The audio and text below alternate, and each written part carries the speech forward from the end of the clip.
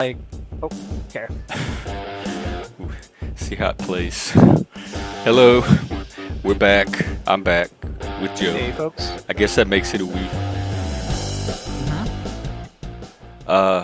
Okay, we're here for our Nexus episode. Um, I was looking at Joe's shirt. He was telling me why he got it, and I was asking, it would mega meaning Oh, wave, mega meaning meaning wave, wave. meaning wave. Yeah, because he makes these lo-fi hip hop tracks, usually from the audio samples of like public speakers or podcast guests and folks like that. So a lot of people who appear on Joe Rogan and things like that, or have their own They wear um, his channel. shirts. Oh, Well, no, they he takes their voice samples and he will oh, remix okay. what the stuff they say into musical tracks. So he'll compose the music usually. He actually has he has multiple albums of just Jordan Peterson talks and interviews and speeches where he samples it and makes these full tracks into like actually catchy songs. I would say if you want a really good one, look up "Make It Beautiful," um, JBP Wave. Um, and if you see it from Akira the Don, then you'll know that's him. That's a wonderful track on its own. Fatty does that kind of stuff too. Yeah. Uncle So Fatty. Meaning Wave is sort of his brand, but also what he sort of names that general genre that he's developed, and so other people have taken to it. And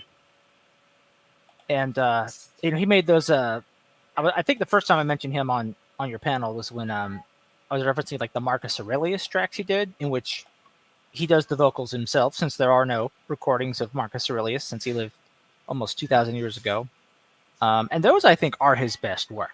He does. It's cool when he can take an audio sample of somebody talking, sort of edit it properly so that it fits into a track, understand musically like how to make that fit into a track, and get something that's catchy from it. And he does that with a lot of people, more than just Jordan Peterson.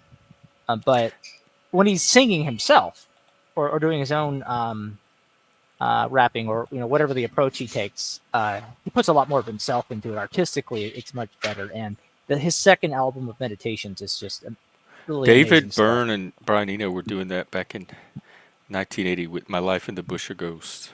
Yeah. Well, They might have pioneered the genre, actually. and I remember even like traces of what he does early in the Toonami days of Cartoon Network, when they would make these promotional videos for their shows, and the promotional videos would often take the clips of the shows, and they would mix them to these like lo-fi beat tracks, and they were like really cool. And I suspect that a lot of his fans are people who also liked those tracks when they were watching Toonami growing up. Watching what? Those Toonami promotional tracks. What's Toonami? May I put a link to? Toonami was a programming block for Cartoon Network. In which Oh, they would show okay. Yeah, you've usually already. anime shows. Is that a millennial? That's what's after millennial. Is that a zennial thing? It feels That's a very millennial thing. remote. It's a millennial thing. It was like Okay. late '90s, early 2000s. Very, very like quintessential millennial. Even like Okay. it's in there with like Backstreet Boys, Britney Spears, and Pokemon. Like, um, very, very much a thing we experienced. Yeah, that's why my brain's not firing over it.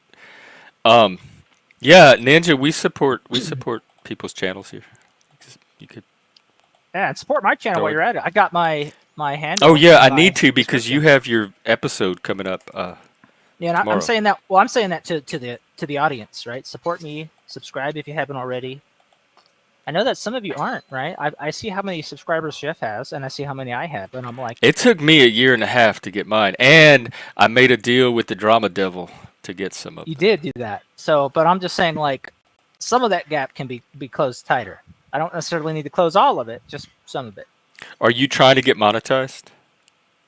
Yeah, I want to aim for that so that I can do it more consistently, and I can have a balance between writing and streaming slash making videos. I don't want to be just locked into one medium. For Well, the stuff that's Bredica's good, just put a bunch of pumpkins or something. No, croissants yeah, on your. that's him. Okay. That's what he Um, does. do you want to talk about your stream tomorrow? I just dropped it in the link. Joe has a stream he's going to do tomorrow on the election and stocks. Yeah. So tomorrow, since it'll be the Sunday before election day, and it'll be the last weekend before markets opening in on the election week. I wanted to talk about So that. There's a lot. markets have certain hours. It's not 24 hours. Well, yeah, well, they're not open on weekends for one, and then they Oh, I are didn't know open. that. I thought with technology now people could just trade whenever. Yeah, and then they are open from 9:30 to 4 on most days on Monday through What time Friday, zone? Eastern, always Eastern. So if you're in California, you would start trading at 6:30. So it's Um, it's only Monday through Friday. At what time? mhm. 9:30. 9:30 to 4, and sometimes they close early. Federal holidays they're closed, so like a bank holiday. Markets are closed. There I did are not know this. there's this thing called like extended hours trading that is accessible to some folks. Um, so there are ways for trades to happen, but for the most part, trading is not occurring except during those periods. And so people, of course, while the market is closed, make plans. This is why, like when companies release a lot of earnings announcements, they do it right before the market opens or right after, so that way they're not potentially in trouble for trying to influence trades that are in the middle of happening, and the market has time to take all that information in and respond. Right, so it's like you could be doing a trade with an investment, and then earnings report comes out or some other important company announcement, and it vastly, for better or worse, affects the price of the stock.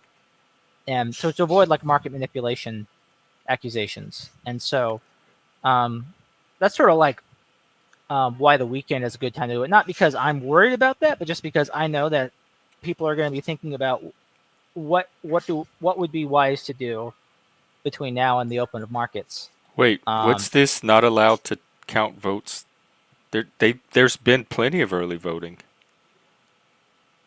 I don't know what they're talking about there, but uh, I'm going to talk about what the impact of the elections can be for the stock market. And I mean, I'll go ahead and give the basic idea, which is that it's not that important, and people who think it's important and want to be prepared for an election specific impact When are are we going to see probably. the impact? Is it going to be Wednesday morning?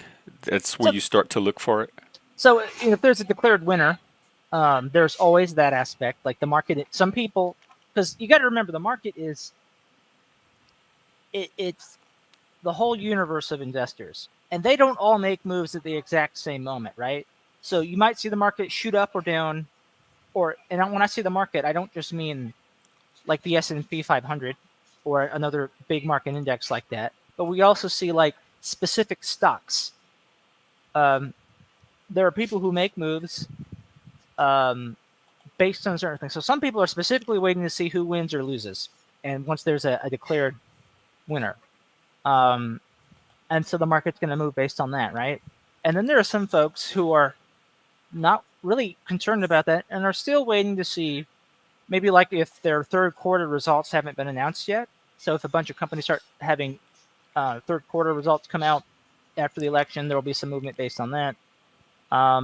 And it varies from person to person, and there are some like short-term trades you can do from time to time, um, based on who wins or loses. But for the most part, uh, um, it's less like planning what to do with an investment the day or the week of the election is not that important.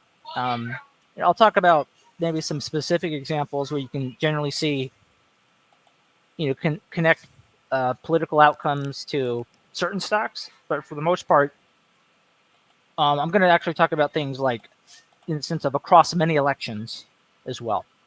Um, because I just noticed that similar to like people worrying about the tax impact. So sometimes people don't sell at a clear, huge gain because they're afraid of the short-term capital gains.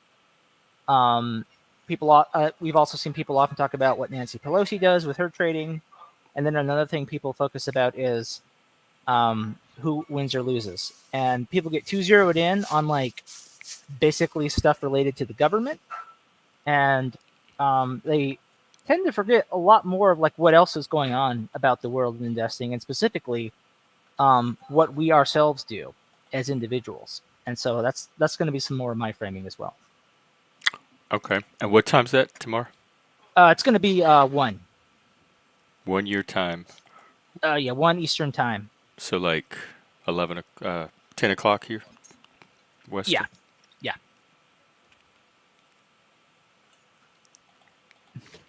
Okay. Well, I popped the link for Joe's stream tomorrow. You can like him and subscribe him.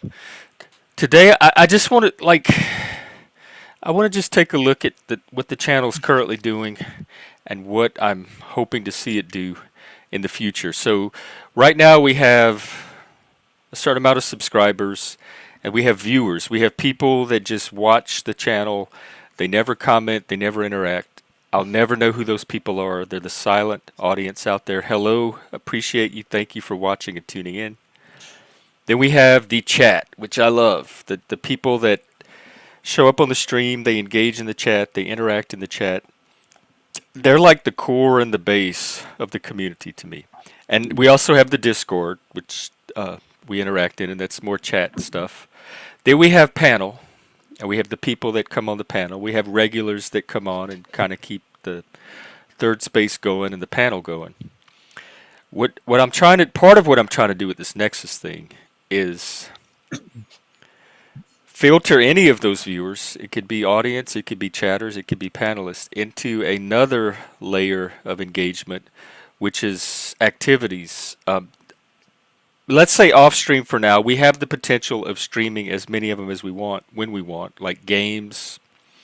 We couldn't stream the movie nights, but we could stream games and stuff like that. So board games, role-playing games. We do movie watching in the Discord. These are all like community building activities that can like take the community to a next level and solidify the connections that we're making on the chat and through the chat and the panel even further. And there's also potential for things like workshops and classes and more targeted topics. We could bring in speakers and have like a round table or symposium, etc. So I'm trying to lay the foundations and some kind of portal for people that want that extra level of engagement and providing enough activities for that to happen in. So I think what I'm running into, we're just not big enough yet. It's going to take more numbers than 700 and something, because the amount of people that are going to have the commitment or time or interest or investment in something like that is going to be a fraction of the whole community. And I know from the gifted school, this was the number I was told my whole life. As a gifted person, you could expect to be able to relate to about 2% of the population. And then when you factor in neurodivergence, within that 2%, there's about 14% of that 2% that's going to be able to connect with the neurodivergence. So that leaves about 0.028% of a group. So if I grow to 1,000, we're looking at about 3 people out of 1,000 that might have that extra drive or interest. Right now, we have Joe, we have a few other people here and there. So even with less than 1,000, I think I'm doing pretty good by that metric. I just think it's going to take a lot more numbers to get to start drawing in this smaller base that we're looking at. So I think I guess what I'm getting at is I'm trying to think of other things I could do to help that happen. And I think it's just a growth. It's just a numbers thing right now. So I think the thing to do for the channel is just keep growing it in general. And then as we grow in general, more and more people that are interested in this third or fourth layer or tier will naturally just show up and start participating. Yes, Joe, there will be. Well, actually, no, there won't be. I am the DEI hire, mostly. This whole panel we're more diverse here probably than any DEI workplace that you could point to. You can come here and probably find more authentic diversity than they're trying to manufacture and engineer in the workplaces. But if you want to be a part, you certainly can be. But not for your diversity, for your uniqueness and your intellectual diversity and your wisdom. It will. Yeah, Joe and I are gonna talk for like I don't know half an hour or so, and then we'll open it up. I don't think we'll be long today. Yeah, I don't think so either. So I guess I'm just gonna reiterate a call for collaboration. If you have ideas, if you have projects, if you want to become part of this like secondary team that Joe and I are trying to put together, where we draw on each other's skill sets and help each other to actualize whatever visions we're trying to get out into the world. Um, Show up, come on, come on. Joe and I do this every Wednesday and Saturday, 12 Pacific and 3 p.m. Eastern. Show up for that. Catch us in the Discord. Not Laws has a Barrow Trauma game that he wants to get going. If you're on Steam and into Barrow Trauma, we're going to start that soon. I'm recruiting for a mage game. We're always watching movies, TV shows in Discord. If you have movies of your own, you want to do a movie night, let me know. We can get all that started. I'm basically looking for people that want to do activities for now. I think that's a good place to start. So if you have activities or ideas and you want to use Outliers in Exile as an audience for that, get with us and let's grow this thing. Yeah. Joe, I have enough black for all of us. I'm, I don't need you for your black. Besides, you're the annoying kind of black. Anyway, you're the like, Ooh. oh, I'm oppressed. I'm a victim. Whitey and the man. Token Joe. You know what? This is a good chat. This is negotiating. Joe, what do you want out of this? Let's negotiate. You can even come up here if you want. We'll negotiate a role for you, If there's and two we'll Joes on here, test that out wouldn't our be very negotiating diverse. skills. Do what? Jeff, if there's two Joes on here, that wouldn't be very diverse, right? Two Joes, three J's, in fact. But it's the Not diversity. That's superficial diversity. It's the diversity within the that's Joes. Jeff. That's the best kind. The superficial kind? Yes, that's the No. point. That's the point. That's the phony kind. That's the kind that you can show on paper to the boss. Like you know how like companies show numbers, they don't care about the actual quality of the work. They just care about the numbers they can show to the higher ups to get the funding to continue to come in. That's that Exactly. kind of diversity. Exactly, and that gets So for a company, it would be good. I guess it would keep the that's what company's gets you. numbers It's what up. gets you a bigger slice of pie. But I think long term, it's not the best strategy for a company. Well, who cares about the long term? In Like the like long if you're term, we're all interested dead. in quality of work and stabilizing the workplace with competent people, I don't think in the long term it's a good strategy. If you want to do it in the moment because it's trendy and the executives look at it and are like, oh, I like that chart you're showing me. Here's more money. I guess it could accomplish those short term goals, which that would increase investor confidence and like continue the stock going up or something. What is the impact of DEI on stocks? Do an episode on that. There's like nothing ESG to say. scores and all There, that. there's like it's. I can just go ahead and say there's nothing. It's not even worth an episode. I don't have to think about it. ESG. Nope. It's just I anything that's like in an ESG ETF. They're companies that don't make money, and I mean all you have to look there is like you just put it in the same bucket as companies that don't make money. Just don't buy it. I mean, it's that simple. So if you're saying any company with the that does ESG scores don't buy them? Well, I'm talking about ESG ETFs. So there are ETFs that are made that are like we have ESG companies in here, like things that check those boxes. Those are like almost all companies that just make no money. They lose money. They have Oh, okay. higher expenses than revenues. So Now, like the big seven are not doing ESG.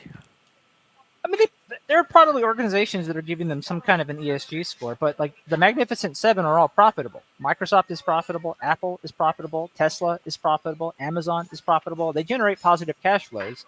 And they do this regardless of what any DEI score says about them. It's just they are doing things that people want to pay money for. And that's why. So Elena, I would love to talk to you about this.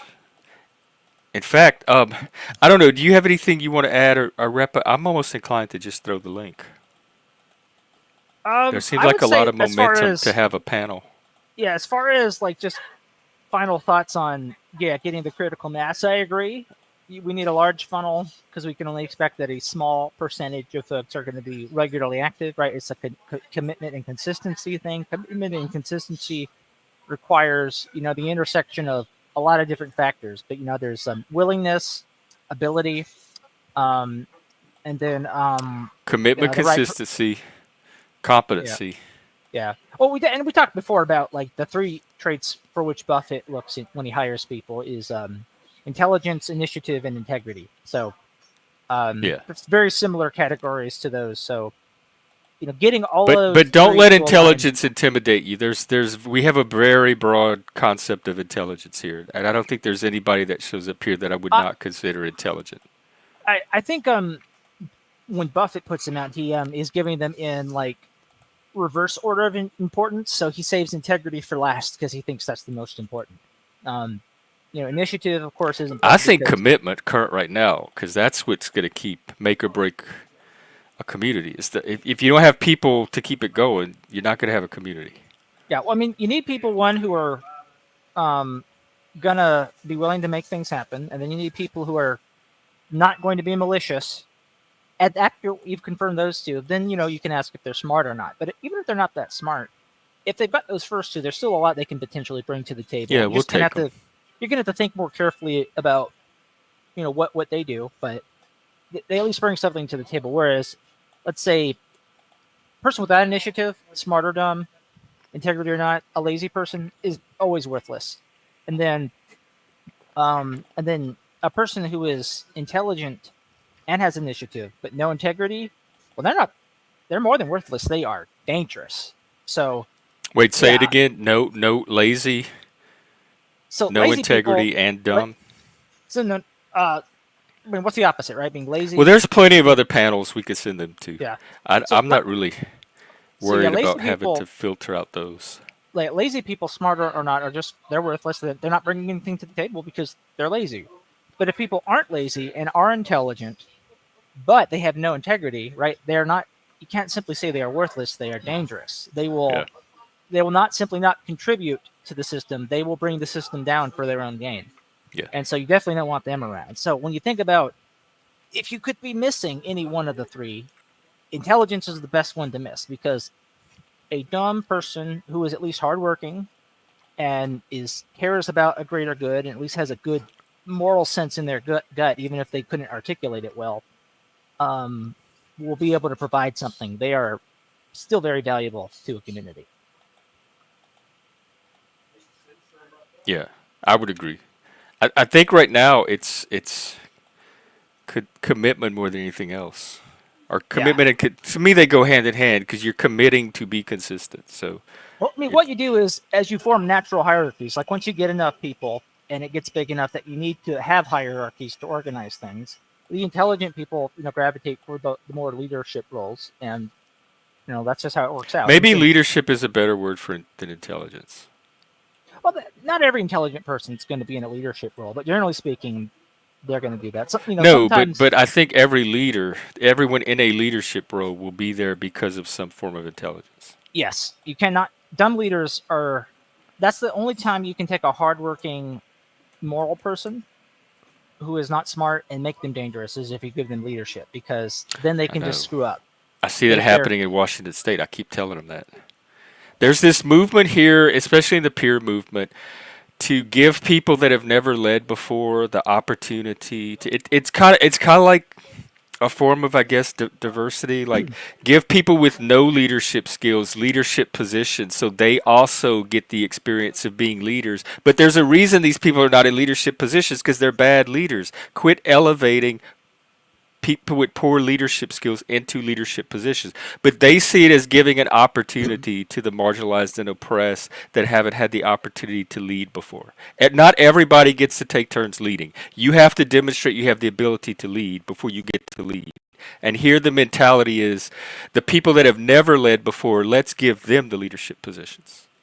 I think there's ways to do it in which you can contain the damage. So, like, having been an ROTC cadet, we basically I had like a 3-year period where I got to practice being a leader in these, in the context of training, so simulated situations And I got to at least have some exposure to success and failure, and sort of knowing that my leadership is being graded and developing some level of comfort with being able to make decisions about what other people will do with Well, limited yeah, time, give them limited small information. position. Don't put them as the head of the board or the head of Yeah. the organization, which is So I what they think that do here.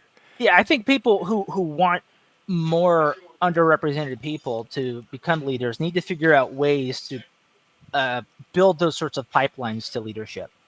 And because if you just throw them in right away, some people don't necessarily have to have a background as like experimental leadership to be successful in real life. Like some people could turn 18, get elected to local office, and immediately just start doing well. They just might have the right personal ingredients. But again, for reasons we mentioned, that's going to be a small percentage of the population, and a lot of other folks are going to have to develop into it.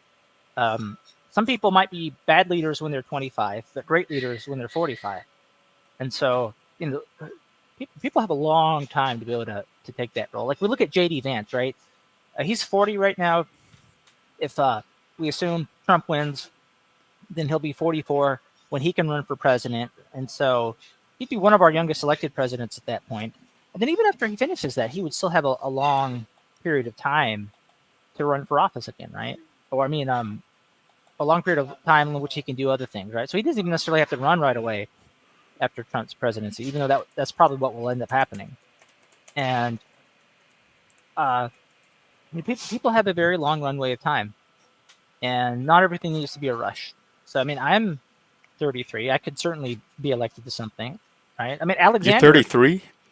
Yeah. How old did you think Did, I was? 32? Did you have a birthday? Yeah. When? It was a couple weeks ago. Oh, okay. It passed us by. Are you a Scorpio or Libra? Like on the border. Okay. I don't know which one exactly. I think Libra, Probably but Scorpio by now. I don't pay attention to that stuff. So Because we have a lot of Scorpios. Mine's coming up in a couple of weeks. yeah. But yeah, I'm 33, so I don't necessarily have to be in charge of anything, right? Obviously, I'm very okay with not having a say in anything at all. Um, and Yes. and at the same We need time, to talk about it's that. like some people are very good. Like Alexander, when he was 25, he had conquered the Persians, right? He already gotten that done. He had a lot that got him off to a good start, certainly, but his age was not an inhibiting factor there. Man, we're like half Scorpio. I could just make this a Scorpio community. So many Scorpios.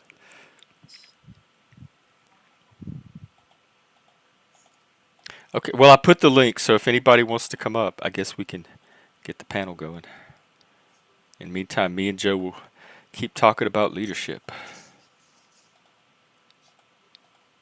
Yeah, and so the thing about leadership too is you don't necessarily need to like have it handed out. If you're really creative enough, you can develop some sort of system or structure or community in which you naturally fit as a leader there, right? So if you're not a leader in an existing institution, um, there's a lot of room for you to just develop something yourself. Yeah, And leadership can be as simple as Leggy came to me a few weeks ago and said, "Hey, I want to do this music series where we each pick an album and do an album battle and have an episode each week of doing that." Like, even that is a form of leadership. So if you have ideas like that you want to collaborate with and do on the stream, we're looking for that too. Community generated content is a form of leadership.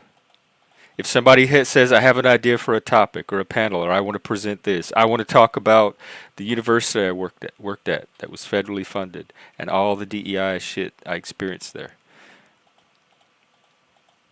Initiative, I guess. Initiative is like a first step or an indicator or marker of leadership. Not you two? Wow. We need to do like a big I'll do like an all-day Scorpio stream. Maybe for my birthday, I'll do an all-day birthday stream and all the Scorpios can come and participate. It's on a Wednesday this year. My birthday, Christmas, and New Year's are always on the same day every year.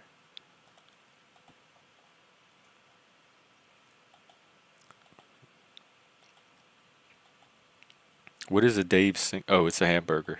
Is it a Canadian hamburger? I'm guessing. It sounds like a burger.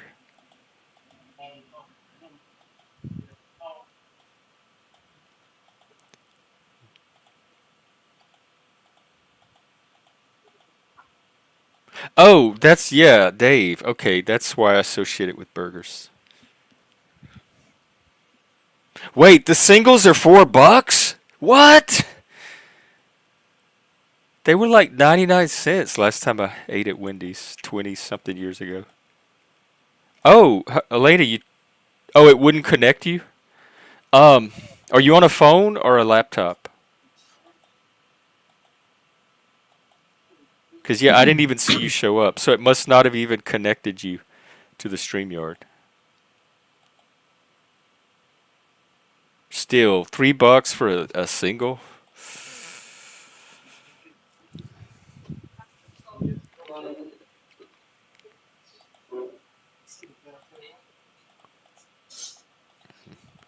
Sometimes, like if you switch to a phone, if you're on a laptop and you switch to a phone, it might let you in, or vice versa.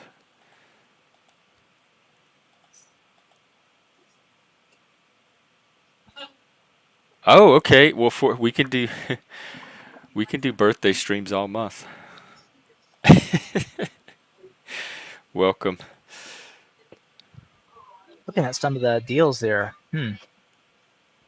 at There's actually Wendy's. like a yeah. There's actually like a $2 like bacon deal for Dunkin' Donuts. I got on my app. I'm thinking I might try that out and see if it's worth So it for the you deal. have the Wendy's app, like you. I don't have the Wendy's app. I have Dunkin' Donuts app. Oh, something about me resist um downloading the McDonald's app. But if I did, I could get free fries on Fridays.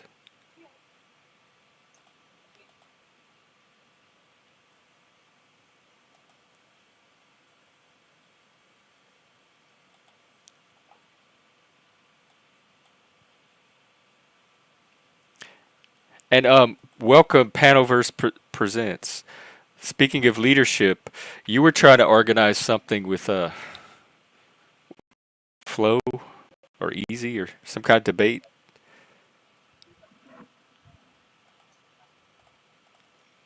And Not Laws is showing initiative by forcing us to play this video game that, if it's any explanation of him, Barra traumatized was. Italian sodas. I'm gonna guess that they don't not laws because I have not noticed that. Are you at a local coffee shop or is it a chain? It's a chain. Starbucks. No, it's not Starbucks. I don't go there anymore. I go to Caribou now.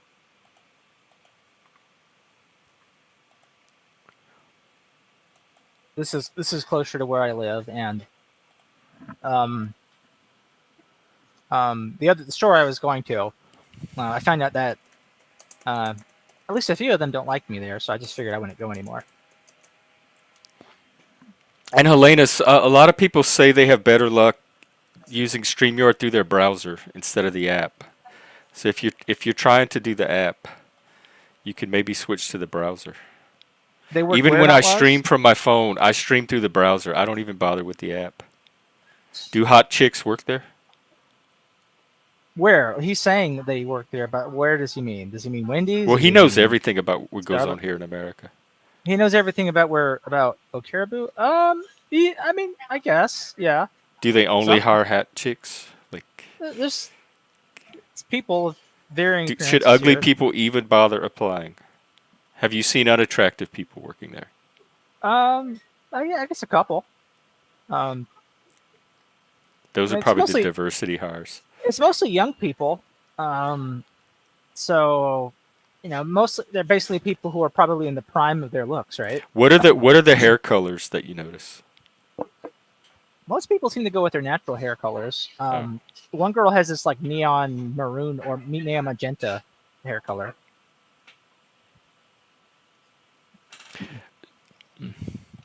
I think she's trying to come on, or I'm assuming you're a she because of your name, but I've gotten I've misgendered many chatters by now. Um, but she's on a phone, or I'm just gonna keep saying she because her name's Elena. Um, so if you have any tips on how she might join the stream, Hmm. just ask the spirits. Contact the spirits and say, "Help me get online. I want to communicate. I want to bring through a message." I will say not lies. Like, I mean, if you look around, I mean, I think there's in just about every business there are like hot chicks that work there.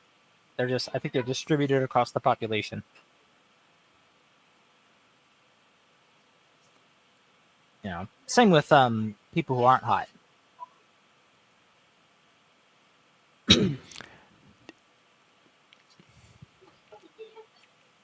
Do unattractive people have a harder time getting hired? Is that a form of oppression? I would suspect that they are more likely to be told no or not be told yes, simply Because that because wouldn't a resume wouldn't filter that. Like they have this big thing where the AI is racist because the AI looked at a bunch of resumes and filtered out the black names or something. I don't even know what a black name is. I think like when people are agreeing to hire somebody or something, you know, they've done an interview, they've met them and seen them. Um, That's you when know, they get filtered out. a lot of what goes into saying yes, they want to make an offer. You know, we will take you on the team is comes down to do they feel good about that decision to hire someone, right? And obviously, somebody who is attractive is more likely to make the person or persons involved in that decision feel good, even if there's no particular like. Why don't they go by the skill? Like that's why I understand. Why does all this other stuff matter? If you have somebody that's really good at what you're hiring them to do, like if I'm hiring someone to mow my lawn, I don't care what they look like. I want the best person lawn mower I that don't I know can what find. They why can do be hunchback or have hair growing out of their nose or whatever, as long as they can mow the lawn better than anyone else. I mean, Jeff, you're asking why do um, so like mammals with social and emotional brains make decisions that are at times social No, and I'm emotional. asking why the higher brain, which I assume the people in positions of leadership have, can't override that lower mammalian brain and make an intelligent hiring Maybe decision. they That's what can, I'm asking. but if we're talking about, you asked me like, do is this because I think you're asking generally like, is this a thing that occurs? So we have to think all hiring managers across say, the United States, is every single one of them going to be somebody who overrides that part of themselves? Probably not, right? I would think they would be closer than not. Like I think the ideal would be to have them May- closer than not. Maybe they do better than a randomly selected person who has to make a hiring decision. But I think if we're just looking at like, well, if advantages stack up and biases toward attractive people are an advantage for the attractive, then I think that's going to show in the results. Well, how do Um, ugly people make it in the world? Look, we have a shop manager right here. Do you want to come on and give they your can insight?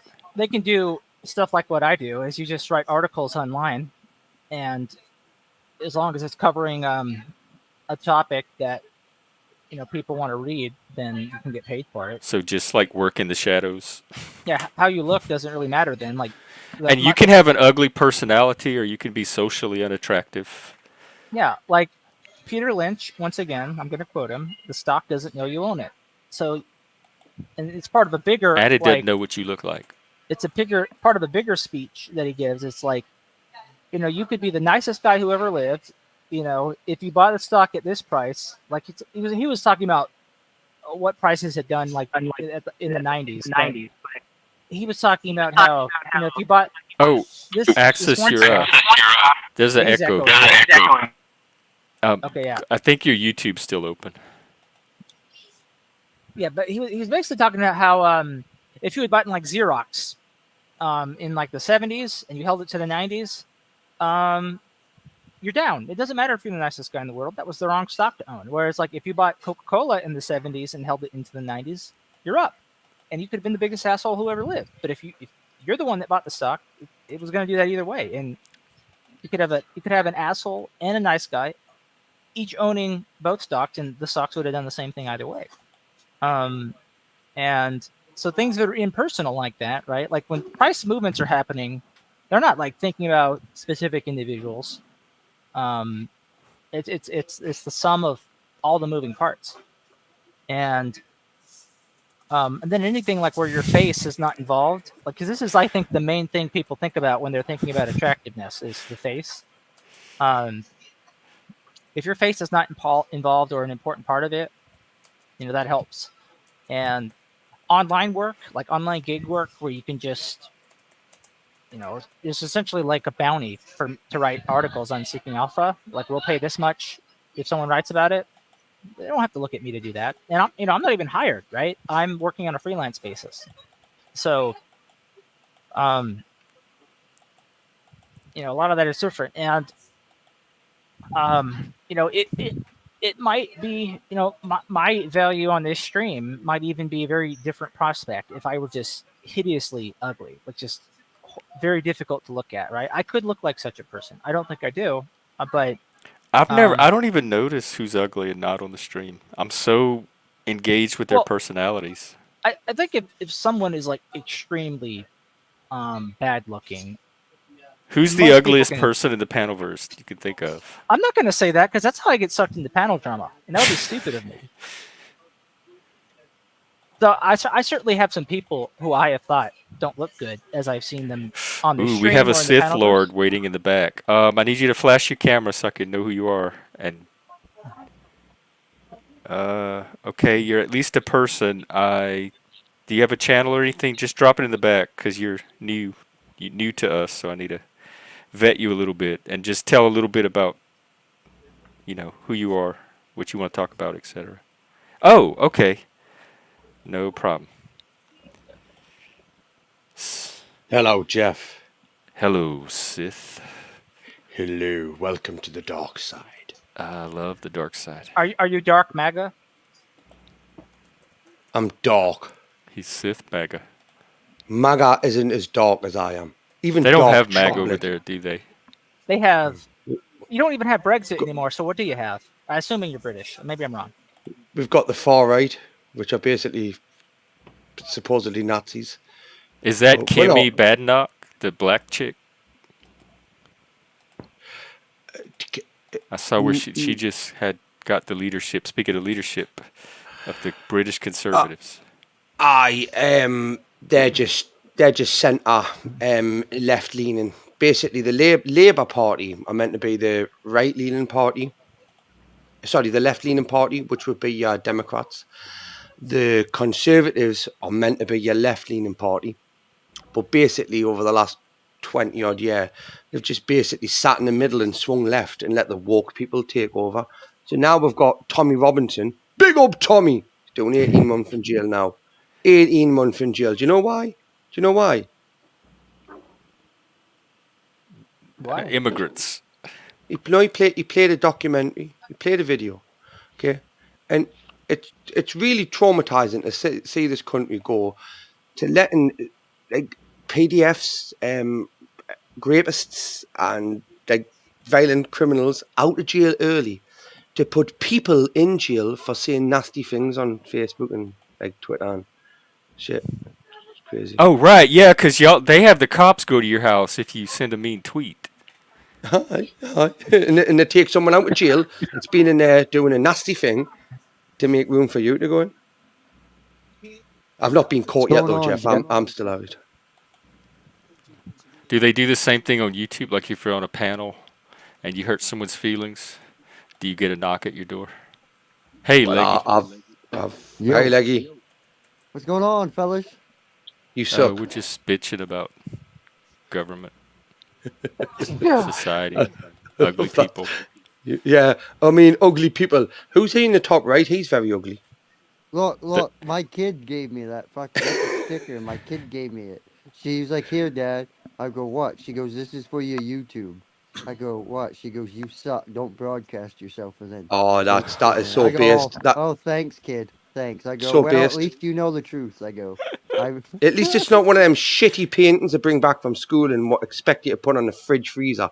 You know, to keep the refrigerator door. You don't hang Fuck up your that. kids' paintings? Of course Fuck I that. do. Are you for real? Are you for real? If it's worthwhile, but if it comes in, it's just a scribble. Nah, do better next time. Yeah. Well, what no like 3 and 4? I mean, come on, you can't have no fucking Rembrandts now. Come on now, or Oh, fucking they won't even Picasso's or notice. fucking what Now I'm Jeff, on now? I about think 19-year-old. He still draws pictures and expects us to put them on the fridge freezer. Jeff, I I think tell him, you look, could get put away for get. child abuse in some parts of this country. In England? No, here in Right. America. You're not supporting your child. You're abusing them. You know, I am supporting them. I'm just raising them right to not have any feelings, not have any feelings. Yeah, not to be sucked into the woke mind virus. You're not a victim. You can be whatever you want to be, but your dad's going to put you in your fucking place, right? Because if I can't do it, who else is going to? Well, there's plenty of Karens right now, I think, that That's are what willing to. Brexit was. It was just Britain putting itself in its proper place, right?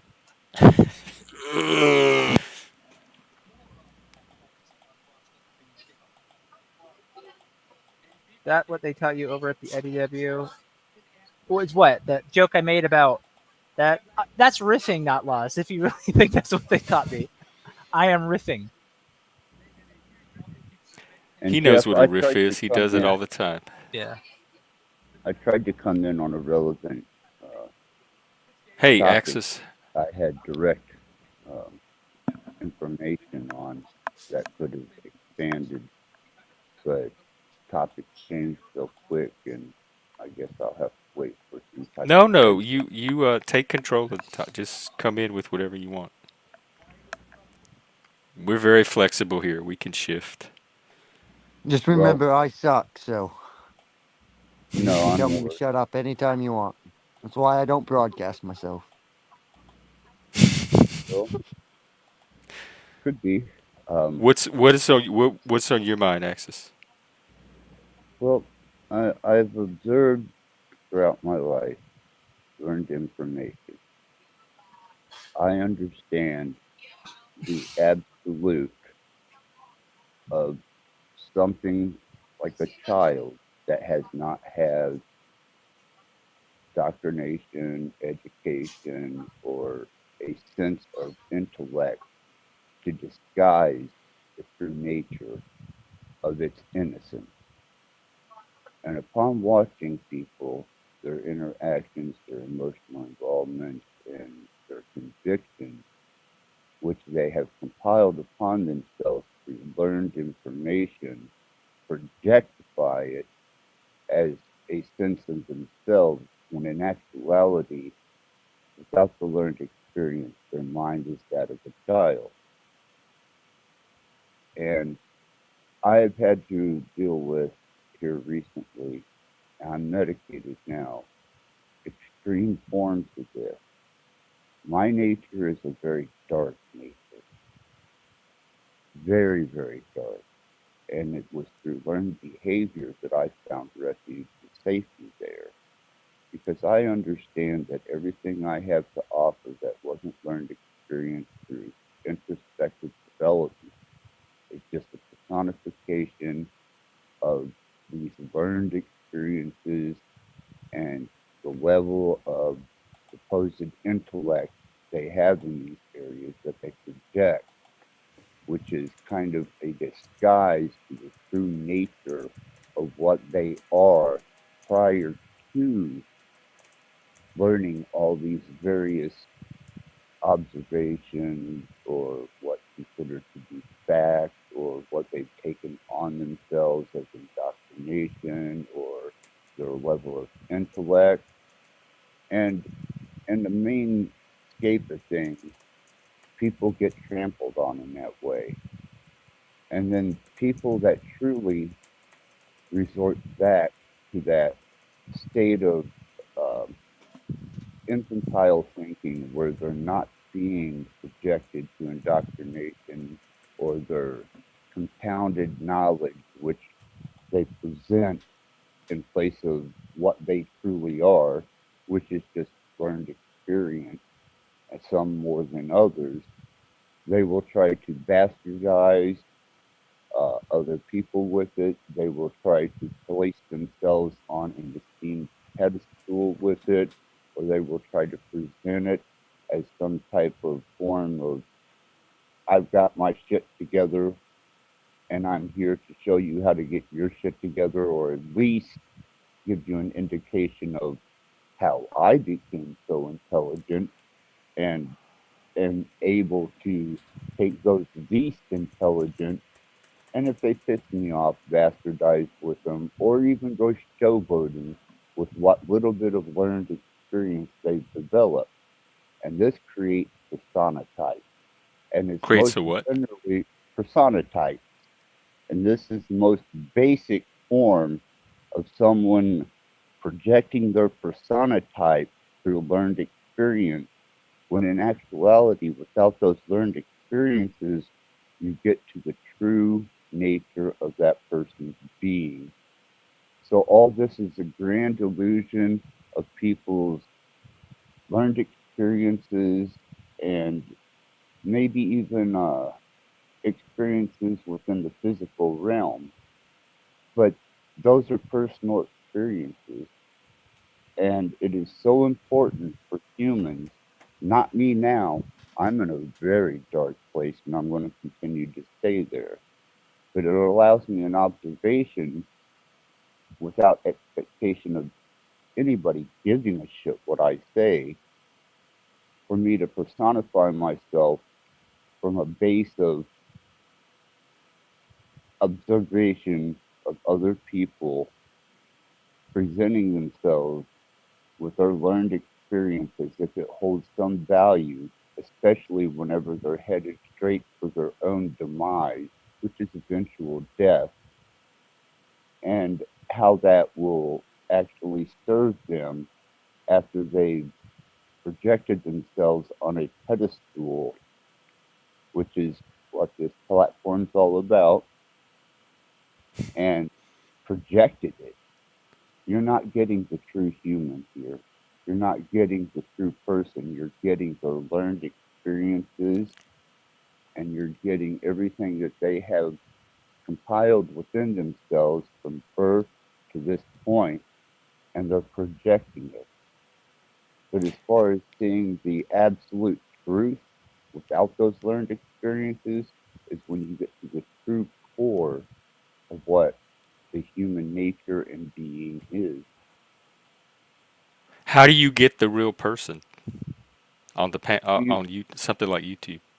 you have to become completely indifferent. You have to become the listener, the observer, So are you without, saying like people shape themselves when they're on here to put out a certain image? yes, absolutely. I'm back. Hey, welcome back. We're talking about I personas. I I don't know. Some of these people I've seen, they don't look like they're shaping themselves at all. They're pretty raw. Id. Well, yeah, I that's feel like what I people are consider, often responding organically to things when I see them on these. that's autopilot. That is you projecting your subconscious that has been fed without using the cognitive mind of reasoning to try to display something that is of value to other people outside of a self projected observation, and may I dare even say an egotistical state of what they have developed themselves into. Nobody wants to be that second piece of shit stuck to a shoe that come out of the gutter. I don't mind that. You know, It I it's have it's like the nothing masking that I've talked about with Joe before. Yeah, I was about with to say. most I think 99%. yeah. I was gonna say with that. I think there's an interesting subtlety here because to a point, I think masking is an incomplete way of describing the way I behave. I think to Jeff, because my behavior is adapted to the feedback of others over time, that he sees it as necessarily masking. And we might say, if we just explore the idea a bit, like there is even a point where, as we change over time, the line between the mask and the self gets blurry and disappears entirely sometimes. Sometimes we become the mask we wear. And for my part, so Jeff has noticed that there are instances in which I have much more, um, I am more emotionally excitable than others, and these are rarer than not. And so, like, my mood right now is one is much more Well, neutral in this tone is and bland. awkward. And what's awkward is that Santa Blue M that we Don't see now. everybody speak at once. But yeah, and what was I saying? Oh yeah, so I think one thing that, like, when Jeff sees that I have a very tempered response to a lot of things, is that he thinks it may always be masking. And I'm going off of your own words, where you said you've learned to do that because of the responses you've gotten from other people in public, and I remember suggesting that maybe that's just the wrong people. So you yourself have communicated that like you said, it's adaptive. You would do this one thing, but because of feedback you've got from other people, you consciously redirect it into this other form of presentation. so it's not simply that, right? Because when when the way we feel about things is a direct result of what our assumptions are. So when I know that people react a certain way to me, it then changes how happy or excited I am about something, right? Or how much I'm going to be provoked into anger. And so the change in my understanding over time has led me to actually feel um, more ambivalent about things, or be less quick to judge. So I'm actually genuinely reserving judgment in the moment on a lot of things, and this results in me, having a fairly expressionless reaction to things because I don't have something to express yet. And so this is a part where you could say it's kind of a Is masking, that but it's also honest, just kind of motherfucking Abe? Honest, motherfucking Abe. Leggy. Abe's one of What? us. yeah. As a self-analyzed individual who's understood this because of the fact that I study the birth, nature, and state of a person all the way up through all their learned experiences and their ideals, and that is the sum and total of what you're getting. Now, most people don't want to reveal the evil, dark endeavors that they found themselves in, or even the lies, the deception, the misconception, the mask, or even trying to mask that with the personification of intelligence.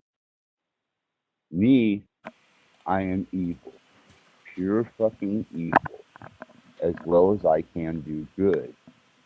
But in my environment, my waking state of mind that is in connection with my subconscious and my being, I have to be careful that all my learned experiences aren't the mask that I'm presenting or hiding myself from. Because in the truth, I recently, especially after Halloween, had to come to the understanding that the only person who truly loves me as much as I do is me. And it becomes a sense of survival. It becomes a sense of adaptation to be able to keep within a peer group or to have an objective. I have none. I've never once admitted to being anyone's hero, anyone's role model, or anyone that someone should even pursue my endeavors. What you get is the cold, hard fact that I am transcendental in good and evil. And after this last situation dealing with humans, even in the metaverse, up against the odds that I have in real life, I've found myself being in a first person perspective when it comes to my well being. And I do appreciate what you offered me, Jeff, because that was a great benefit on Halloween to my stability to reach this point. That was useful. There was no arrogance, there was no judgment. You didn't even try to flatter me or disguise yourself with your intelligence or the depth of knowledge that you have in this field.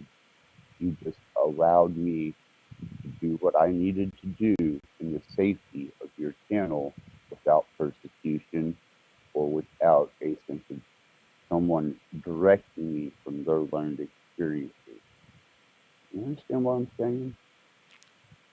I do. That's what I purposely, I've said over and over, this is a place where people can come and be their natural self. So I deliberately try to create that. Yeah, So I'm and glad not it to, helped. and not to be I'm not pointing fingers. I'm just stating an observation. I can be an irritant just because I'm understanding humans. I'm trying to gather an understanding between the human and the learned experience and how they apply themselves to that, whether it be truth, mass, or emotion. And whenever somebody is projecting their intellect or trying to dominate a situation and they see someone as an opposition, they become emotionally triggered about 90% of the time. Oh, At which because they point, can't control people. They can't control. they can't control me.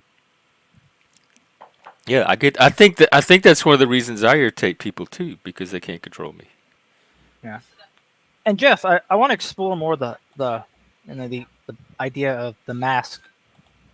We becoming the mask that we put on, right? So I think this is Look at all an these important masks. an important part. Yeah, I mean, so I will say one thing I don't mask is myself, right? Unlike a lot of folks in the panelverse, I don't conceal my identity online, right? So that's one thing I'm not masking. Um, I have an alias just so that more for just branding purposes, I guess you could say. But I don't If I hide behind it, could, right? if I could, you're speaking defensively like you have something to defend. You shouldn't have to do that. Um, well, I'm more like juxtaposing it, right? Um, and so That's assumption. yeah, and so I can see why it might look like that, though. I'm trying to, I think, because I know from Jeff's point of view, he doesn't want people to hide themselves. Oh no, no, But no. Hey, let me. I don't care what people do if they choose to hide themselves. That they're self-determining. I just want to provide a place for if they don't want to hide themselves, they at least have a place to do it. But I'm not actually advocating one way or the other or telling people. There are many okay, reasons people may choose to hide themselves. right, and if nothing else, I will say I've noticed that you would prefer to err on the side of people not hiding I themselves. trust people that hide themselves. Like the less they hide themselves, the more I'm going to trust them because I want to get to know that Yeah, person as they are. and so, um, but good examples are like think about people in the military. Uh, they wear camouflage. It's part of the uniform. It serves an actual utility in the field, right? And this is not something they necessarily do before they join the military, but that becomes part of who they are. It's part of being the soldier, and the military changes people. And some people will just go on wearing camouflage afterwards, and then in other situations they will think I even about wear Like, camo. I if, love if how camo. I they could and they say, Mhm. it's not that they adjust themselves to wearing camouflage, they become indoctrinated under a system of manipulation and control to, to conform to wearing that uniform, not only for safety, which I understand, but prior to being on a battlefield, they are engineered into that position. They I don't. know that. I was in the military, so I got exposed to that. I went through the brainwashing even, and we're singing our songs and stuff and marching. Like I went through all that. But when we like distinguish camouflage from, let's say, a more vivid dress uniform, right? Um, which is the one that people who really don the military identity gravitate to? It's the camouflage one, generally speaking. Um, Another example is like poker players, right?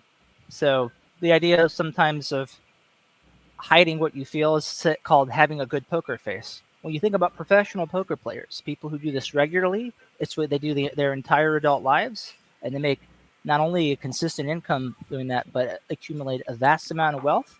At some point, right, you have to figure the poker face is who they are, and if it wasn't who they were when they were 18, it became who they were, right? They grew into that.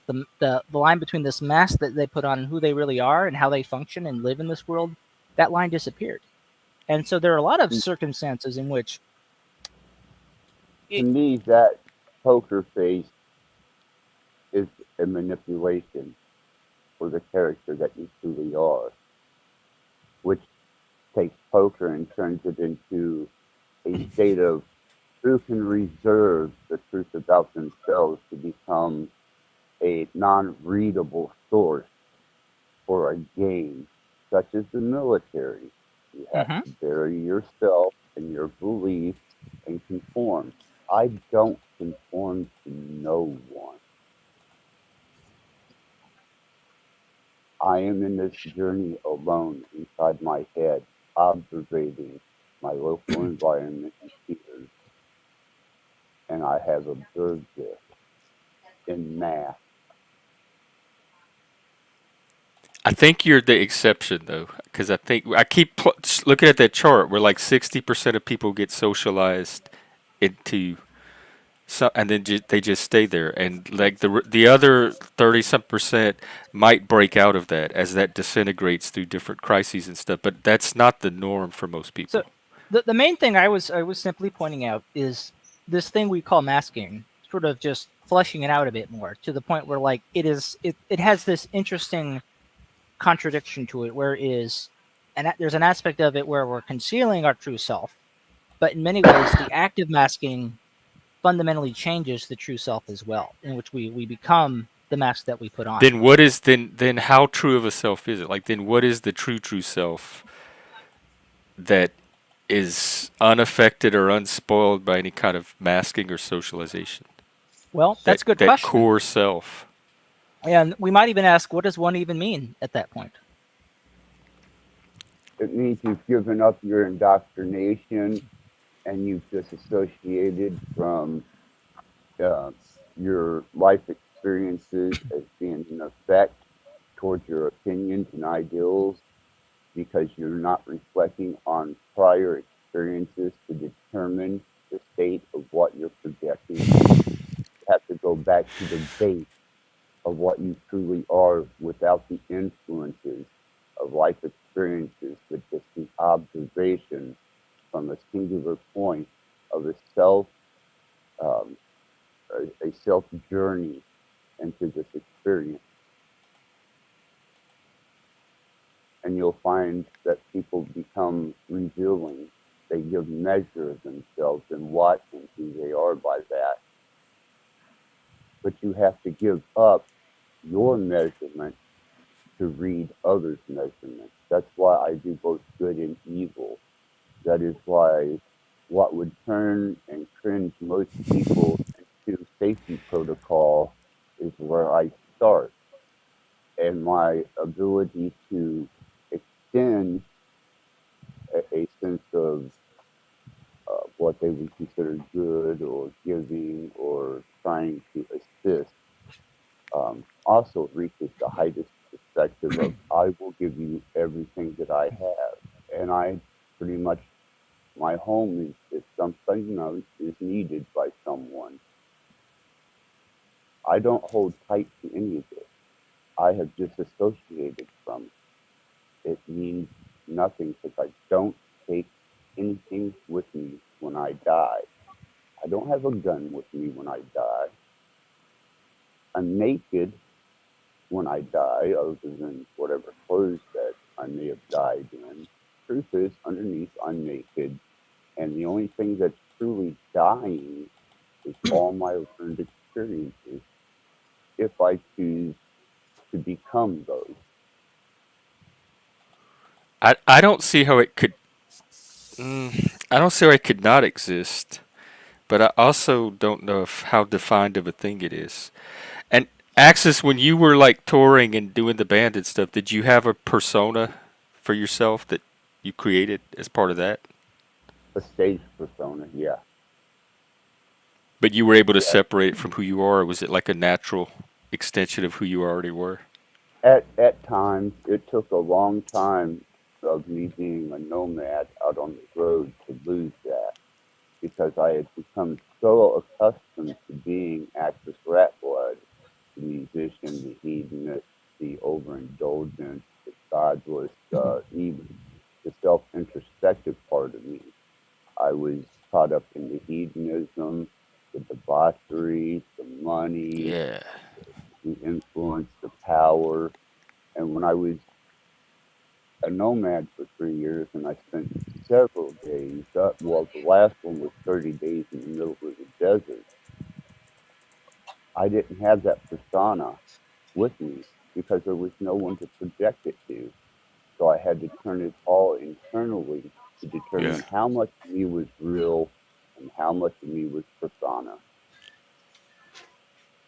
And Bricky, feel free to jump in, whatever, to get your thoughts. Yeah, and I think one thing that's interesting about personas and masking is like there was some commentary on it in the Nolan Batman films. So there were times where Alfred the butler asked Bruce Wayne basically like, "What's more important, like Bruce Wayne or Batman? Like who are you really trying to be?" Bane in the third film has that line. He goes, "Nobody cared who I was until I put on the mask." Right. So the idea that who he is nobody on his own, but when he has a mask on, then he's somebody. Yeah, I kind of And that's, relate to that. I feel like yeah, if I that's, had more of a mask, I would show up as more of a presence. I and just that's, don't have the that's, energy to invest in all that. that's true with anyone in the entertainment industry, and there comes a time where you have to separate the entertainer, the persona, and the character from the true nature of your wants, desires, and learned experiences, all the way back to how those created something that you are truly not.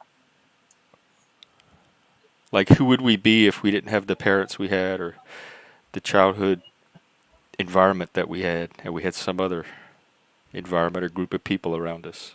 But we And don't have a way to know what that difference would be because that's all we have to start an with. indifferent observationist, you would be indifferent, you would be an observationist, and with the proper peers, you would be able to determine that which serves you and that which does not. And then hopefully those characteristics as being a benefit and a steward to your fellow man and environment, you would not put on a face or a persona that truly doesn't reflect the nature of what you were before you were indoctrinated. But I also think that they can't socialize something that's not already there. Like, it adapts your natural endowment into whatever culture you're being socialized into, but it doesn't. You still show up with something that the socialization is working on. It's not a blank slate. It's not creating something that's not already there. It's just Right, modifying what's there. right. All I'm saying is to redirect your interactions with an indifferent approach. And the minute you personify yourself then you're interjecting into your environment and your audience a potential for what you are and what your experiences were to embed themselves into other people. That's what artists do. That's how we get fans, and that's how we get our fan base.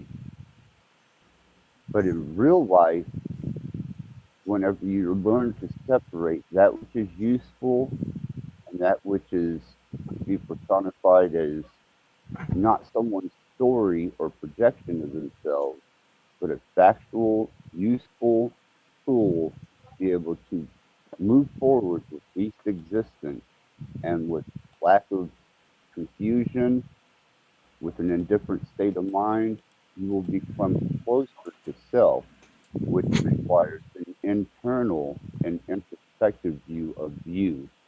Mhm. And then you can start producing the absolute truth about yourself. I am a horrible person. I know this. Though I can do good things, by nature of my environment, I have to survive. And to survive in an indifferent state of mind means that I have to have great discernment.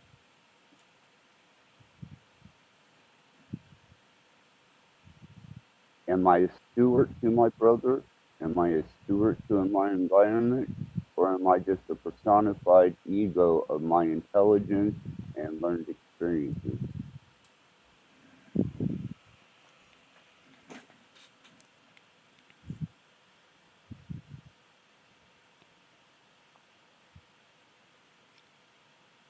What did you Sorry, Jeff, determine? that I have to, for my preservation, um, in this environment and the circumstances and situations that I'm under, which are extremely extreme, I had to become indifferent for the safety of my own self being without adding on all these other people's opinions, objections, idealism, or intelligent approach to what they think I should be doing. Yeah. But isn't that adaptive too in a way if you were doing it for survival? No, it's an introspective thing.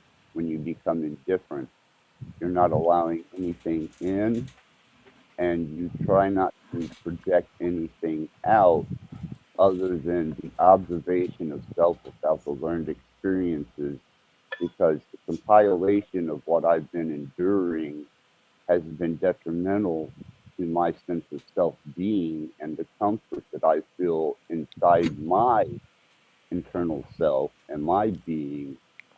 And it has built a level of so many opinions, ideals, and interjection into what I should be doing by someone else's opinion that I had to discard all that. And I contribute my last benzo withdrawal on Halloween as being the forefront to me coming to understand that the only person who truly will ever love me as much as me is me. And that's from an introspective fact that we are on a solo journey. I'm not here to influence you. I'm not trying to influence. I'm trying to bring awareness. Because you're the only one that's going to know you better than Right, anyone else. And right, like the more you can only love what you know. And so right. I think yes in that sense, yes. We're all going to love Well, ourselves more than somebody else. Even when we're loving somebody else, it's just that like that part of it we're loving a part of ourself in that person. There's it's ourself that's drawing us to that person in the first place. Some aspect of ourself. yeah, it's our self personification of an illusion that we have implied upon another person with expectation. And when that's not met, therefore comes breakup, divorce, Or we heartache. outgrow it. Like in the symposium, you just keep finding erotic stand-ins that get you closer and closer to yourself as you project it onto a person, and then you learn what you need to learn about yourself, and then after you exhaust all that, a new person comes along that takes you to the next layer of yourself, and it keeps Are repeating until death. are you learning you, or are you learning the experience? I think you're learning you, and I think Plato came to the same conclusion. Yeah. I definitely don't. It's complicated because I think you're also learning the other person in the process, because I think there's like an intersection between you and that other person to begin with, and that's why that attraction's there in the first place, or that's why you're drawn to that person. That's why the person stands out to you to begin with, because there's some kind of intersection between that person and who you are. Well, it's the ability to communicate without resistance, and so resistance enters the factor. Once resistance enters the factor, and the illusion of what you had of them no longer exists, you start to see a reality of them that you chose to overlook, ignore for your own indulgences, which is satisfying yourself. And also, like, learning and knowledge is a process that happens over time. So you're not going to know everything about a person instantly, or yourself through that person. And so Oh, I there's agree. like a life cycle to it that has to play out, Uh, just like because I we're said, time-bound creatures. I'm not trying to bring a direction. I'm not trying to influence. I'm just bringing observation to the human condition. At which point in time, me, myself, and my journey, not affecting anybody else, come to a point of resistance because of life circumstances that if I was to continue forward with any platitude or acceptance of their input is detrimental to me. So I have to shut it all down, go all the way back to all their opinions, ideals, and um, grandiose uh, concepts of how I should react to things. And one of the greatest allies I have is just throwing up that darkest, most horrible, indifferent part of me so that it shields me to do the internal work without influence.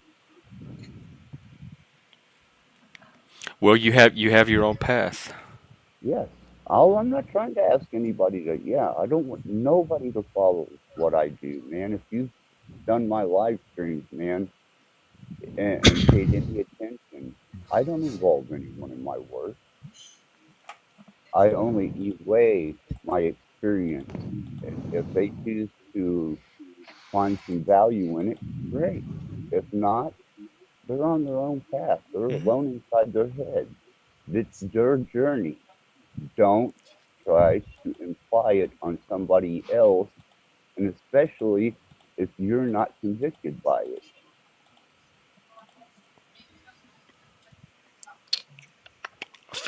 I feel like he's talking to somebody, but not saying who it is. So, like, somebody on the panel or somebody out there.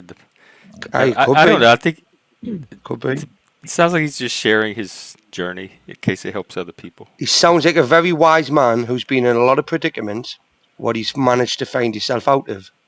Now, I would say he's learned from other people's mistakes as well as his own, because life is far too short to just learn from your own mistakes. Okay? But at what point do you have to indifferent their ideals and beliefs that they want to put upon you to go back into that introspective place where their opinions, ideals, and input aren't affecting the relevancy of what your true being is? Mine is that of potential evil without protocol, and sometimes being, I hate the word good, but being of service without protocol.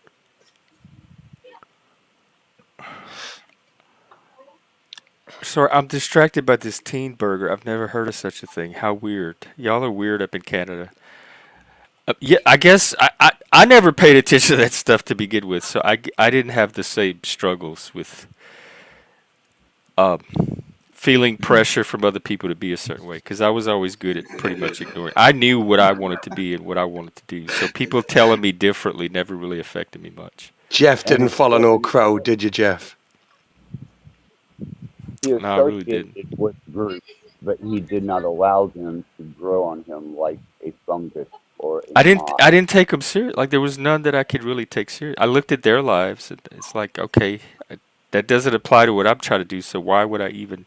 I was really good at not internalizing the shit from other people that they tried to put on me, because I had a very strong sense already of who I was. He's got no feelings, basically.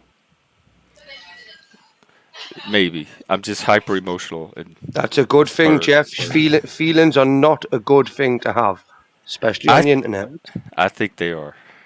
I'm Nah, a they don't do strong anybody any advocate good. for the strength and power of emotion. I don't know. I can't think for the life of me why people would deny their feelings any more than they would deny their thoughts. If they're thinking, if their brain starts generating all these thoughts and ideas, I don't know why they would try to like You know what's restrict interesting that. to me, That's all Jeff? good stuff. What's interesting to me, Jeff, is how I would say on the left, and not even necessarily politically, but just culturally, there's been a big trend that's been it's been going on, I'd say, for about 10 or 15 years now, where they talk about validating someone's emotions, right? And they will use the word valid or validate rather often in this process. And that I found that folks will find that off-putting to hear that your emotions are valid, right? Just hearing it thrown out like that. But I would say that a lot of what you do, Jeff, is essentially like it's the same basic conclusion. Like people's emotions are valid. You don't come out and say it, and you approach it in a different way than a lot of people. On Yeah, the I just left do it better than they do. Maybe you do.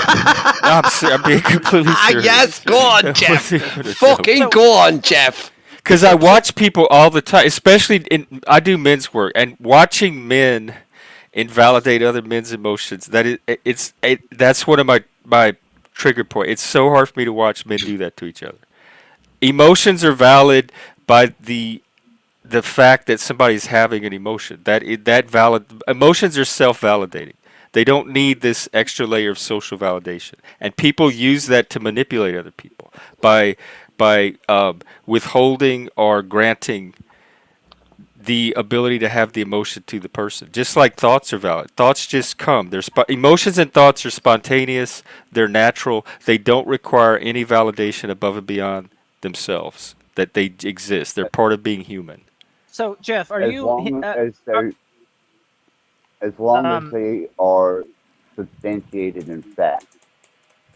But then you have to determine what's substantiated in fact and what is substantiated in lie, persona, and projection. Well, I think emotions kind of exist in their own realm, and they could be a response to some of that stuff or correspond to fact or not. But they're a reaction to interpretation. They're a story we're telling ourselves in our head about something. And that story doesn't necessarily have to correspond to anything outside of our own internal consistency. Well, I could say two sentences, and this whole panel would be so disrupted with emotion, just from two sentences. No, Definitely not. I dare you. I dare you. Go on. I dare you to say it. Dare you? I've got no emotions. I promise you that. You seem pretty excitable, though. I am. I've got ADHD. You seem like you have passion. I consider that at least emotionality. I've got ADHD, a hint of bipolar, maybe a touch of autism, and multiple personality disorder, which I still haven't gotten a grip on how many disordered personalities I have. Plus the A, B, C, D, and Z. Yeah, but it's a little bit of each of them, Jeff. So I'm using the best parts of all of them to make me a better person. Because they're my problems. I'll deal with them, And again, I get what this man's saying, access, right? But I'm not influenced, like Jeff said, I'm not influenced by any fucker else. I'm not bothered what anybody else thinks about me. I wear no socks or boxer shorts, right? Okay, because I can, right? Who have I got to play? That's up to me. Okay, when somebody wants to judge me, okay, they can, but then that allows me to judge them. And I would say that it's up to them to have less feelings than me if they're going to attempt to hurt mine. But I have got feelings, Axis, Jeff and Joe. I really do have feelings, honestly. It really pisses us off when I can't get the toilet in the morning because all the boys are standing there, right? And I get pushed to the back of it. That hurts me feelings. Oh, what do you do? Do you have your father authority? They don't honor your authority as a father? Get out of there. Dad's coming through. Jeff, I could do that, right? But remember this, there's 4 of them, and they're getting older and older, right? As I'm getting older. They're still a lot younger than me, so I'm picking and choosing me. I'm going to need looked after when I'm old and decrepit, Jeff, right? So I've got 4 of them, so if I be nice to one of them at least, you know... So I pick and choose my battles. That's me being serious as well. I'm not actually joking. It's a strategic choice, but I guess the emotional frustration comes with it. So you're making a choice that is against what your desire is really wanting to do. So it sets up I really want to grab them by the fucking neck and go, fucking move now, right? Okay. But no, I end up going pissing in the back garden, Jeff.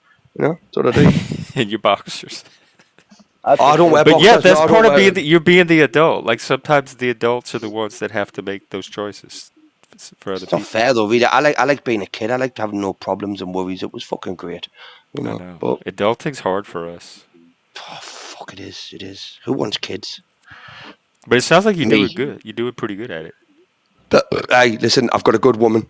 Okay, she looks after them and me. I just have to go into the shops now and again. And work as well. Fucking work. Who wants to work as well, Jeff? Who the hell wants to work? I love to work. As long as it's meaningful. Like I get meaning out of doing something productive. And seeing my efforts grow and make Halloween society a better place. See, that's a little bit of my productivity, Jeff. That's what I would do on a daily basis. See, stuff like that. I mean, it's not much, but y'all have Mary Poppins. Like, didn't she teach you to have fun, like make work fun, whistle while you work? She was make believe, right? I'm a bricklayer. I'm not fucking Billy Elliot or Oliver Twist. Okay. Oh, there was a flood in Appalachia. Oh. Yeah, from the hurricane, right? Oh, you mean from weeks ago? Yeah, I mean flood damage. He said, right? Part of the. I know flood there was one in Spain recently. Look at Jeff. Oh, from weeks ago. That's old news. Oh, he talked like there was one last night or something, and he's okay. He's letting us know he's okay. Yeah.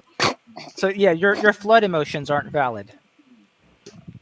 Jeff just revealed that now. Whoa! You've just made me alarmed, harassed, and distressed. I thought my feelings are valid. Joe's the one trolling. He's trolling. Joe is trolling. Joe, it's not nice to be a troll, you know. Come on, we're all being very open and honest, yeah, sharing our emotions on the table as men, okay? And we should be encouraged to do this, Joe. You shouldn't be picking on people. All eyes on Joe. Joe's get better. I've seen a lot of. I don't want to call it progress because that's me and put my own standard on Joe. He has different goals around emotions than I would have, but from my version of progress, I've seen him show. I know the tone of this room better since I just walked in about a month and a half ago. So there's also that. It's just I'm spending less time as a sponge observing like what this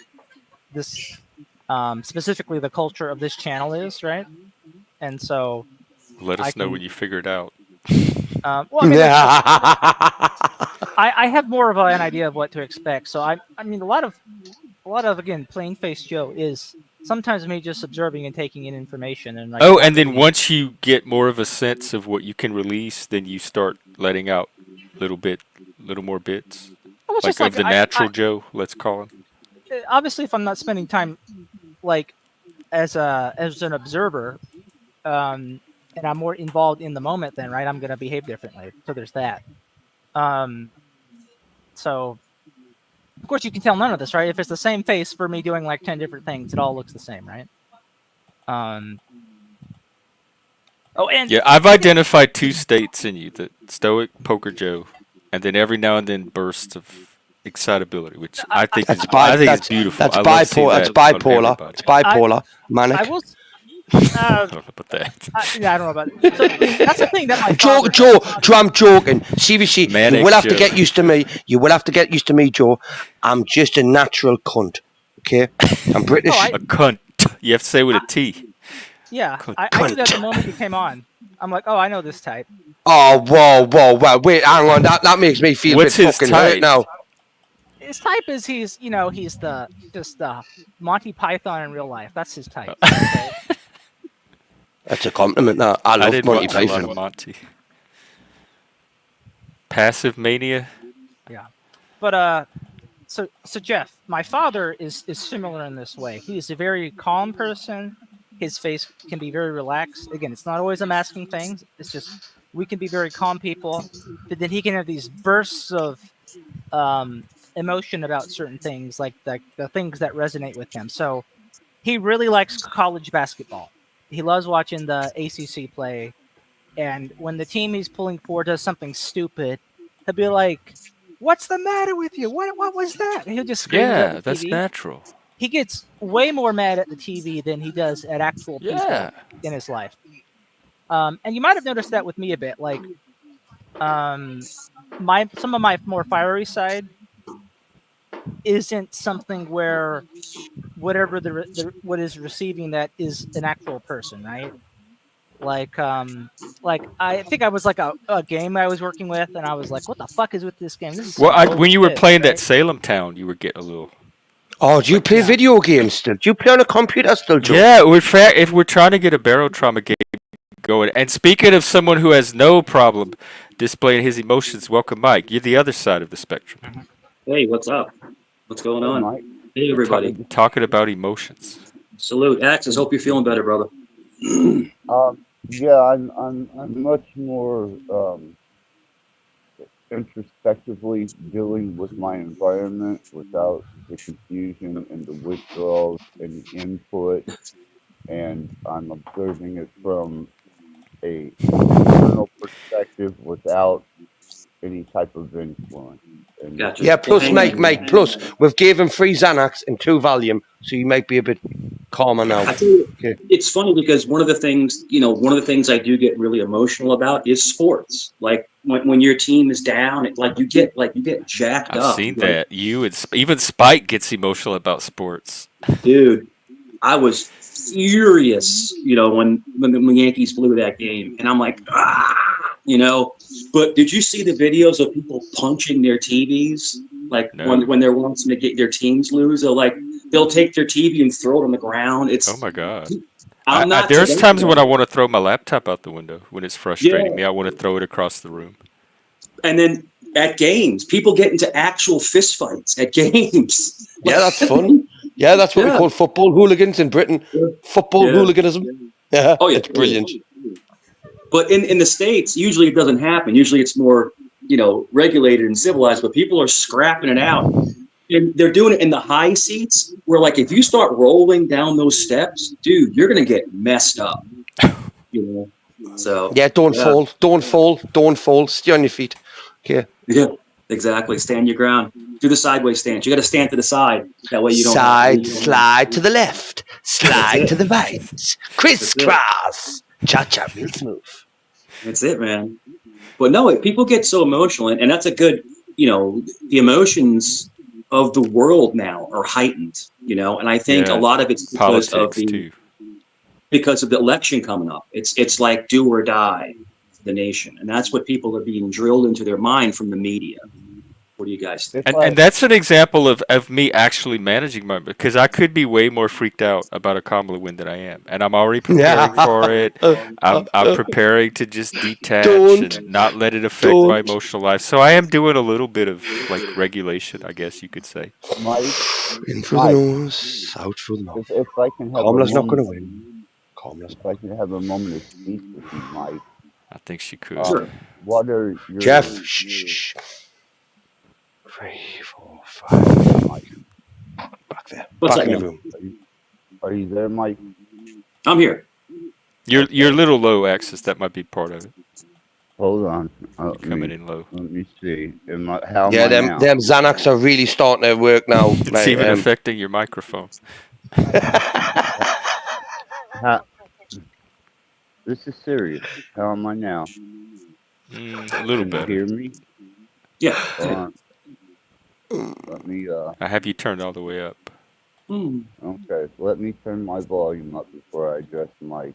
Because say, really Figaro. Let's try that. Well, Thank doesn't you. make That's check. good. I used to love going into a building where there was an echo. I just couldn't stop going, hello! And I can see it. I love that echoes too. It was brilliant.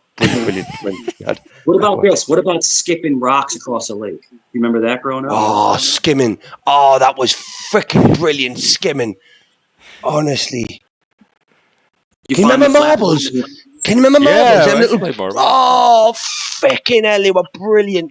Honestly, show my age now. Show my age. Yeah. That's when we had fun for free. We went out and we just had fun. We made our own. We could have fun with a stick. Making a I fort. could beat a lot of things with a stick. I had a friend growing up, and we were always super jealous. They had a tree house. Oh, it was the coolest thing ever. Scary as shit because you're up there and it's rocking back and forth. it was the coolest thing to be up in the tree. What about a swing? Did any of you make? We call them tarzas. It's like a swing, so a bit of rope just wrapped around a branch of a tree, okay, and you tie a stick to the bottom. We call them a tarza. But we used to do this thing called bordering, right? So you would swing off by yourself, and then you would come back, and then someone else would jump on it, right, and then come back, and you would see how many people. We call that bordering. You can't do it when you get older and heavier and fatter, right? Because the rope doesn't really hold. So you know that and plus your bones break and hurt a lot more when you fall. I mean, I shouldn't really be swinging in tarzas at like 40 years old, but do love to live in youth. Yeah. We did some adventurous stuff when we were kids. Some crazy stuff, swimming in crazy lakes and stuff, and just like, jumping off of like little plateaus into the water. We had the rope swings from the tree. You could swing into the lake. Yeah, it was cool, man, and it was just fun, and it was fun and free. Now kids need an Xbox 5. I know this. For some reason, and we even see with the Panoverse, like doing things through a screen is more fun, to the brain, than being outdoors and doing things in person. We would take the train. We would take the train to the beach. And back then it was like $1.25 back then. Now it's like, I think it's a couple dollars for the train, but it was like we would just get on the bus and just go to the end, the terminus, right? Just ride to the end. Just to ride it, and then come back on it, and that was just we're going on a bus ride. That's what we got, a bus ride. Yeah. We have what's called a light rail, which is like a small train, and it goes from Virginia Beach to Norfolk and back. And it's just cool to ride, like I said, just to get on there and just kind of hang out. And they got free Wi-Fi, and it's cool for the kids. They just kind of hang on the train. Will you take your kids on the train just to ride? Get the free Wi-Fi, you cheapskate. Well, me and my son, when my son was younger, yes, we would get on the light rail and we'd go down, because you can park in Virginia Beach and then you can take the light rail because the parking was free, completely free at the spot. And you take the light rail, because if you try to park in Norfolk, number one, it's hectic and it's expensive. It's like $8 or $9. I think it's still free here, the parking rides. Yeah. So, but the light rail was cool. It was just cool to get on a train. Have you guys ever taken an Amtrak or like a long distance train? I never have. I hear about them. Dude, it's the coolest shit ever. I mean, don't ever take a Greyhound bus. Greyhound bus is like you're in hell. I know. I've taken a few of those. We used to go on school field trips in those things. Yeah. We went for days and days at a time. We took an Amtrak through about 4 states, and it was the coolest thing because even though it's a long trip, there are some stops, but you can get up and walk around. There's bathrooms. There's a food cart. Like if you can you can move around. So sounds even very posh. Sounds very posh. But in a bus, you're just sitting there. You're just like, this sucks. So I love Tiny Dancer. Isn't that an instrumental though? Tiny Dancer's that's Elton John, right? Frank Mills. Oh, I'm thinking of Music Box Dancer. Yeah, you're right. Elton John, Tiny Dancer. I was thinking the private dancer there. It's my private dancer. Dances for money. 1984. We have those everywhere. Oh my gosh. We have the clubs here where they do the lap dancing. And yeah, guys are like all the military guys are lined up to like it's like, dude, you know, you're just throwing money at some woman that's not gonna go home with you. You might as well just save it and find a woman, you know. They do it for a reason though. There's a market for it. There's it is. I'm not gonna disclose if I've ever had one, but I've heard they're really awesome. Hey, Bones. Yeah. But no, That's where I met my wife. That's where I met my wife. At a lap dance? No, it was actually at a lap dancing club. We both got thrown out for not paying for the lap dance. So, wait, she was trying to get a lap dance too? No, she did get one, and she didn't pay for it. Oh yeah, and I didn't. So we both got thrown out at the same time. Oh. And basically, what we've done is we went like halves on a cab ride. We call them taxis. On a cab ride home. Yeah. She sat on me lap the whole way fucking back. She did. Yeah. That's awesome. Y'all had just met that night? Well, and y'all got thrown out, and you're like, "Let's share a cab." I did see her getting thrown out with another club a few weeks ago. But other than that, that's the girl for me. I've been with her 22 year, Jeff. 22 year, mate. Honestly, I could have done murder and been out by now, right? Okay, I could have done in Britain. I've only been thrown out of a club one time because it was a group of us and a group of them, and they were really rude and they were like picking on people, and we got into a big brawl and we got all kicked out. But that was the only time I ever got kicked out of a club or a bar. I got thrown out of a bar in New Orleans for sleeping. Like for just like not like doing this, and the bartender comes over, you out, get out. So apparently there's some law, like the bartenders get in trouble if people sleep in their bars. They're really paranoid about that. Jeff, you just in case you die. It's a Jeff, we would go to the club, right? And then they have the after hours club that stays open till like 7 a.m. And I went to one time, and I literally was dozing off in the corner, and they were like, "Hey, you got to go." Yeah, they mean too. They don't play around. They act like you're. Because I think maybe they think you may be going unconscious or something like that. You know, like you might have a medical, something going on. So it's probably a liability. I've never been treated more rudely in my life at a bar than when I was thrown out for. I was sitting up against. I wasn't even laying down. My head was just doing this, and he ran over and started screaming in my face. He didn't scream. He just was like, "Hey, buddy, you got to go. You can't be sleeping in here." And I was like, "All right, that's cool." And then we all left. I was pissed. My friends took a picture of it. I'm gonna try to find it. I never went to a club by myself. It was always at least 3 to 5 of us. You never really go by yourself. You always want to have a little crew with you in case something pops off at a club, at a dance club. Some knucklehead wants to pop off.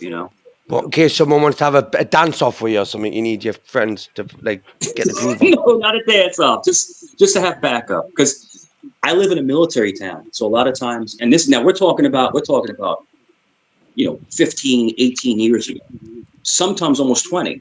And, but people would get, hammered, they get drunk and they'd want to scrap. And it was always like the Navy dudes. They always want to fight people in the club, and so it was a wild scene back then, so you always had hey, what's up?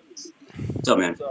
You just had a couple people around you just to kind of watch your back. That's all. Not starting trouble, just to kind of have your back in case anything happens. That's all.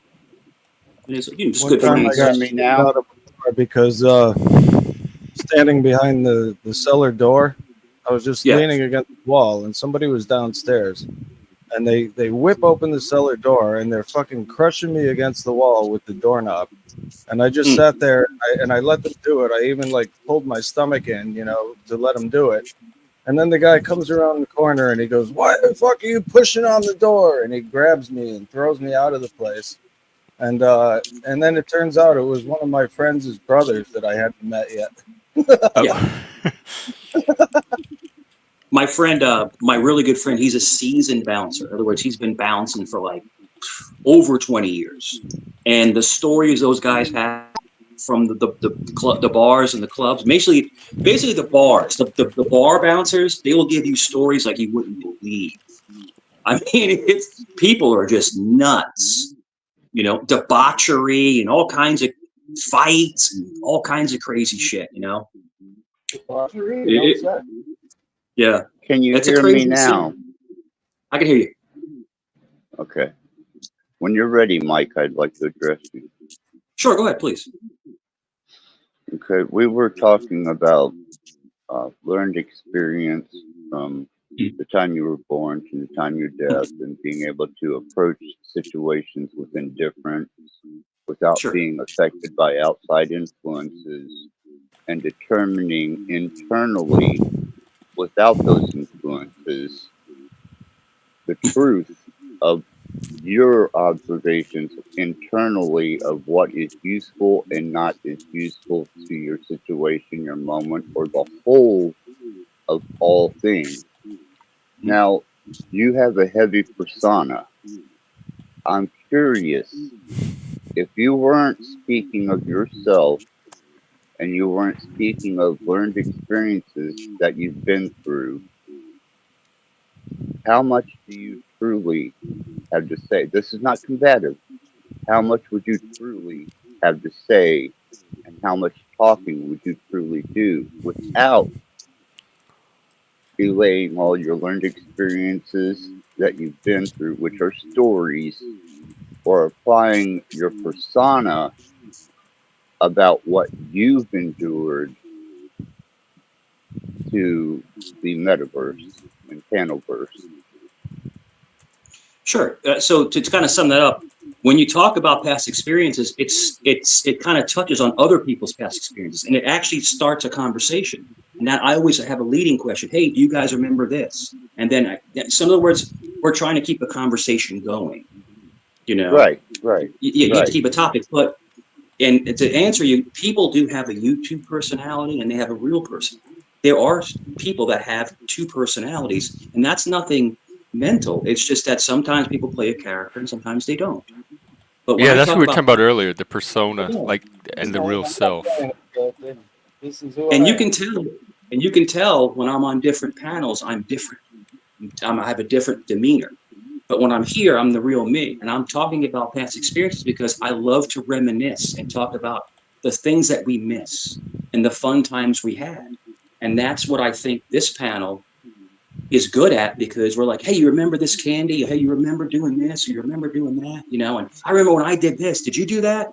You know, so it's just a conversation. I know that, you know, you're more stoic, you know, with everything going on, but I'm more pragmatic. I'm more energetic. But it's not because I think I'm better than anybody. That's not what it is. It's just I like to keep the conversation going. That's all. You want to talk here, but you said the other day that you destroyed some panels and you were laughing. I mean, what do you mean? Whose panels do you destroy? I didn't destroy panels, but if people are going to put... You said I just... Yeah. If people are going to put pictures of... Okay, well, let me answer. If people are going to put pictures of my children and stuff like that on their panel, I'm going to strike it. I am. Putting my... Oh, you actually reported and got it struck? I didn't know that's what you meant. I thought you meant you just were talking, you know, like on the panel and you destroyed it with your words. No, not at all. Not at all. And I didn't even do it. Someone else did. Because I get accused of striking channels. I've never struck a channel. I don't even know how to report a channel, even if I wanted to. I don't even know how to do it. And I get accused of striking channels. I've never done it, but I have a friend who's really good at that stuff. So he saw that my children. Yeah, I think you've done it before. No, I haven't done it. I'm talking to on a Samsung tablet. I don't have like the big fancy mics and the computers. I don't have that stuff. I'm very simple, very straight to the point. But when this person did it, they went after this person. And that person is no longer on YouTube. They were putting pictures of my grandson. How would your friend even know about it? Huh? He watches the streams, your friend? That's how he knew about it? People always watch other streams, always. People always bounce around. They'll either be in the bushes or be on panel. There are people that are in the bushes. The bushes. The bushes. You mean like the virtual bushes? Oh, the That's for what you call fuck's sake. Yeah, the bushes are when you're Lurker. hiding in chat. When you're hiding in chat under a fake name. Oh, I That's it. see. There's a lot of people in the bushes in Yeah. that case. And it's easy And to find out who lurkers. they are because you can watch their patterns and how they type and stuff, and you can kind of figure out who they are. You know, their humor and stuff, like the way they talk, their talking points, their insults, and you can kind of figure out who they are over time. And that's why sometimes I'll jump around, because I can figure out who these trolls are. So, and I've exposed a bunch of them. But like I said, not getting too into that. To answer your question, Axis, if I'm talking too much about myself, I'll stop. It's no problem. I don't want to offend anybody. I just like reminiscing about our You don't past. have to Yeah. stop what you are. I mean, I think that's Axis's whole point. Really, is Yeah.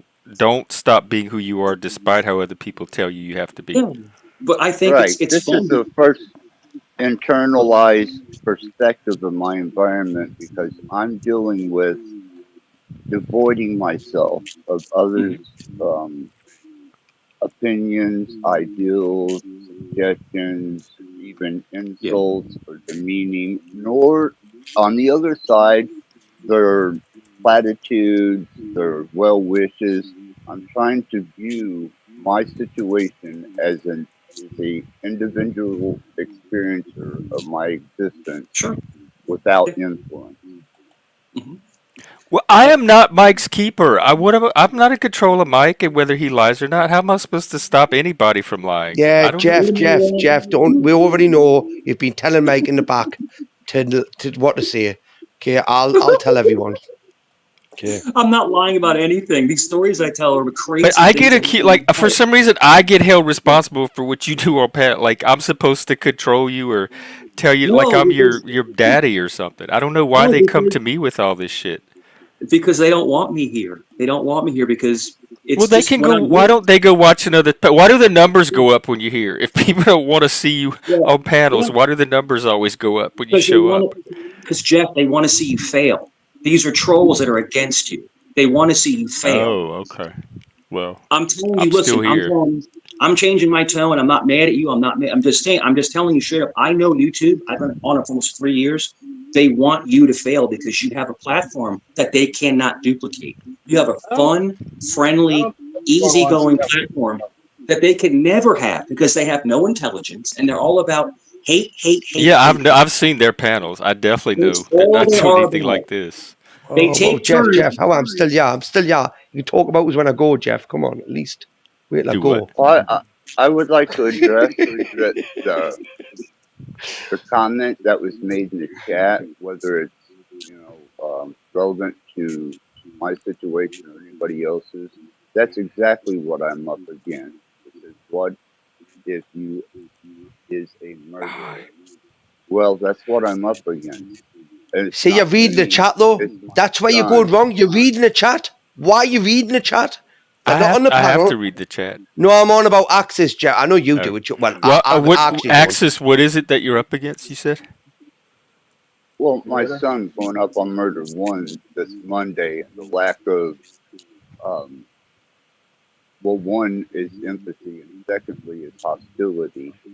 And I have to step back and completely disassociate. And what if it is murder? Well, in my case, it has to do with murder. And all I've gotten is platitude or resistance or a false state of imagery from somebody who truly isn't involved, more or less care less. And I'm not going to be able to take on their opinions and ideals and embody them to my state of observation of what actually is the fact of the situation Right. without the Do you feel prepared for that? Like you are you pretty no, confident you can no, not internalize all that? no. Oh, well, That's just why come I here took when you this need to. position. Then. Yes, absolutely. That's why, I wanted to let you know, Jeff, that Halloween was a great benefit to me. Now that I have my medicine in me, Tell her I this is your warning. If you want to stick around, just quit piling up on Mike. We're talking about Axis right now. yeah, Mike has already set his his persona design in the metaverse. Now, whether he changes that or not is up to him. But Right. you shouldn't take that on as your personal responsibility for what Mike is as a I personality. don't. Other people You seem choose to. that. No, I'm not talking to you, Jeff. I'm talking Oh. to everyone. Mike is Mike. That is his personification. Take it or leave it. Spike, where are you? What is this? Hey, what's up, guys? I'm You at here the to talk about hospital? snacks. Just kidding. Heyo. Yo, You streaming from your car again? yes, I'm in the car. I just had a burger. Look, Like, it's a tree. It's a What tree. burger? What brand? I had a double cheeseburger from Mickey D's. Did you get fries? No fries, but it was funny. There were 3 people complaining about fries while I was waiting for my food. What were they saying? These aren't the old fries that they used to be. What? They were totally the old fries. Tell them to come up here. We'll get them some good fries. Spike, You say Do you you didn't know have a that? teen burger? Hold on. Do you know that McDonald's lost their fry the people who used to manufacture and supply them with French fries went out of really? yeah. So you're not getting the Oh, same French fries from the same distributor. They went under. it's still a potato. It's still a Right, that's what I potato, say. though, It isn't still it? tasted like a potato. Don't y'all are trying to ruin and undermine my fry joy. Don't do Yeah, that. as long as it's got fucking salt on it, right? And when they don't salt them, I can't stand it. What's one of the one little lights in my life right now? Don't take my fries from me. They're supposed to be made from special potatoes. That's why they probably lost the special ones that they get. The engineered potatoes. I Have don't you know seen what the they are. potatoes that they cut the fries from? They only have a specific potato, right? Which it's and a lot of waste goes into it because they want them at a certain length. It's the same with that lettuce as well. You know, it's got to be cut a certain way and whatnot. I'm like, it's a fucking potato. Okay, cook it, boil it, fry it. You know, but these What's potatoes, it's special because about their potato? they're longer. They're longer, so you Oh, get the the long size. fry. I Aye, see. that's what it is. Aye, and a lot of them get carted out. Obviously, and apparently they're not very like environmentally friendly. Not that I'm bothered about the environment, to be honest with you. You know, but So there's you've nothing got to matter with eat it. their new. I'm sorry. You've got to There's eat nothing. their new fry supplier fries, Jeff. Is that what you're saying? I went like what last week before last, so it was I hadn't had them in like 20 or 30 years, and they tasted exactly like I remembered. Okay, because last month they lost their main supplier for all the McDonald's Oh, French so fries. I guess I did get the brand new batch. Yep. Did it taste any different, Jeff? It took me I flew back in time instantly the minute I stuck it in my mouth. Well, that's good to Right, hear. Jeff, come on, let's keep the personal life. You guys ever take the fries and put them in the burger and eat the fries in the burger? Every Yeah, time. Every now course, and then, I used to fuck. put potato chips on my burgers, but we used to mix it with the ketchup and the mayonnaise together. That's when you could dispense it in those little paper cups, and we would eat them with mayo and ketchup mixed together. I remember that. People called me Oh, you're gross making me because hungry now. Oh, I'm getting hungry. people call me gross because I take the Frosty from Wendy's and I dip the Oh yeah, I've heard of that French before. fries in it. Dude, it's so good. It's so good. My son dips his fries in the Coke in the cola. You know the drink from Ooh, Yeah, yeah, they do that too. They do that. well, Yeah, so you agree with us? I'm allowed to hit him when he does that to because it's each wrong. their own. Yeah. No, I don't think hitting's good for a child, especially I'll if be that's honest all with he's you. doing. Social services don't You agree can with it shame either. him or make him feel guilt, maybe. Or No, I would take the just let him fries be. off him. Nah, of course. Listen, I'm not lying to you. And you know the McFlurries as well, the ice cream. The what? Oh, The, McFlurries. he dips it in that as well. Actually, it looked disgusting, right? And then he convinced us to try it, right? Okay, bear in mind, he's autistic, right? He is. So, and I tried that one. Oh, fucking hell, that is nice, isn't it? It actually is nice, but it just looks really horrible. Chicken nuggets. He puts his chicken nuggets in his cola drink as well. I don't like that. Oh, that's soggy. That's got to be a Tism thing. Oh, that's really bad. That's bad. That one, Jeff. It is. The batter falls off the nugget. It's soggy. It's like chewing an oyster. It's like chewing an oyster. Coke batter.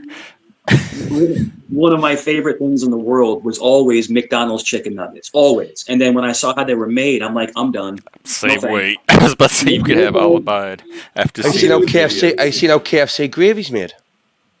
Oh no! Wait. Don't, okay, but you about to ruin the gravy? I used to love that stuff.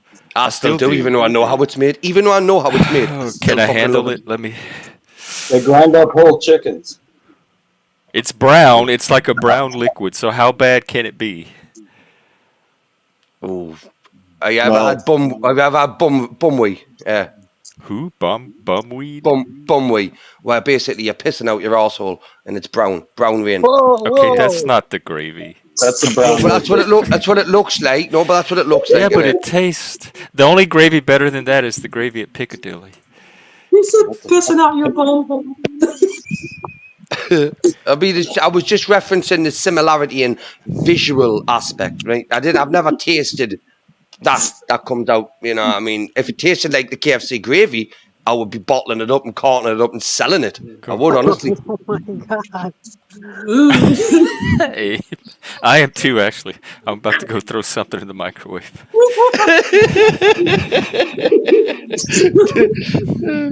Is it going to be brown and runny? No, I think it's. I think it is. It's mashed potatoes with little chicken nuggets and this brown gravy. Oh no. I better go get that started. I'll be right back. It's a brand new company. Me and Spike will invest. Sits Bumhole Gravy. That's it. It's going to be the best gravy on the street. It's going to be the best. Where's my... Listen, yeah, whoa. When you start trying to steal my idea, right? I've already got this off the ground in Britain, yeah? Okay, if you want a franchise, then you can come and speak to, me lawyers. Okay, but we do need a lot more bumweed. But when you make a sign, is it a guy bent over with like gravy coming out his butt? I mean, that's a sign, that's a model. Actually, that's a good fucking mascot, that, isn't it? You go to elementary schools just pooping on people. Like, no, I don't think they would allow you to do that. That would, I mean, let's face it, they let drag queen story hour, so they might let you do that. I don't know. The woke left have gone insane, haven't they? So, hey, we could be shitting on people's dinner plates in primary schools. Sith, let me ask you this: Are you actually Irish? Oh, me? Oh, I'm Carl Bricky. Actually, I mean, Sif. I'm English. Okay, all right. You have a little bit of an Irish twang. I'm just asking because I grew up with so many Irish people. I didn't grow up with very many British people, but for sure. Potatoes. Is that Cockney? Cockney? No, Cockneys. Oh, you might. Fuck you talking to, huh? Oh, fucking do you in, mate? Oh, what? Where's my fucking money, motherfucker? That's a bit cocky. How good are meat pies? We have an English pie, mash and gravy with peas, mushy peas. Yeah, with the beans and mash. Yeah, with the beans and peas. Yeah, the peas. Beans and peas. Look at mushy peas or beans, right? With pie and mash. It is. Yeah. Right, I'm getting really hungry now. I really am. I'm literally going to the Ben's Halloween. He's got Halloween sweets, yeah, right? That he's going to kill us if I eat them. So I'll have to eat the ones he doesn't like. Every time I come on panel, people get mad at me because I talk about food. I know. I'm sorry. I'm a fat. I know that's how we talk about food and candy all the time. I love food. That's good though. People bond over food. Yeah. At the weight of a man's stomach, a man's heart is for his stomach. That's genuinely, literally. If you look at the regular family structure, the way the family bonded, because everyone's at school, the husband's at work, the wife's doing this, whatever. But the bonding was over dinner, over a meal. That was the bonding for the family. Sitting at a table and everyone just talking about their day. So I think food does bring people together. I believe that. But but I think if you like to cook, you're drawn to it. It's an art form. It's just like a painter or a musician. It's the same thing. A chef is an artist. It's an actual artist. That's all. Go ahead. Sorry, guys. And Spike just likes. I'm literally thinking about what I'm going to put in the microwave or the air fryer or the oven now, and as long as it's not brown and runny, because Jeff's already got that there. Yeah. Jeff, we can share. If you've got the brown runny stuff, I'll go and get some solids, right? Some of that we can actually chew on. Yeah, good stuff. Good stuff. Well, you have an air fryer at least. So I've got two. I've got two air fryers. We have one here. I just don't even attempt to try to work it. I have Jeff, one. I don't like I'll give you. Look at that's what my fridge, right, looks like on a normal day, right? After 30 minutes of being that full, it's like old Mother Hubbard, right? The kids just wipe it, but it's I've learned them to cook, use the air fryers and shit themselves, right? Oh, you talking about this picture? That's a normal. That's a chicken at the bottom. It possibly is, Jeff. Hanging yes, it is. Down. That's a chicken. I've never seen someone put their chickens in the fridge like that. Yeah, it looks like a picture of a chicken. No, that's definitely 100,000,000% a real chicken, but it's dead. It's dead. It's been dead a long time. I didn't put it in there live. Okay. You open it up and it's feathers coming out of Technology hasn't advanced that far. Fuck, I'm gonna have fucking animal fucking welfare security onto his new one. As well as child services, okay.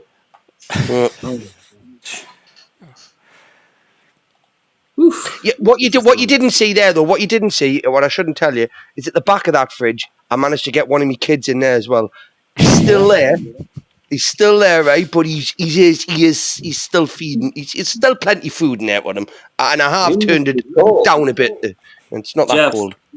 Jeff, he's like a British Vinnie Pots and Pans. I love it. Oh, yeah. It's awesome. It's like never-ending comedy. It's awesome. It's good stuff. I'll be right back, guys. You see, I get this a lot, right? If you think I'm intentionally trying to be fucking funny, you're absolutely wrong. Okay, I really don't. This is not. This is therapy for me. And I like to laugh. Right? Okay. So I say stuff that I probably should think about first. But I thought myself, when I think about it, the moment's kind of gone. So what I've said to myself is just say what you think. Right? Okay. And if I say something wrong, I'll own it. I will. If I offend someone, well, but what's wrong? Like, it's only wrong because other people start saying it's wrong. I mean, I'm not bothered about what. If I don't think let it's other wrong. people determine what. No, it's awesome. Right or wrong for me. If I'm saying it, I'm saying it for a reason. Yeah, I meant factually. Like if I say something right, and it turns out like something incorrect. Yeah, I'm not bothered about hurting people's feelings. Fuck that. I'll hurt people's feelings all day. If they've got feelings, that's their problem, not mine. People kept complaining about my mother's black eyes all the time, and I didn't know that it was wrong until they started saying something. Her what? Black eyes? Yeah. Oh, I thought you meant her eye color was black. Her pupils dark satire humor. Did your dad go to jail for it or not? Or is he still? Oh no, he wasn't around. I did it. Oh, you did it. Oh, right. Hey! You had to be the man in the house, didn't you? If he wasn't there, someone had to step up to the fucking plate, didn't you? Tell her how to do things right. Someone's got to put the bitch in place, haven't they? Where's me fucking dinner? Whoa! Oh boy! I mean, I actually tried. This is an entertainment channel, everybody. If they can make fun of Puerto Rico garbage, we can make fun here. Yeah. Did you see when Biden bit the kid's leg? That was weird. What was that? I saw the picture. I don't know the story behind it. That was just weird. Is that photoshopped? Lady was no. Why would he go up and bite into a kid? Maybe that's why they call him Biden. He sniffs young girls' hairs as well. He sniffs them. Dude, he bit a toddler's leg. It's like, no, what are you doing? Well, he bit a couple of toddlers' legs. Yeah. There was more than one. And I realized, you know what? Something, there's some weird sound. No, it's me, Jeff. Oh. If you don't mind, I would like to thank you for having me up on the channel. It sounds demon possessed. breaking the law, breaking the law. I'm on a boat. Or like you're on a boat. Yeah, I don't know what's going on, Axis, but there's some kind of wild noise. Sounds like a poltergeist. I think his boat is his boat sinking. Is his boat going underwater at the minute? Hey, Kane. It sounds like the movie Contact. 2 minutes. 2 minutes. Frank, that was a great movie. Yeah, I want to go watch it again. Actually. Yeah, I'm gonna mute you until we figure out what the noise is. It's overwhelming. Christ, it sounded like aliens or something. Yeah. He's unmuted himself. He's clever. You can unmute yourself. Sounds like a death metal song. Does anybody know the Zat, play the chords to Close Encounters? Do, do, do, do, do. I don't know it. Boom, boom, boom. Can you remember the X-Files? I need to watch that movie again. I think I might watch it today. Hold on. You haven't seen Close Encounters? Not since it came out as a kid. Like, what, 82 or when did it come out? 81? 77, I think. Oh my God! Yeah, you're right. 77. That was the same year as Star Wars. Shit. Terry You were born in 77. None of you were born. I was in first grade. When Star Wars came out, I was in second grade. I was 7 years old when it came out. I remember seeing it at the theater. Me too. What, you were born in 77, yous? Longer than that. Oh, you're an Gen old X. fucking thought. You're an old I'm a millennium. I found this out last night. You're a millennium? I'm not very proud of the. I didn't want to be labelled that, right? But no, apparently, you're probably culturally Gen X. To me, it goes more by culture than birth year. I should have been born about 100 years prior to when I was, to be honest with you. I really do think that. Do you ever wish, you guys, anybody like that, you ever wish that you were born in an earlier time, like if you were born in like the 20s or something like that, or like That's 15? what I've just said there. I wish I was born in the recent years, mate. I used to until I realized how awesome Gen X was. I was born at the perfect time generation. But I feel like I won the birth lottery being Gen X. I've always thought I should be born in the 40s. Yeah. I always wanted to be like in medieval times kind of thing, you know, like live as in Japanese samurai times and all that shit. But then every time you go to the hospital, you think about how fucking lucky you are that you don't. You know? Yeah.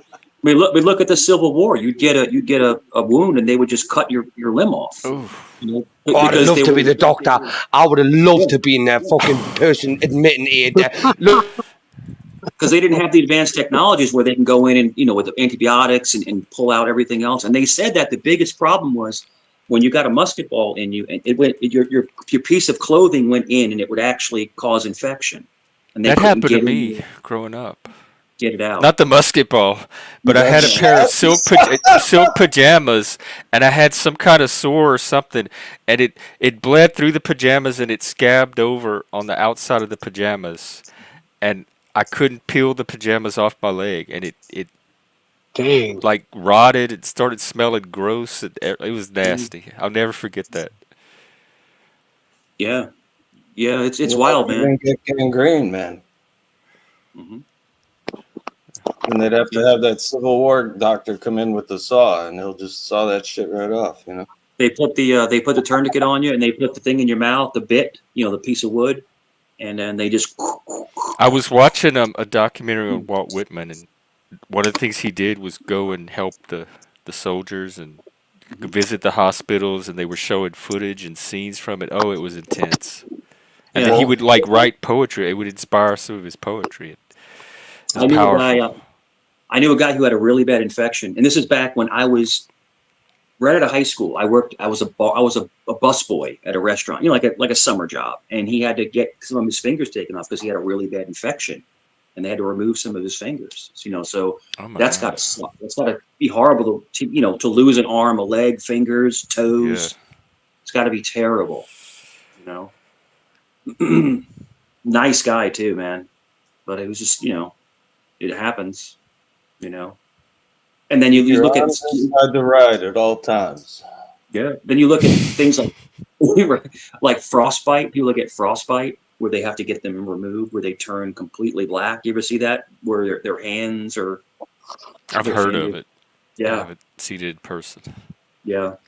It's great. Medical stuff is pretty interesting. You should do like a medical stream. I know they had that show in the 90s growing up on Discovery Channel where they take you inside of live operations and surgeries, and oh my god. Oh my god, I cannot believe they had that on TV. I could not watch. Sometimes my mom would have it on or something, and I'd walk through the room and they'd be showing people get cut open. Oh. When I talk to my Speaking of, ex, I better go get my food. When I talk to my ex and my current girl, they're both ER nurses, and they're in there with the doctor, and the doctor's doing all the the surgeries and stuff, and it's gory stuff. It really is. I mean, that's what they get paid to do. But I mean, it's to sit there and watch it. They're sitting there cutting people open or cutting things off, or it's not for the faint of heart. And that's why they get paid well. They're very highly educated and they get paid well for it. But human anatomy is it's interesting. It really is. I love human anatomy. Spike, how many surgeries are you? Like 100 now? How many surgeries have I had? No, have you done? Because I know you're like a backyard surgeon, right? You have like a butter knife. Oh, hell no. No, but while just eating, I'll mention my brother-in-law is fascinated with this channel on social media. It's like Dr. Pimple Popper or something. Oh yeah, I have friends that are into that. Isn't there a TV show? Maybe. Pop pimples. I'll last about 3 seconds watching that stuff. Heck. Oh, another one that I'm hooked to is the callus shaving. You ever see the callus shaving where they shave the calluses off people's feet? Oh, wait, the who? The what? Callus. Cows? Callus. Callus? Yeah. Oh, like if somebody has a cow, they shave it down? Yeah, but it's like the really big ones, and they take the knife. Dude, I don't know what it is. It's like oddly satisfying. Just like I'm telling you. But at least with the calluses, it's just skin. It's not like the nasty stuff coming out. It's just like skin. How did we get here? But it's funny because the people with the worst videos are the people from China, and they're taking the cat. Dude, it's like baseball glove size stuff that's coming off. It's like what? My friend had we had a roommate in Vegas that had a boil infection, and it was like the size of like a ping pong ball deep in his neck, and my roommate helped him get it out and pop. It was so gross. It left like a big hole in his neck, like about that big. That's not good because that's. I know he had to go to the doctor. He had to go. Taking care. Oh, it was so gross. The size of that thing. Yeah, that's what she said. It's like I guess a follicle or something gets infected, and it just grows, increases. Ingrown hairs. They go inward, and then it just grows and grows and grows to. I guess the fluidity it tries to protect. I'm not a doctor, but I'm just saying. But I think that's your body's trying to protect yourself from this ingrownness, but then it ends up being worse. Spike, where are you just sitting in your car eating the burger? Check it out. People across the street are stealing lemons off that tree. Where? Can you zoom in? Where? Zoom in, bro. We're watching like true crime right now, live. Yeah, the law is the lemon tree's on a private property, and they went to go park in the lot, and they're stealing lemons. Like way off in the distance, I can barely see them. I see little. It looks like you're at a hospital or something. No, I'm just in the parking lot. I'll go audit the lemon trees. Oh, I love my man on the street streams. I love. Yell at him. Say those are my lemons, yo. Yell at him. Look at a Tesla. That's a sweet Tesla. Yeah, are those your lemons? I'm gonna tell him to make. What is? Wait, back up. What did you just walk by? Oh my God! Is that for? Look how old that tree is. Look how old that tree is. That's a sycamore, right? People just have beds and couches lined up on the sidewalk. Yeah. Welcome to LA. Oh, I'm gonna interview these guys. I'm gonna interview the lemon thieves. What should I ask them? Ask them if those are your lemons. Just say, hey, they're pretty nice lemons, eh? Don't come right out and say it. Just say, "Hey, what's going on, guys?" and then see what their answer. I don't know. Wing it. We'll coach you. Just wing it. It's better that they're taking the lemons. They're just gonna waste it here anyway. I love lemons. Love lemons. You Lemon tell water. them it when life gives you lemons, not when you take them lemons? yourself. What are they? Baby grapefruits? I wanted to say when life hands you lemons, make lemonade, but I guess you're making grapefruit aid. Are they sweet? Are they good? Oh, they're in the tree? Yeah. Okay. What do you make with them? Tarts? Yo, amiga. Oh, cool. She's throwing you a lemon. So now they got Spike in on it. So now he can't. He doesn't have the moral high ground anymore. They know how to do it. They just throw him a lemon and Spike caught it instantly. Accomplice now, guys. It looks like a lemon. Look at this shit. Wow, what are you gonna do with it after you let it ripen? Spike, I think that's it.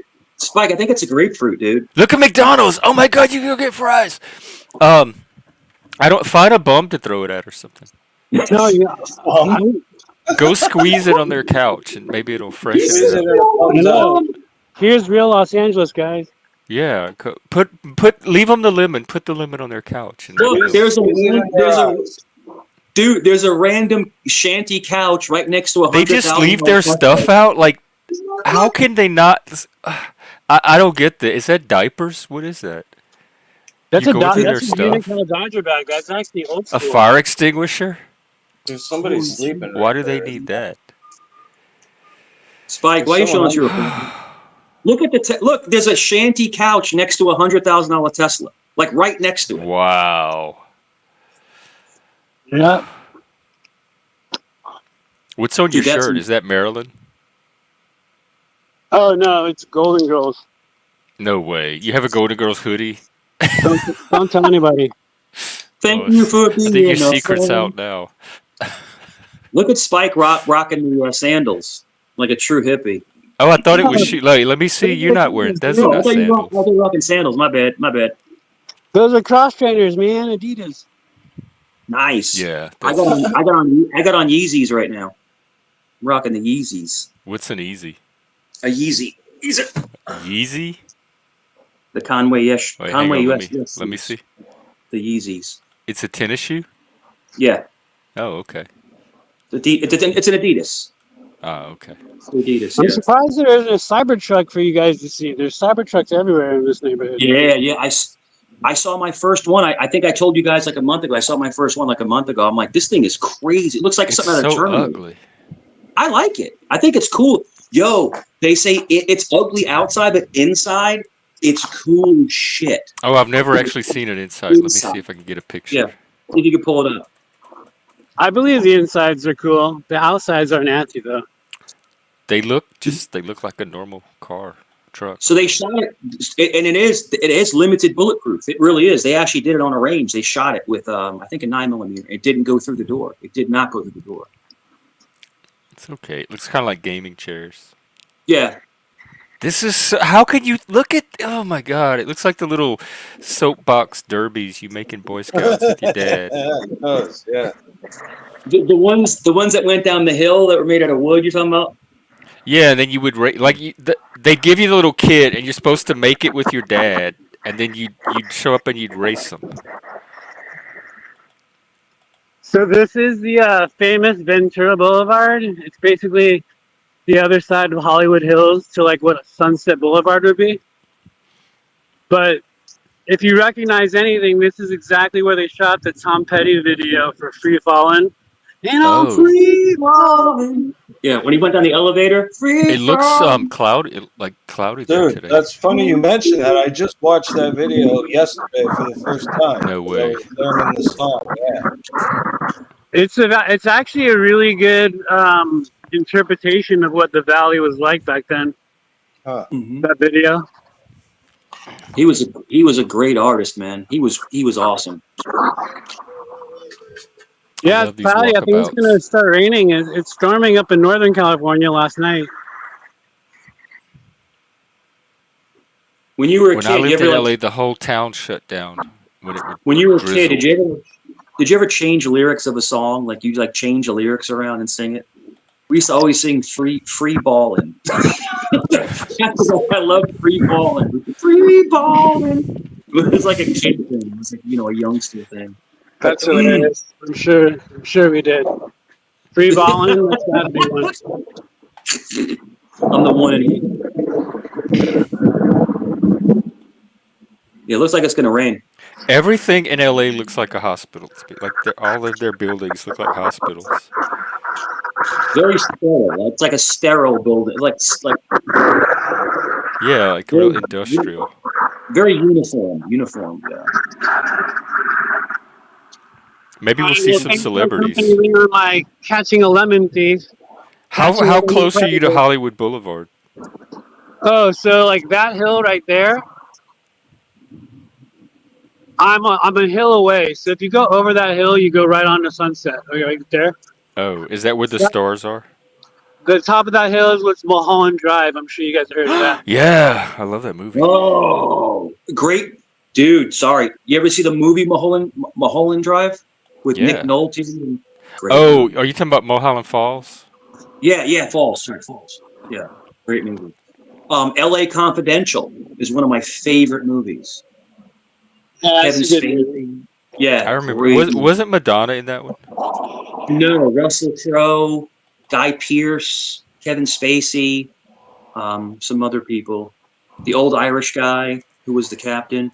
L.A. Confidential is a kick-ass movie. Russell Crowe was like a pit bull in that movie. Kim Basinger. That's who I'm thinking of. Madonna was in something. Dude, in that movie, she was fine. In that movie, she was hot in Batman too. Kim Basinger, really hot in Batman. Wasn't she in 9.5 Weeks? That was oh fuck. Let me think of her name. Richard Gere and Was that the one with Mickey Rourke? or yeah, I don't know, one of those guys. 9.5 Weeks. That wasn't Rob Lowe. I'm trying to remember. Wow, that was 1986. I didn't realize. Yeah, she was in 9.5 Weeks. That was her. Was it Rob Lowe though? It was her and Mickey Rourke. Mickey Rourke. It was this real racy, like romantic thriller type movie. Told you, one of my favorite movies, Mickey Rourke, is Angel Heart. I mean, I'm sorry, The Wrestler. One of my favorite movies. And then Angel Heart, he's in as well. I mean, I would probably pick Angel Heart over Wrestler, but Mickey Rourke is one hell of an actor. He is. He's an amazing actor. He is. Spike, you know that Mickey Rourke and Tupac were like best friends? He talks about it all the time. Mickey Rourke and Tupac? Yeah, they were like really close friends. Super close. Yeah. Jeff, what are you eating?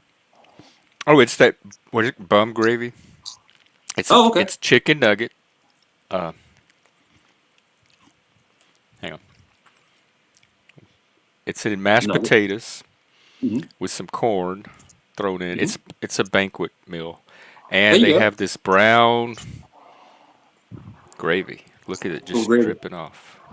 Little gravy. And I just realized, like, he called it bum gravy, and I thought he meant homeless people, but I just realized he's British, and it means something else there. Yeah. I love the corn. I love corn and mashed potatoes. Like, they just go together. Just amazing. Okay. I like eating it off the cob better, but if they want to throw it in, it's not gonna. I do too, but the problem, Jeff, is you need like a toothpick because it gets all in your teeth.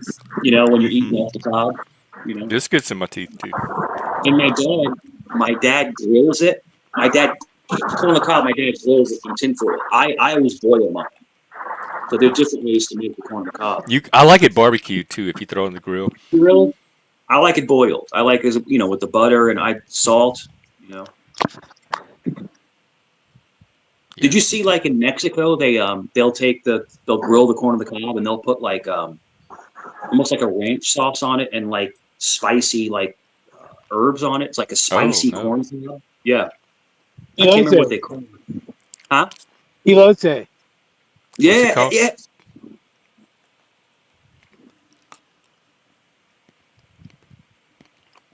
Can you hear me? Mm-hmm. Yeah, it's a big thing. That. Back in the day when I lived in Venice, a lady would come around on a shopping cart with a barrel full of corn on the cob, and they, in the old school way, they basically put mayonnaise on it, some Parmesan cheese. I don't know. It was a little bit different than the elote you find nowadays, but some red pepper or something, cayenne pepper. I don't know what it was. Cayenne. It makes it spicy. Yep, you get the coolness of the ranch or the mayo, like you said, and then you get the spicy of the paprika or the red pepper. We put it in our crawfish boils, and then it gets real spicy. And you eat it with the crawfish, corn and potatoes. So when you eat crawfish, do you like pop? Do you eat the head and everything? I don't eat the heads. Other people do. I'm very dainty. I peel the tail very carefully, and my preferred dipping sauce is salt and vinegar. And so I swish it around in the vinegar, and I get everything washed off and clean. I pull it and test it out of it and everything, and then I eat the tail. I don't like any kind of mess. But my grandma used to suck the heads, and she'd have all this yellow shit dripping off her face, and she'd smile at all of her teeth. Well, no, they say that's where all the flavor is. It's in the brain. Supposedly it is where all the flavor is, but I'm okay with my little tail dipped in vinegar. But I had a really good friend, and we went to Joe's Crab Shack, and we got like crabs and stuff, and I'm eating the legs and stuff, and he's eating the roe, the top, all that gooey shit, and I'm like, I cannot eat with Mike on a stream. I'm just like, yo. And he goes, try it. He goes, try it. Just try it. So I took a little piece of bread and I put it in there and I tasted it and it was like heaven. It was good. It was really, really good. So, yep. Yeah, I did a crawfish boil with some guys from Texas. It was, Mike. Yeah. Oh, I did a crawfish boil once with some guys from Texas and Louisiana. They were sucking those heads. That was disgusting. I'm from LA. Yeah, it is. It was even gross as a kid watching the adults suck the heads. You can hear it. It's like. And like, every now and then, I mean, if I can get the pincher meat out, I'll eat the pincher meat too. But it's very hard getting without cracking the pincher open. If you do it right and pull it out a certain way, it'll come off with the pincher, and then you can eat it. But if you get I was rarely able to do that, and I hated having to dig in the pincher for the meat. But if you're able to get your hands on the larger species of crawfish, those tails are like little mini lobster tails. I mean, I've had crawfish; they're really good. But I've only ever eaten the tail. I've never had anything else other than the tail. Yeah, that's all I've eaten. Yeah. Maybe the pincher meat, what I can get. I'm sure if you did a crawfish boil with cockroaches, they'd be good too. I'm sure there's a way to peel the shell off a cockroach. Hey, Moose. We will eat the bugs after all, I guess. Yeah, me too. Not. And crawfish is more of a you're not eating crawfish to fill up or don't come on an empty stomach. It's more of a social thing. Well, that's why Spike, you're right. That's why you have the sausage, you have the potatoes, you have the corn, you have all the substance in there. It's not a vegetarian meal, but it's actually very little bit amount of meat. It's a small amount of meat and mainly vegetables, if you think about it. Unless you're eating 150 crawfish, then you're having a couple pounds of food. But it takes several pounds to get full. Yeah, and it's an investment. It's like a lot. You don't just dig in and then you're done. It's a social thing that you do while you talk to people and you peel the tail, and it takes a long time to get enough crawfish in you to fill you up. You got me, Jeff. You got me thinking about corn on the cob. It's like one of my favorite things in the world. I mean, I love it. It's got to be with butter and salt. Oh my god! I might get some. The problem is that the frozen one is the easiest because the stalk's already off and they're already frozen cut, corn. The frozen corn on the cobs. They're the mini. I've ones. never heard of that. They sell like 6 at a time. They're cut in half. Yeah. Like in the frozen food sections already? Yeah. Oh, I didn't even know they had that. Just boil them. You boil them for what, 10 minutes, and they're good to go. And I had the little corn thing with the little prongs in it, so you can put them in the salad, and you can hold them and eat it. It's cool, man. But it's just more convenient. You know, the corn stalks, you have to do more work. So if you want to be we lazy, used to shuck it growing up. We used to shuck the corn and shell the peas and do the snap beans. Snap the ends off of the snap beans. We love doing that. I like getting the fresh corn, throw it on the barbecue. Yeah, me too. And oh my God, grilled asparagus is the best thing ever. We eat a lot of vegetables. Asparagus is amazing, but you have to steam it, especially on the barbecue grill. I use a big pot with the colander, and I put it on top and I let it steam with a little bit of salt water on the bottom, and it steams the asparagus. That way, it's not mushy, but it's not super crunchy. It's right in the middle. Hey, Daniel Barry. Me and my daughter were the only ones that loved asparagus. Everyone else doesn't like it. And asparagus with hollandaise sauce on it, oh my God. That's the best stuff in the world. You ever have hollandaise sauce? Now I'm hungry for asparagus. I don't have a grill. I don't have a grill here. You got. Yeah, I'll get him. Sorry, Plasma. Mod error. Hey, Moose, are you interested in playing that Barotrauma game? Because so far we have me, Joe, not Laz, and if we get like one or two others, it's a co-op game where we all work together. Oh, you got it? Okay. Nova, I owe you a heart. I don't know how to type a heart from the StreamYard. Spike, are you doing a stream later? Probably. I have something set up. I'm trying to set up, at least, as unorganized as I am, or disorganized. I'm trying to do a covers versus originals radio show. So I'll play like, I don't know, what's a good, like I'll play like the Beatles, Strawberry Fields Forever, then I'll do the Fiona Apple cover afterwards kind of thing. So I'm going to do a radio show full of covers. Spike, you should play some Bjork. Army of Me. Oh, that's a great video. Yeah. Play some Sugar Cube. Play Birthday. I think Army of Me. And then Oh So Quiet. Remember? Shh. Oh So Quiet. Bjork is awesome, dude. Moose, we might be able to. Let me pull it up and see how much it is. I can either get it for you, or we might be able to like do it as a goal, a chat goal, and get some super chats. Spike, throw people off. Like throw in the middle of that some like New Kids on the Block or something. It's like right in the middle, like some NSYNC or something. Just throw people off. Oh, Mike, you gotta check out my show. I do this segment most of the time during while playing music that I'll put my banner up, call it Troll Radio, and then I just start trolling everyone. I start playing Backstreet Boys, Milli Vanilli. Jeff was there for one of the Troll Radios. It's fun. Which one was? Oh, was that the Soul Night when we did the Soul? Yeah. Yeah, I mean, when I get bored, doing my little DJing, I just start throwing in some crazy music. Do an R&B night, like do like Jodeci, Blackstreet. I mean, New Edition. Do all that kind of stuff too. You should do like a R&B night, like old school R&B.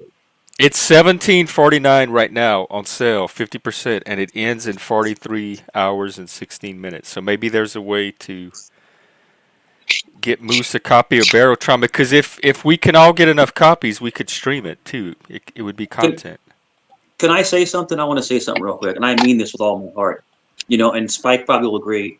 I don't know where I would be in my sanity without music. Music, to me, I think really, really, really touches and. Hey, Axis. Yeah. Oh yeah. Oh, that's a lot better. We hear you loud and clear now. I think music is very important in someone's well-being. I don't think I'd even be here today. I don't think I'd be sitting here talking to any of you without music. That's what I'm saying. That was my cope growing up. That's what I'm trying to tell you. Whenever I felt sad or down or anything like that, putting on music and books. But music in general, it touches you in a way that is a positive way, and it can be the negative way. I'm telling you, that New Cure album is so good. If you long for the The old Cure when they were really at their peak. No, we're gonna play. Not Law said it's better to do it in Discord first while we learn and everything, and then once we, get our skill up, then we can stream it.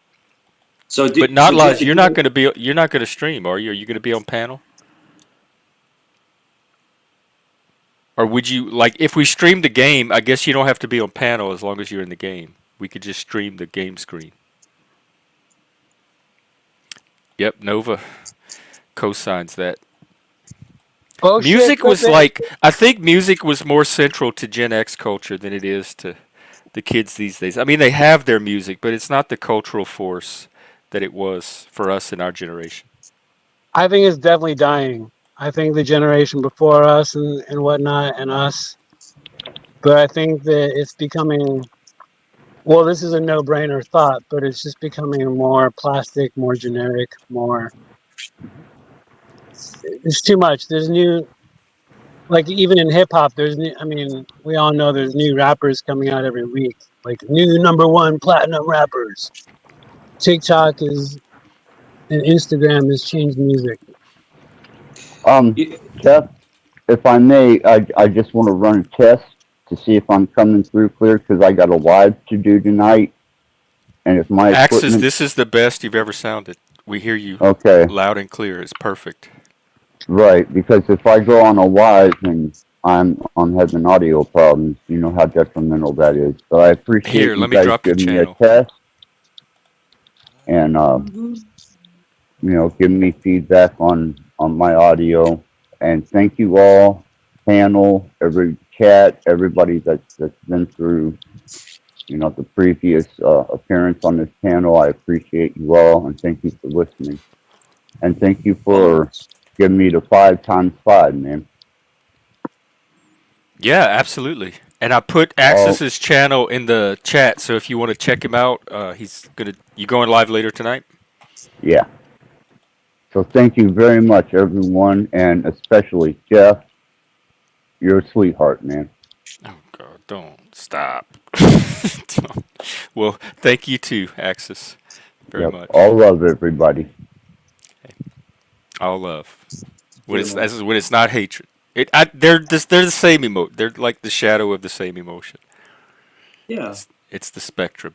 Spike is driving. He said he's still listening. So yeah, it's good. Yeah, so there's just, is it possible to do Steam on the phone, not Laz, or do you have to have a PC or laptop?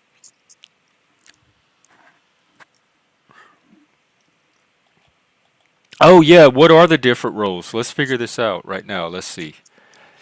Is it easy for you to type them in the chat, or I can look it up? I want to see what I want to play. Jobs. Are they called jobs? Captain, engineer, mechanic, security officer, medical doctor, and assistant. Let's see. The captain commands the crew and keeps everything running smoothly. So probably not me or any of the new people. Engineers have above average. They fix complex mechanical devices. I would be horrible at that. The mechanic can use welding tools and plasma cutters. They are the only ones that can fix broken mechanical devices. Security officer, I bet the backbone of violence. That's the quote. I bet I'd be good at this. Keeping the submarine safe from threats. They can operate turrets, repel intruders, keep order. That's kind of what I do here in the Panelverse. Like they keep out all the trolls. I'd be good at security. Yeah. Oh, cool. It's interesting. Well, it's an interesting business. Here, I'll post this link. It shows the roles. And then assistant doesn't have any specific responsibility. It's intended for newcomers, and it allows them to play the game without giving them any important work. So those are the roles. Oh, and doctor. I forgot about doctor. Not Laz, would I be able to play security, or do you recommend starting as assistant? There's the job list. Where's the doctor? Oh, medical doctor. Maintaining the key resource, people. He can create drugs as well as diagnose and treat the afflictions. Do they have a mental health doctor, or is it all physical? Do you have psychic trauma from this? Okay, I want to be security. I've had enough practice doing this panel. Oh, okay, and assistants can level up. Cool. All right, well, put me down for security then. I'll keep you all safe, hopefully. I'm excited. Well, when should we do this? Like, I'm pretty much free most days as long as I can schedule it outside of the streams. I know Joe is doing his stream tomorrow. I might be free later this evening. I might have some time. I don't know. We can coordinate in Discord. I have a gaming channel. So that's the captain. So what role are you playing? Or we need to pick a captain and figure out who's good at that. A captain? Yeah, I guess it's like the leader that coordinates everything. Okay. Well, let's start a thread in the gaming channel and we can figure out a time.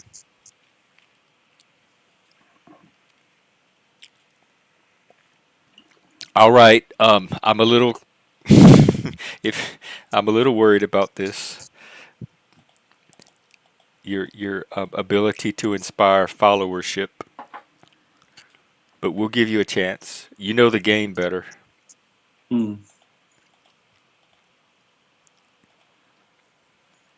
Here, I'll also put the Steam link if anybody else wants to join. It looks like it's on sale for half off.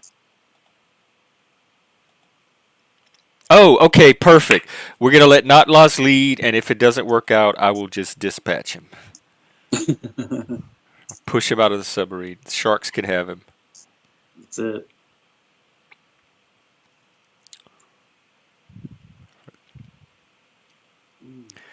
Well, it seems like it might be winding down. Yeah. I think it's getting, I mean, you could cover any topic you want. I mean, but it's, I guess you put some hours in. Well, now I'm excited. I'm focused on this game now, and I think I got my attention hijacked. Go for it. Are you going to go play it now? I don't know. We can't. I mean, I'm available. Dose me. Okay. Maybe I'll. Well, that was out there. And then if we, depending on how the play goes, if it gets to a point where we're deft enough at it, we can stream it, and everybody else can watch the game play out. No doubt. Yeah, these YouTube streets, man, they are funny. But I think we have fun discussions. I think we do. I do too. I wouldn't keep doing this if I can't do anything for too long that I'm bored at. So the fact that I could keep this going as long as I have. I just like to reminisce about stuff from past and stuff, and it's fun to talk about things that you went through in your life, and good or bad, and it kind of rubs some people the wrong way, but some people, oh, he just talks too much. Well, then if you stop talking, there's nothing to talk about. But when someone is telling a story or somebody's inspiring somebody, then other people, oh yeah, I remember that, or I did that myself, and I remember this, Yeah. Do you have Steam? Do you want to play? Me? No, I don't. I don't play games. He doesn't play. Mike does not play games. Yeah, I don't. I get too invested. I get too stressed out. Oh. Yeah, I can see it. Now that you mention it. Yeah. I have to limit it. Dude, I am so good at video games. Like when I used to play all the like Nintendo and Sega, and because my mind works really fast, it moves quickly, but it's just like I get stressed. I get stressed out, So it's just not. Some people, it's not good. I get stressed too, but I love co-op games because of the teamwork and stuff. So I think when I'm playing co-op games, it's a little more exciting and less stressful. You have other people to spread the stress around on. I've never played those. Moose, you might make a good captain too. It was always one-on-one, you versus the game, always. And it was wild. Yeah, my kids would laugh at me because I'd get so stressed. They're like, "Calm down." I'm like, "No, I want to beat this game." Like you're playing a video game, you want to beat the game. It's competition. I'm a very I'm a very competitive person, super competitive. When I played football, when I played basketball, I'm super competitive. So when it comes to video games, same thing. When I was in sales, super competitive. You know, so it's just a personality trait. That's all it is. Here's the. But I've learned to slow it down a little bit. Why? Getting older and alienating people out of your life. You know, you don't want to be too overbearing on people. You want to. Well, It's not. I think it's a balance between being who you are, and I guess accommodating yourself to other people. It's the. I talked about the Schopenhauer and the porcupines a while back, and like finding the comfortable distance where your quills are not going to poke the other porcupines, but you can all still exist in the same little box together. The problem is that the Leo comes out. The Leo mixed with the Italian, the Sicilian, comes out, and you're extremely confident, and you're going to win everything. Everything I go into, I want to win everything, whatever it is. But the problem is that it gets overbearing on people. People don't always like to be around that because maybe they're more chill, they're more reserved, they're more relaxed, and you rub them the wrong way. But they don't see the genius in you. They don't see that you're trying to win because that's just how you are, you know? But to me, you're just playing with the wrong people because a lot of people, I think, would get that. Like a lot of people that are competitive, like play with the people that are just as competitive as you. Yeah. Like when we had to talk about, even just spitball, we had to talk about sales. We had a great talk and it was inspiring and, you know, it just kind of having information and stuff like that. Oh, wow. Okay, let me drop his channel. Cool. Well, at least somebody's getting donations. Let's see. He's the guy the vet from Australia that has that like men's channel, and he's doing good work. So if you haven't checked him out or give him a like or subscribe or whatever, there's his channel. That's good to hear. Wow. That's amazing. Who is it? Remember Just Us? He goes by Chris. Yeah, Just Us. Yeah. I've been on his channel a few times. Yeah. Yep. He's awesome. He's really cool. Thank you for being a friend. Yeah, he just got monetized. Yeah. The Golden Girls. I was one of the people that helped set him over. I saw it was the night he was at $4.99, and I remembered that I had another YouTube account, and so I went under that account and I subbed, and it brought him to 500. Yeah, I'm subbed to him too. I went and subbed to him. I was on his panel a couple times. Yeah, definitely, really good guy. Australian military, special forces guy. And he usually has a bunch of Australian guys up there. Yeah, they used to hang out here too. They would come and fight with Barnabas. Yeah. I haven't seen him in a while. He moved on. Have you seen his channel lately? He got so big. He doesn't come around to the hood anymore. I've never been on his channel. I don't even know what he has like 200 or 300 viewers at a time because he does vertical. And he has like, I don't know, 3,500 subscribers or something. So he's well on his way to the big time. I don't even know what his channel's called. Here, I'll drop that too. I shouldn't, but I will. What does vertical mean? You mean the way he holds his camera? No, you can. YouTube is competing with TikTok now, so they're pushing people to stream vertical. And supposedly, if you use a vertical layout, you get a whole lot of more views and subscribers. And they're even rolling out this like version of Super Chats called Jewels, which you can send to people when they're vertical live, and so it's an extra source of payment or income if you go vertical. So they're really trying to incentivize people to go vertical. The problem is panels suck in a vertical format because you get the middle third of your screen, and that's it. Right. That's your screen real estate because it's like phone sized.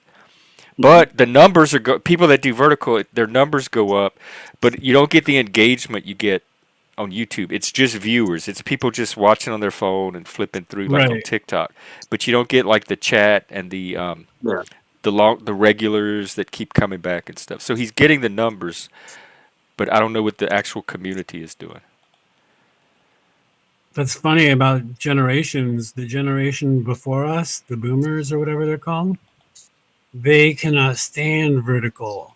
I hate it. I did it once. It was so I got that feeling like you need to take a shower afterwards. It was so violating of my sensibility, my streaming values, everything. I felt like I was just doing something really just wrong for myself by doing vertical. I might try vertical is good when you like have a topic you want to present. So if I have like a short 30-minute topic, I could do a vertical of that and it wouldn't be a panel or anything like that. And maybe that could get numbers and maybe do a few shorts, but my main focus is going to be this format that I'm in now, this panel format with the chat. Good. And I think you lose some of that when you do vertical. Mm-hmm. So there's his channel. You can check him out. Yeah, as far as video editing, I used to do all my horizontal videos on YouTube, but then I'd have to re-edit my own videos to make them vertical for that scrolling feature of Oh, that's why because you get the scrolling when you're on your phone. You could swipe and scroll. Yeah, and that's why they want you to go vertical because it drives more traffic. I see it now. Yeah, they're shaping the frame to match our phones, which is kind of weird, but makes sense.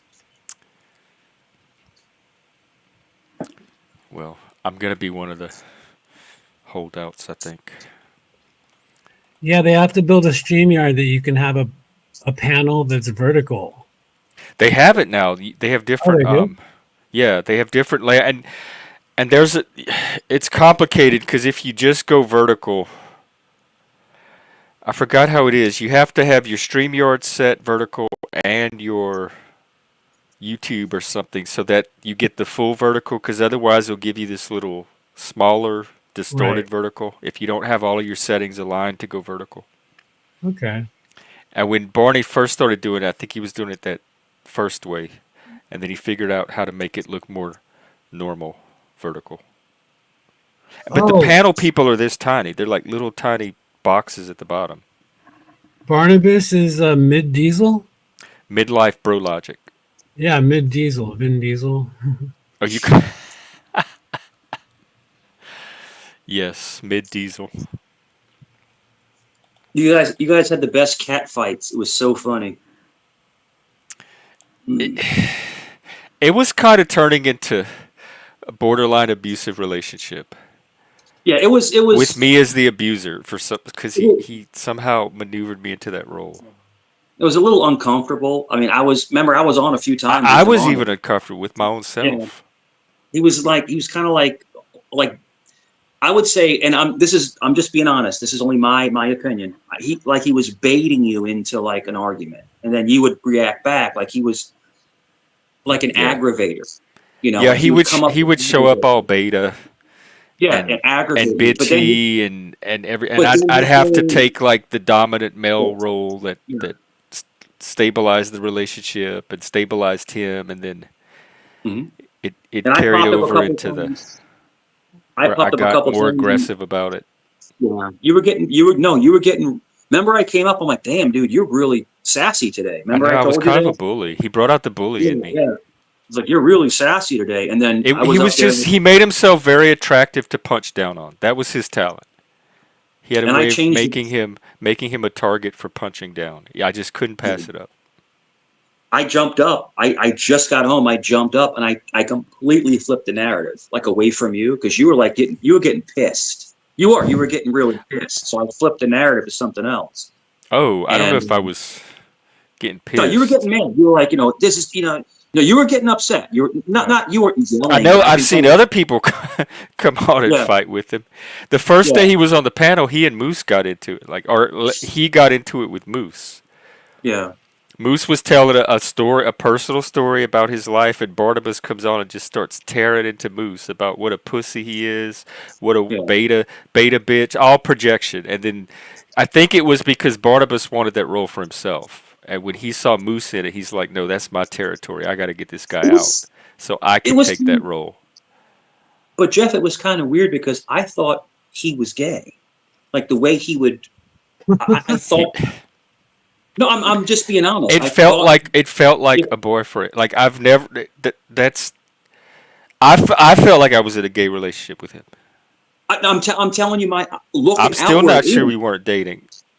I mean, it looked like you guys were like together. Like I was like, what is this? He's like, and he gets, he'll be all beta, then he'll go all sassy, and then he'll stay go out back of gay bars, Barnabas. I'm like, what's? I mean, so I literally thought you guys. I thought he was about that community, and I guess he's not. He started talking about a girlfriend. I'm like, the girl, right. She came on the. She would sit next to him on the show while he'd stream. Like they had date nights, and he'd go to her house, and he'd sit in front of the YouTube, and he'd stream, and she'd sit next to him and watch the stream and comment. Sometimes that was their dates, is watching him stream. Yeah, it's just like when the girlfriend watches the guy play video games all night. Like, what kind of relationship is that? Yeah, it was that. Yes. Yeah. Yeah. And maybe, I mean, I don't know. Maybe he's possibly looking to switch. I mean, I don't know, but I think it's a bit. I honestly think it's a bit. I think he's an excellent content creator. That's great. Talking about earlier about true self versus the persona you create for YouTube, he is 100%. This is stage persona. All I can tell you is me watching. It was very convincing. I literally thought that you guys. That's why he got the number. He's good. Yeah, yeah. I thought you guys like maybe hooked up or something. I'm like, what? This is just. You're like fighting like you've been married for 40 years. And I don't even know the guy. And we're already in a dysfunctional relationship. It's like, where's my dinner, bitch? Like, what the fuck is this? And then you put people backstage, and then you two would fight. I'm like, this is crazy. I'm like, I was just going along with the bit. Yeah, it was wild. It was wild. See, I'm adaptable. Yeah, but I remember him like he would flip. He'd be like, yeah, and then he'd be like, oh, girl. Like he would go back and forth. Like he would go back and forth. Is this a cheesehead troll? I'm like, what is this going on? Cheesehead, you have enemies too? Yeah. Oh yeah. Yep. They all have enemies. I just think they just love to hate me. They just like it. Your twin. Okay. I think Spike has a few of those too. Oh yeah, we all do. And Abe so too. There's evil Abe. Yeah, they hate on Abe bad. Jesus. Yeah. And I think because he goes in Discord. Discord, I think, is the devil. Devil as in the bad devil. Our Discord is like an oasis compared to the stream. It's so calm and peaceful there. But theirs, I went in one time, and I'm like, holy shit. This is like nuclear bombs dropping. Like they're doxing people. Dude, they're doxing people's families and their relatives' phone numbers and saying, call these people. And I'm like, what is this? This evil place. Damn. So we don't do any of that shit in mine. Yeah. If you need the Discord invite, by the way, my name is the same on Discord. Just hit me up. Gen X Jeff. Gotcha. I will. But there's the one thing I noticed, Jeff, in retrospect, a lot of the people, and check this out, there's a handful of people that were always very nasty and mean to me, right? Always very judgmental of other people. But their lives are imploding as we speak. I'm telling you, there's so much. Well, like Trump says, they're nasty people. Just nasty, hateful people. They're going through divorces. They're racist. I saw the other day they were saying horrible things about Cajuns. Like, it's one thing to hate me, but you don't have to hate all Cajun people and start being racist just because you don't like me. You're my favorite Cajun, dude. You and the guy with the red suspenders. Oh, just my favorite Cajuns. I'm not a big Emerald fan because he's not really Cajun. Well, he ain't Cajun. We looked it up the other day. He's what was he? He's from Boston, but I don't even think he's Italian. Lagasse is Italian, but he could be mixed. Yeah, Lagasse. And then you have Guy Fieri. It says he is a French heritage. Portuguese on his mother's side and French through his father. So he's Portuguese and French, not Italian. Wow. That's crazy. I guess Lagasse could be French too. Yeah. The Portuguese are another really interesting breed. They really are. They were the first, I think the Portuguese were the first explorers, I think, next to the Moors. But the Portuguese, so I guess you could be Is that Portuguese. De Soto? Was he Portuguese? Either he was Portuguese or he was from Spain. Oh, he was Spanish. Which one was is it Cortez? Cortez might be, or Cortez was. I can't. This is like high school stuff. I can't remember. Nope, also Spanish. Yeah. So the Spanish Armada, the Spanish Navy, was one of the biggest. Of course. Then the British took the world, but the Spanish Armada, the Spanish Navy. Vasco da Gama. That's who I'm thinking of. Gama. Okay. And isn't Brazil Magellan and Columbus? Wow, they were all Portuguese. Like Brazil, I think is mostly Portuguese, but I mean, not mostly. That's where most of the Portuguese are associated with. It's a fascinating culture. If you look at their culture, it's fascinating. It really is. It's very diverse, and it's pretty cool. I knew one Portuguese guy, just one, growing up, and yeah, they spoke Spanish, but they looked they looked white. Like they had like blue eyes and like blonde hair, but they were considered Spanish. They have Spanish people that look that way too. Yeah. Mm-hmm. But then they consider us Sicilians white.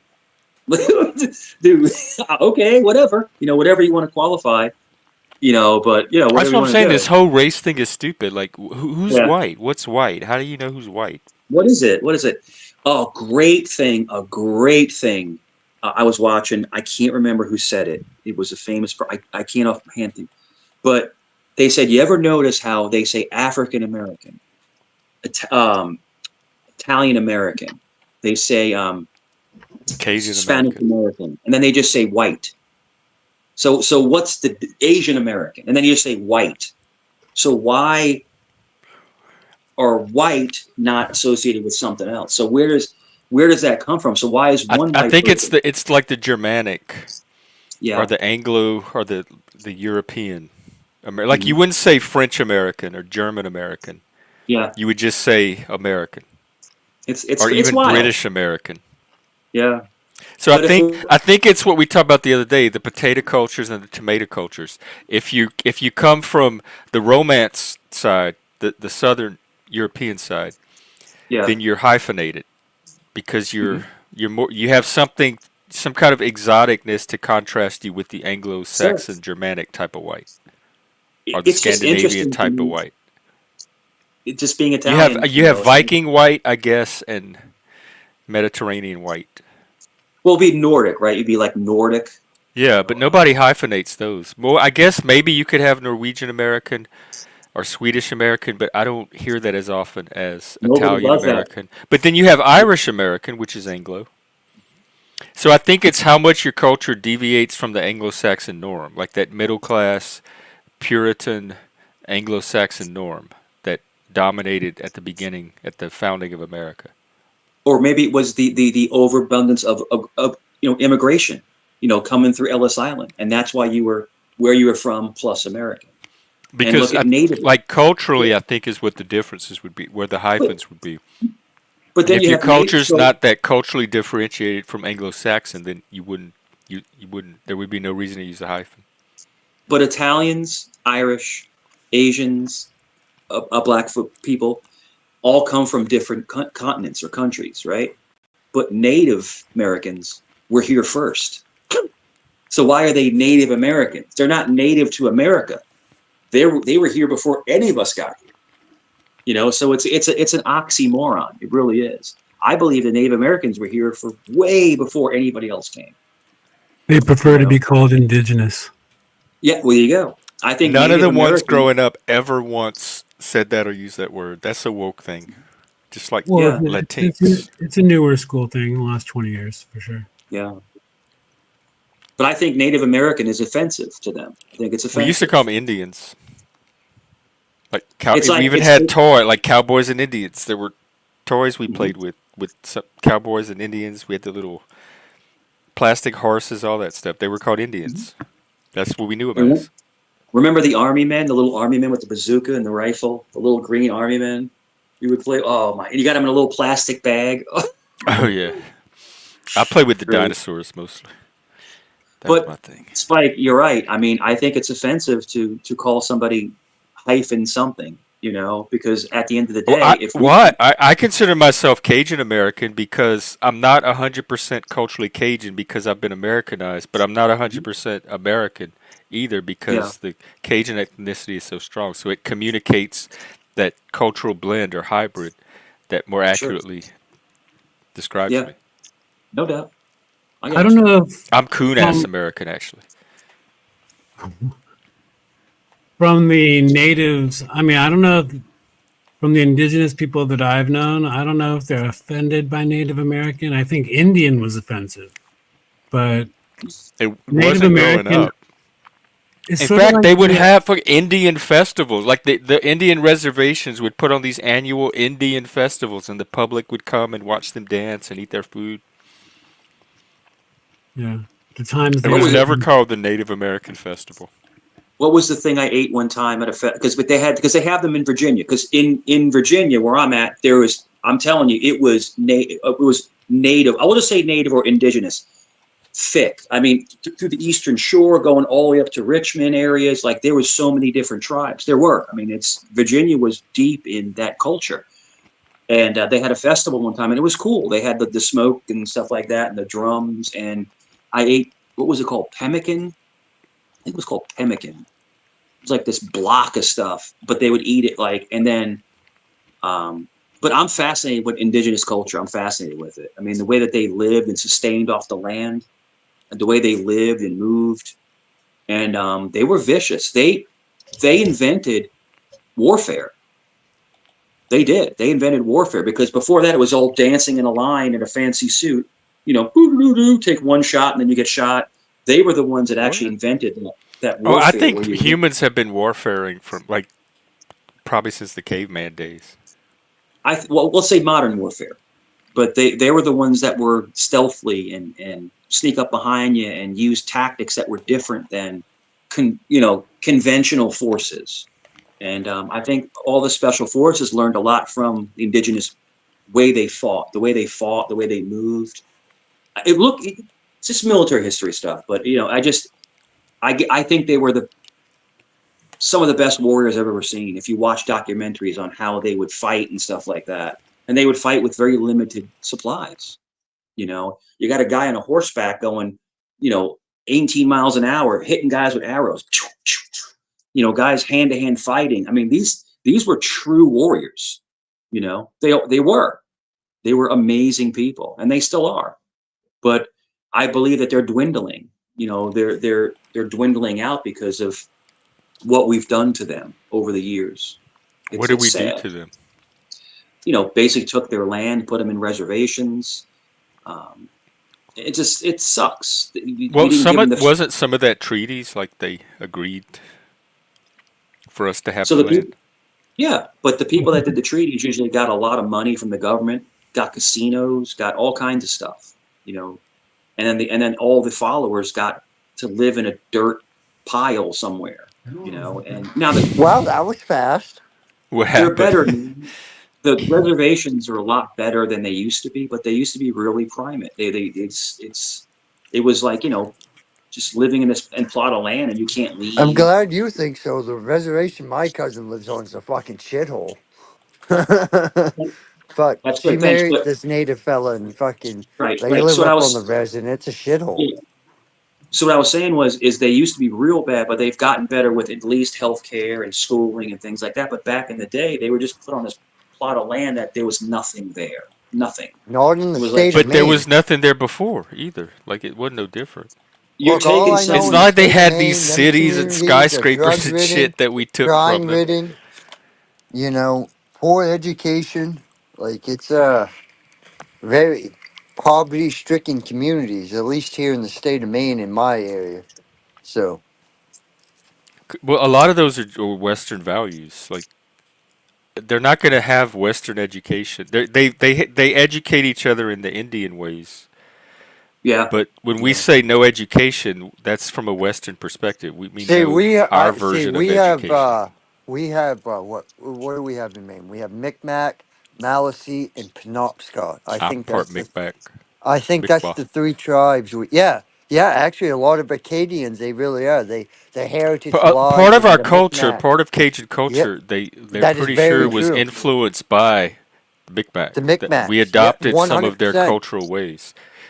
In 100%. fact, there was one time when the British, because the land kept switching back and forth between different countries that ruled it, and one time when the British ruled, we went and lived in the woods with the Micmac for a decade. We spent Yeah. 10 years living with them in the woods, and so we absorbed a lot of their ways. We mingled together, and so Micmac culture had a huge influence on the way Cajun culture developed. The Big Macs. Do you have any native in you, Leggy? So I really don't know. Supposedly, my great grandmother, she was supposedly Cherokee, but I don't really know that one for sure.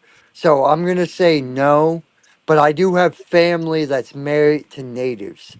So, and I Good. have friends that are native and shit. So, It's good. That's close enough. I because did. Culturally. we have two reservations in my particular county. Reservation. We Reservations. have whatever. I said it fucked up, but whatever. Yeah. Uh No, I like your anyways, avatar. I like that. I like that.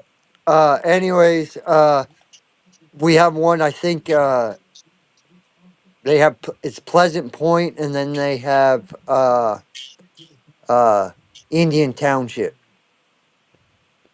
That's the two. That's the two places we have. Do they go to the same schools as you? Like they integrate Yeah, into the yeah. Oh yeah. They go to the same schools. I don't believe. I mean, they don't necessarily have, but like as far as licenses go, they're entitled to lobster licenses, LY licenses, uh, pretty much scallop, like pretty much any license that you can get, they can get without issue.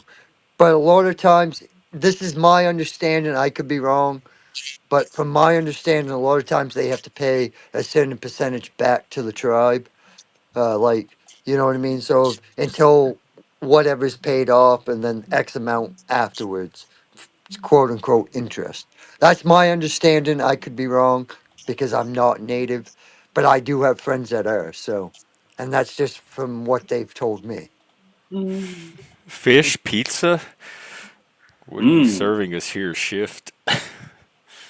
Yeah, man. Clam pie is the best. Clam pie is the best.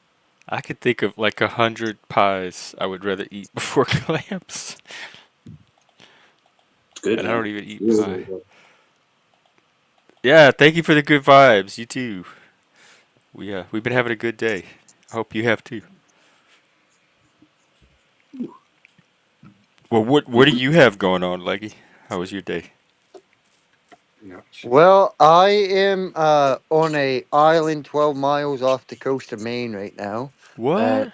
yeah, yeah, I'm on It's my still on the secret YouTube. rendezvous. Yeah, yeah, why not? Fucking Doing line? No. what's happening on the island? Uh, we came to visit my favorite, well, my wife's favorite uncle. He's my favorite uncle by marriage, but my wife's favorite uncle. Oh, okay.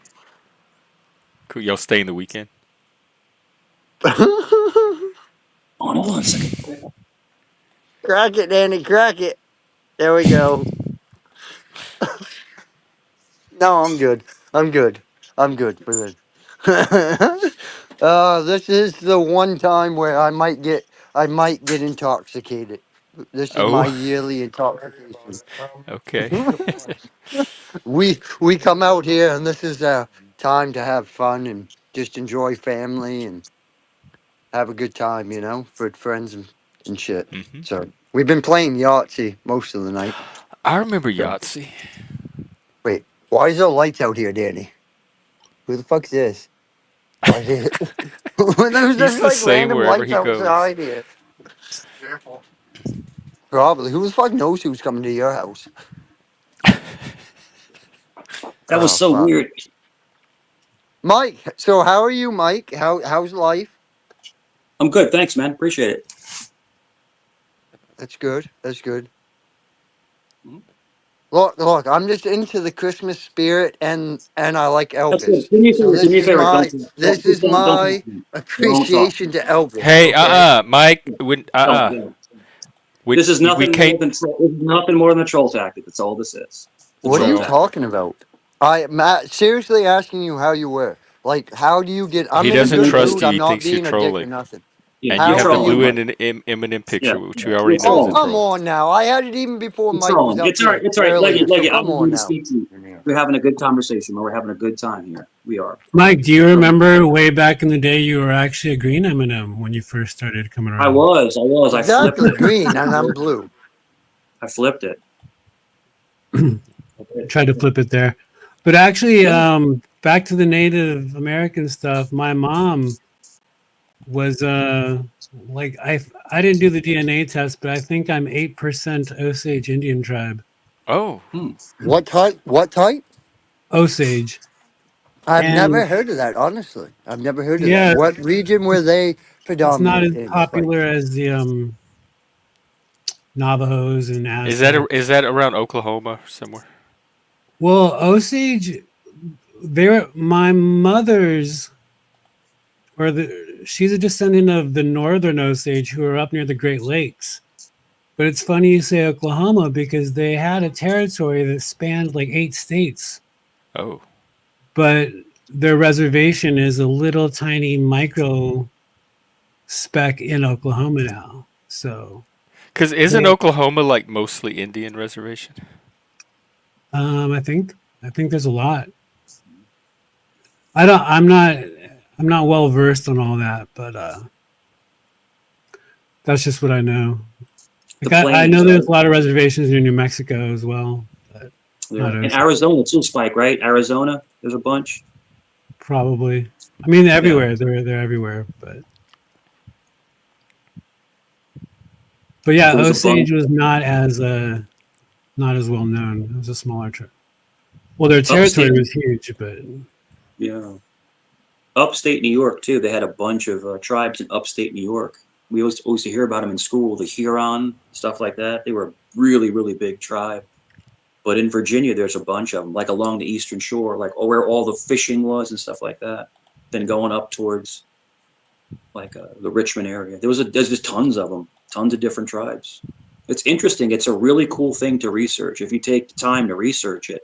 It's just interesting. It's super interesting how they lived, how they governed, everything. It was just awesome. You know, they lived the way we should live now. No internet. Are Nothing. It was you just keep Mike, kidding it. me? have you ever watched Ancient? Is it Ancient Apocalypse or whatever with Hang on, let me. what the fuck's his name? Graham Hancock on Netflix. Where No. are you? In a shed? I'm in his uncle's. I'm in his man cave. Oh, Jesus. cool. Oh, Dude, wow. like, look at this shit. He has like everything on his wall. Like Oh this is my a true god. definition of a man cave. That is is the that a coolest ceiling? man cave. Is Like, that a look, ceiling or a wall? this is the ceiling. Whoa! These are the walls. Wow. Like, You got this the is his cow, man. got the recliner, the Oh yeah. stove. Like, yeah. Hold on. Hey, Doc's refrigerator magnets. This? Look at this. Fuck. Reminds me of home. Now, ain't that this is the And the big definition of screen a man TV. cave? Like, a Yeah, this is definition a of a man man cave. cave. Wow. 100%. I am envious. Like, look. Oh, I could play so much Madden in there. Mm. Like my Tech wife's Robo. family, like Look at this it. Is that island that tie I'm on. dye? This island I'm on, my wife's family actually helped found this island. Like my wife's family played a big role in the settlement Oh, and the that's her development of this roots. island. Oh yeah. Oh yeah. Wow. Look at the cat. Oh yeah, there's a cat and everything. Just- Yeah. Hey, your own camera. Yeah. Yeah. Wow, that's awesome. Oh yeah, this is definitely. Dan, everybody likes your man cave. They like your man cave. Is that him? Does he know he's the world is wide? You have the coolest man cave. Oh, not a big talker. No, no, he's not. No, but it's a good time. Yes, Mike. yes. Anyways, I wasn't trying to troll you. I was actually asking you in a genuine way how your day was, and I'm Good. being sincere when I ask you. Okay. That's great. I Doing. understand the Eminem, whatever. It's just a joke. If it bothers you, I will happily change it. If it bothers you, it's just a joke. I don't mean it in any negative way, other than as a joke. So, but if it bothers you, out of respect to you and Jeff, when my avatar's up, I will not have a blue M&M. If it You bothers do you, whatever sir, you do like whatever you legit. think is right. You do whatever you think is right. Okay. So, Sort of a term of but I do endearment. it as a joke, not in a facetious manner. It's a joke, whatever. So Like, y'all don't have you any know what I mean? beef then? Y'all are good.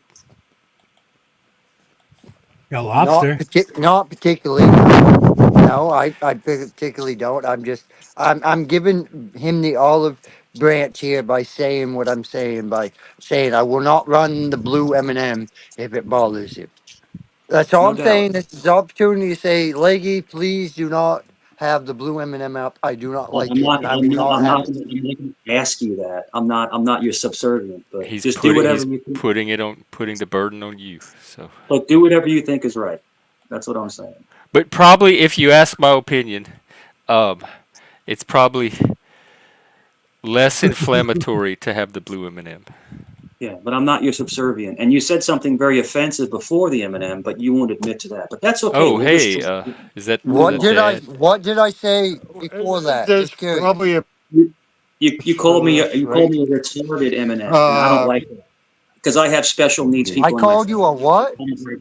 Retarded Eminem. I don't like that because I have special needs When did people in I my family. say that? I don't Just remember curious. that. When did I That's say what he that? I said. did not say that tonight. can I That's I did what he not say said. that tonight.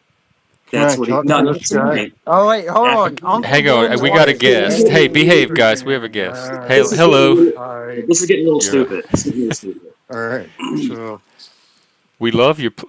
Oh, Oh, look wow. at Damn. that. Wait, is that a second bag? Damn. Fuck. there are 12 more to go. I make use of the man cave. I love this guy. Well, there you go. We smoke marijuana in the So state of Maine. fucking men fences, stop bitching each other, call it a night, say, Did you hear start him? over Did you tomorrow. hear him, Mike? He told me we have to mend fences. Start Well, over the And man I tomorrow. cave respect just my got uncle. invaded because Start I look over who's tomorrow. respect my here. uncle, and I will Listen, this mend is a fence yeah. with you, No, Mikey, it's okay. It's all right right. now. This is Jeff's channel. This is not my I channel. So know, just go. I know, I know. I Yeah, didn't want to get in the middle of it. You know yeah. that. This has nothing to do Hi, with I'm me. Mr. gonna try to Mankcaveman. roll Yahtzee. You can't roll a Yahtzee, Danny. No way. It always just comes from my No channel. way. It's not my You do Hey, not channel. control a shift. fucking Whatever. Yahtzee. Hi. No fucking Fucking, What's way. going Look at on? you. This I'm motherfucker doing just my rolled a best. Yahtzee. Like he wasn't even Wait, joking when y'all he are said playing it. Yahtzee right now while you stream? Yeah, look at this shit. This motherfucker. Look. Look, he just rolled a That Yahtzee. is a. Did Oh, you You just wow. Danny see got did it? roll a sixes. Yahtzee. Look at that bullshit. Yeah, well, yeah. Ain't that some fucked up shit? Look at He just even rolled a the fucking cans are Yahtzee. moving. I'm gonna roll a Look at the Yahtzee. Then rolls a googly Yahtzee. camera. The googly cat. The cat I Spike's just eye. got. This is Oh yeah. Cat I wild. The just got Look at the was cat. I kitty It's named just cat. Yahtzee. chaos. I love I this. named Yahtzee because What, can you dox that cat? Hey, Hello. The Yahtzee. kitten. What's the kitten's name? hey, kitty. You're What's the like when cat's Denise name? comes out, she's I gonna be bet like, cats in what Maine you eat guys well. They doing? have all that All fish. right, be safe, I you love his guys. eyes. Disconnect for a minute and fucking regroup tomorrow. Nice meeting you. You This way. too. I hope you win. Or But for the record, marijuana is legal in the state of Maine. oh 100%. All yeah, yeah. right. Just We saying. There you go. Just saying. Just saying. Okay, well, 100%. what's the cat's name before you disconnect? Yahtzee. I Believe it named or it not, Yahtzee it's the because yachts. cat's The name is cat's I name Yahtzee. is was Yahtzee. gifted this kitten Look, here's Yahtzee. and This is Oh, chaos. he did. The cat's on the Yahtzee game. Oh my gosh, that's so cute. Wait, so wait, cute. who the hell is this talking? That's Shift. Hi. Shift Where the happens. fuck? Who the fuck is that? And where the You hell don't did know he come from? Shift? No. Nice meeting you guys. I could You go in. too. Nice meeting you. Be Great. safe. Fucking be grateful. I think those are wise words. Be safe and be grateful. Those are wise words.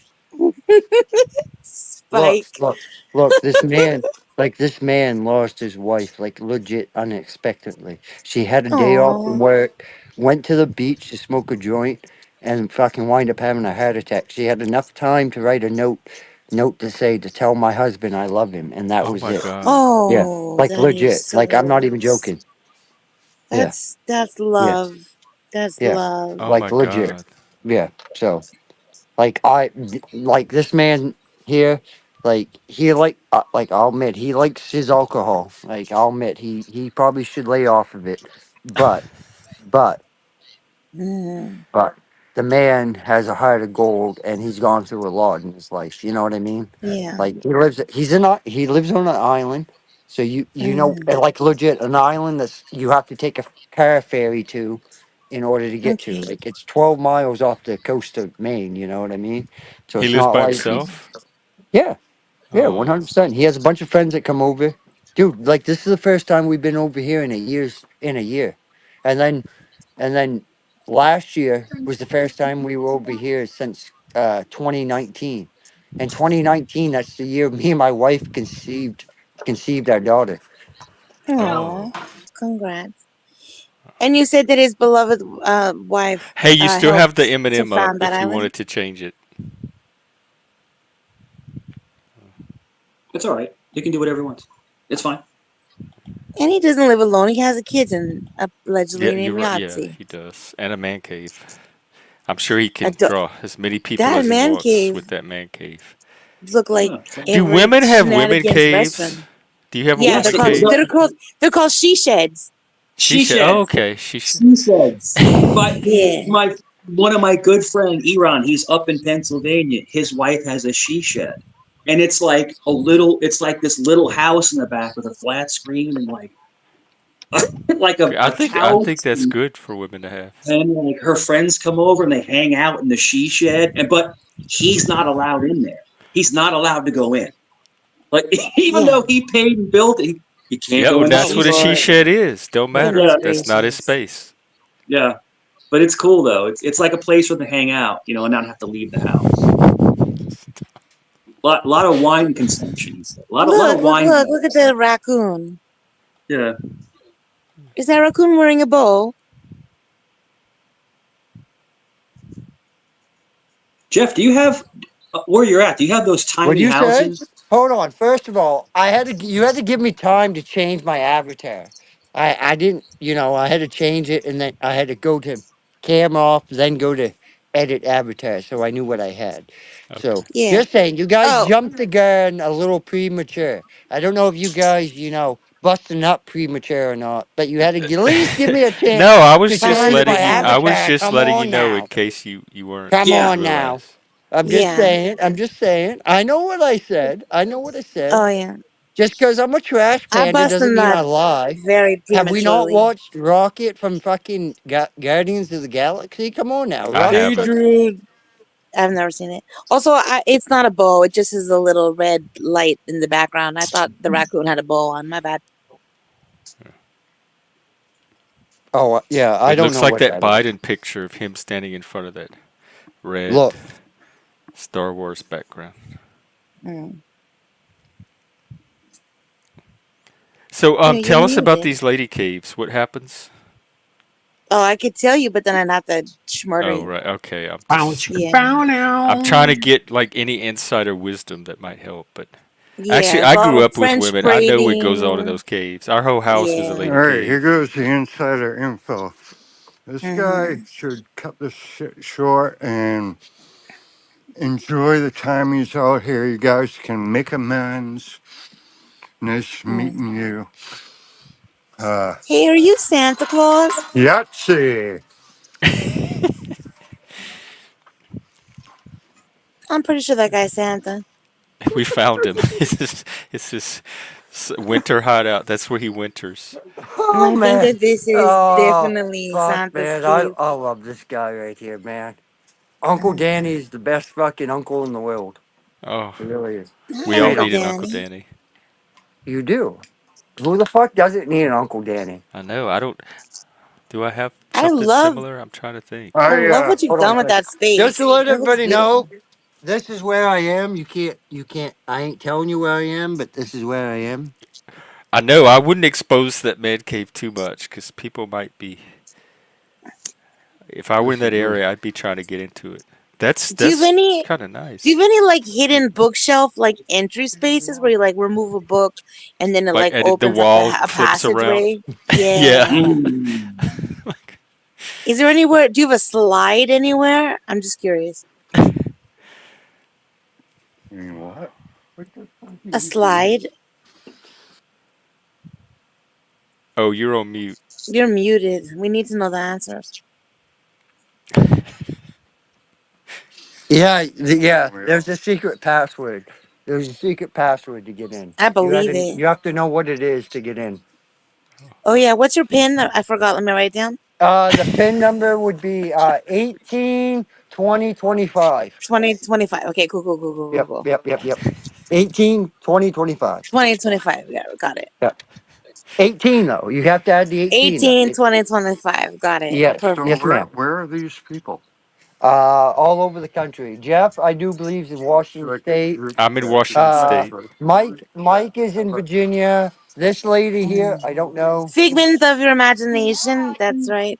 She's in our mind. And Spike is in Mhm. L.A. Back. Oh, Oh no, we absorbed him. Oh, they fell into the passageway. They fell into the book hole. Oh shit. Vinny, is that tonight? Thank you for telling me. What do? We fall back. So I go back an hour? Mhm. Is I that how it dare you I to works? hate my. spring forward. Just fucking don't Nah. conform, Well, Jeff. I have an appointment in the morning. That's why I got to get it right. I have my alarm set. I forgot it. And my clock doesn't set itself automatically like all the other devices do. So I'm glad you mentioned it or I would have been fucked up. Hmm. So let's see. It is actually an hour. So we just lost. We just went back in time. Yeah, we go back in time. They're All trying right. to, and it's kind of. They said they're trying to ban daylight savings time because it's I made know up. there's some states that already do it. It's Indiana, not I even think. real. Maybe Not even Arizona. real. It's so bad for Yeah, your health. It's so terrible. What does it do you to you? lose sleep. All You right, know. I've already passed it No, you 3 gain times already. sleep. No, when it goes behind, you lose. When it goes ahead, and behind. So sometimes you can lose sleep. No, you don't have to worry about that till you spring forward. Mm. I don't know my sleep. I don't pay attention to the time anyway, so my sleep feels the same. Mm. Yeah, I but you're a guarantee. fucking. We figured out what you. So now Oh, there's a new conspiracy that you're not a fucking Liquid Terminator, but instead, and I've never seen this movie because I stopped watching movies after Terminator 2, but that you're the in the movie The Matrix, that you're the Mr. I'm not. Anderson or some I'm bullshit. not. I I'm don't nothing know to the do with name. I hate the Matrix. I'm nothing to do with the Matrix. I didn't see it, so I don't know. But I did see a picture, and it did look a lot. I don't want to say like 100% like you, but What is it, Mr. Nicholson? Who the hell is that? Mr. Somebody, Mr. That's Oh, wait, I have a the. picture. Let me go look at it. Hold on, I'll be right back. Okay. That's I'll try to that's look that's it the up in the bad, meantime. that's the bad guy from the Matrix. The bad guy. That's the guy who goes Yeah, Oh, after. like what's his name? Hugo Weaving, Yeah, the one that that's played right. Priscilla, Queen of the Yeah, Desert. he's like Mr. Anderson. He talks like this. You Agent know, Smith. Yeah, I think so. The guy with the glasses always wears glasses all the time. glasses. Mr. Anderson. Why would I be that guy? Oh, just 'cause my glasses. I don't know. He's like a Oh, man in black. do you have sunglasses? Let's see. Is it this guy? Hey, Spike. I used to be Skittle. Yeah, It's that's Agent him. Smith. Hmm. That's him. Yeah, that's you. It doesn't What fit do my you? personality though, so I don't know why. So you identify more These like are a Liquid Terminator? conspiratards. Mm. Yeah. Jeff is Is mortal. He's mortal. He's a mortal Okay. man. I don't know. I already Well, we're told you, all if you ever rip immortal. off your face, I'm out. I'm out. It's only Line in the human. sand. We're all immortal in a way because this YouTube's gonna be outlive us. After we're gone, people can still find us on here. Mm-hmm. Be like the ghost in Star Wars, where all the Jedi's come back at the If end. they want to follow you. Remember, it's very easy to change your name. So. Mitzi, Hey, yeah, Spike, are right. you Spike? Are you an orange Skittle or a red Skittle? I'm an orange Skittle. Okay, I'm a Because I red see Skittle. red behind it. How good were the red and the grape Skittles? The only two that matter. How good were any of them? So good. I forgot. Yeah, Y'all like all Have that you had the fruity freeze candy, dried though. one? Have You you know, I tried the got a freeze ball. dried Skittles? No. Have you tried any freeze dried I candy? did finally try one. I didn't even try the dots, the ice cream dots. Oh my Dude, word! the problem is that You, they burn your tongue. They burn your tongue. It's like Skittles popped. Oh my god, they really do have freeze-dried Skittles. yeah, they kind of look like popcorn Skittles, like combined. They don't taste like popcorn, but This looks. Oh my god, this is disturbing. Shiv, you eat this? no, I don't really like that. First of all, I don't like Look how at you just this. It looks described like that. a science experiment inside, Yeah, like yeah, comes out of the Skittle. yeah. That's what I said. Sour It looks like lemonade popcorn Skittles. sounds good. I'll show you the best thing in the world right now. Get right back. No, Skittles aren't my favorite candy. No offense.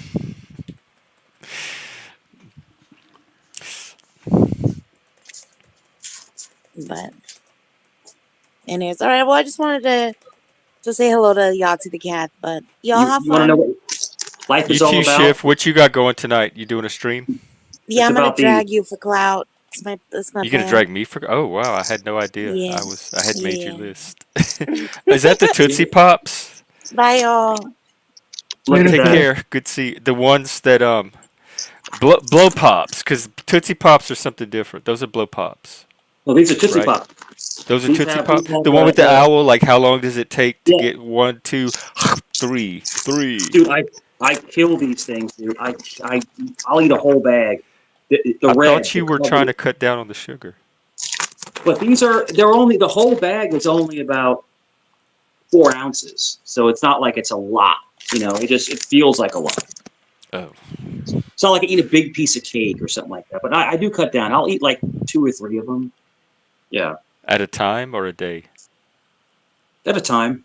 Oh, so I knew that. But not every day.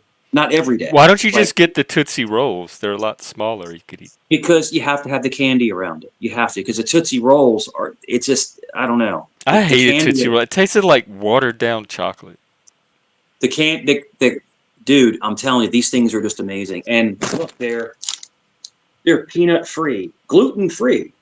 Oh, so they're approved by Yeah, none of every that candy has. They don't put gluten in candy. every hippie everywhere.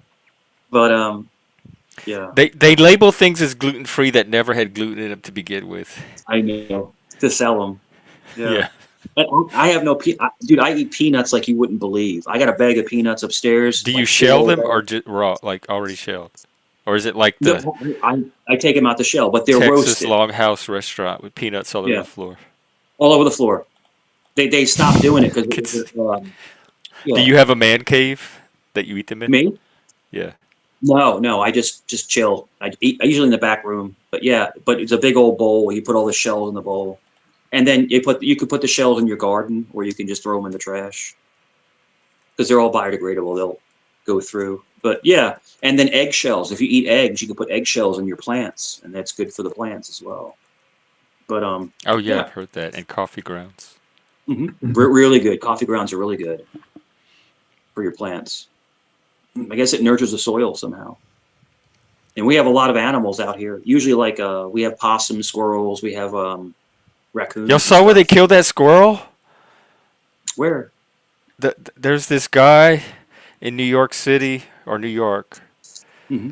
and he had this pet squirrel, and he would use it to raise awareness of like animal charities and shelters, and he would raise money with it. And they came to his house and they took the squirrel and they killed it. They euthanized it. The city did. because they accuse it of having rabies. Peanut, yeah, Peanut the squirrel. They accuse it of having rabies, and everybody's outraged. Like the government can come in and take your pet and just kill it. So I have a squirrel that comes. I call him my squirrel buddy. My buddy. I go, my buddy. And they stand up like this. They stand up and they put their arms out and they're just waiting for a peanut, right? So then I have this by the front door. This is breaking my heart. And I do this. I go, and he runs up and it's all. Is that like peanuts. the Mr. Planter? Oh yeah, I remember those peanuts, and they had the seasoned ones too that were so good. But it's all whole peanuts, and these are Virginia peanuts. Oh. These are the big fat Those ones. are the kinds that cure polio. Yeah, these are the big ones, and then he just and he'll take it and he'll run and they bury them. They bury them all over the yard, and people don't realize a squirrel is very intelligent. He'll eat one and then bury like 3 or 4 others, but a squirrel. From what scientists say, a squirrel will remember where they bury all their peanuts. They'll actually remember it. So that means a squirrel has a better memory than us. They say that about ravens too. Oh gosh, man. We have the crows and the ravens. I want to say the raven is the only bird that can remember someone's face. Like facial recognition, they can remember someone's face. Oh, for up to 40 years. I've heard. Yeah, they have more of a memory than half the people in the Panelverse. How kick-ass is that? How kick-ass is and I know because they'll come that fucking crow, 6 o'clock in the morning, and I have to throw bread outside for them because they won't stop crowing until you feed them. They could remember that. You better be nice to them. They'll bring their kids. Quote the Raven, nevermore. Pass it down. The Crow is a great movie. Brandon Lee. Remember he had the crow that was on his shoulder. Who? And the crow could like the movie The through. Crow. Yeah, I knew. Yes, yeah. You have me ready to go listen to The Cure. Actually, now that I'm thinking about it, that's it's perfect. Friday. I'm in love. Remember that song, The Cure? I do. Jeff? Did you like Duran Duran? I liked some of their songs. They were okay. I liked some of their songs. They were actually a little too gay for me. Actually,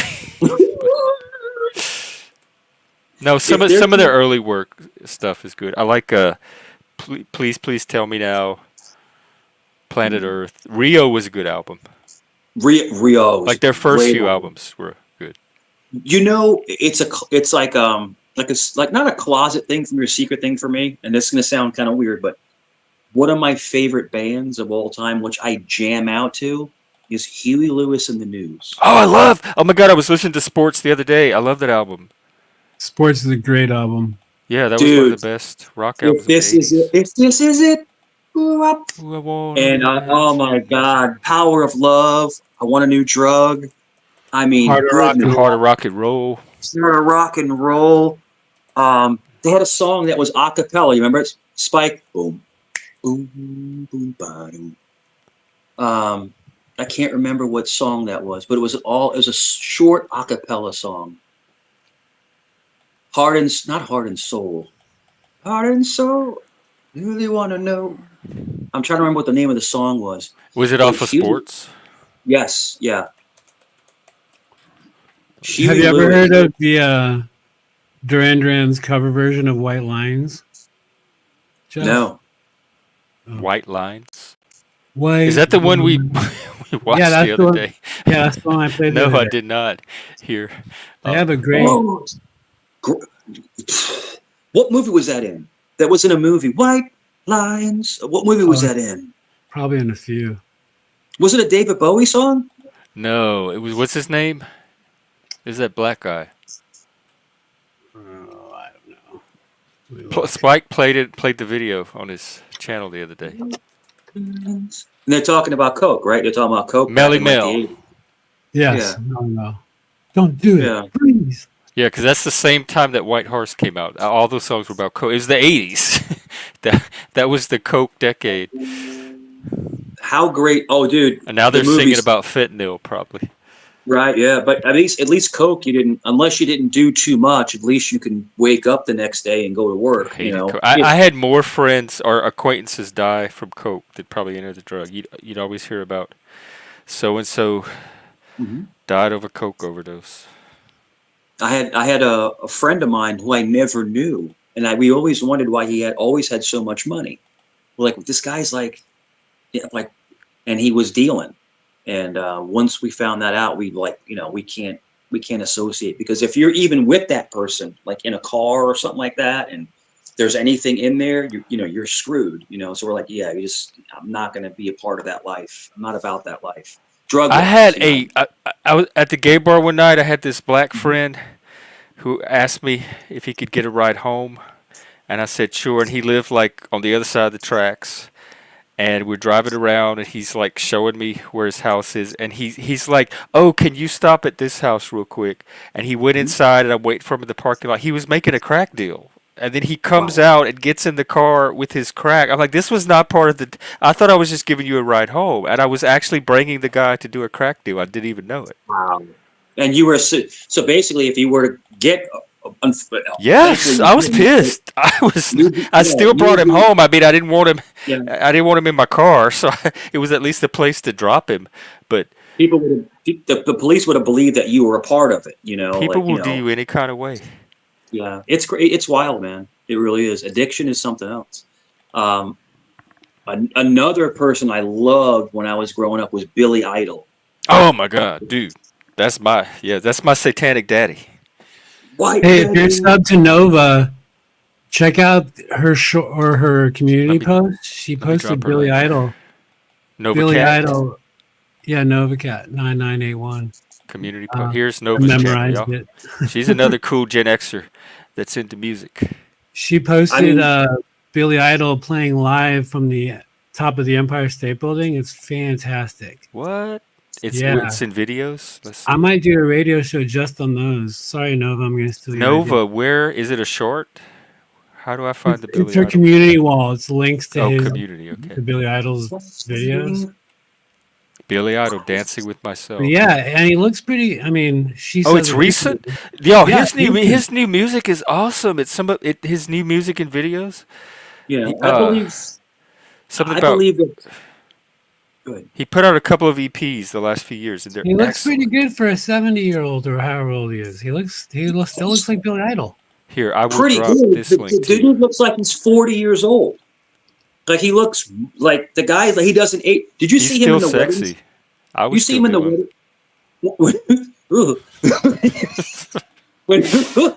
Stop.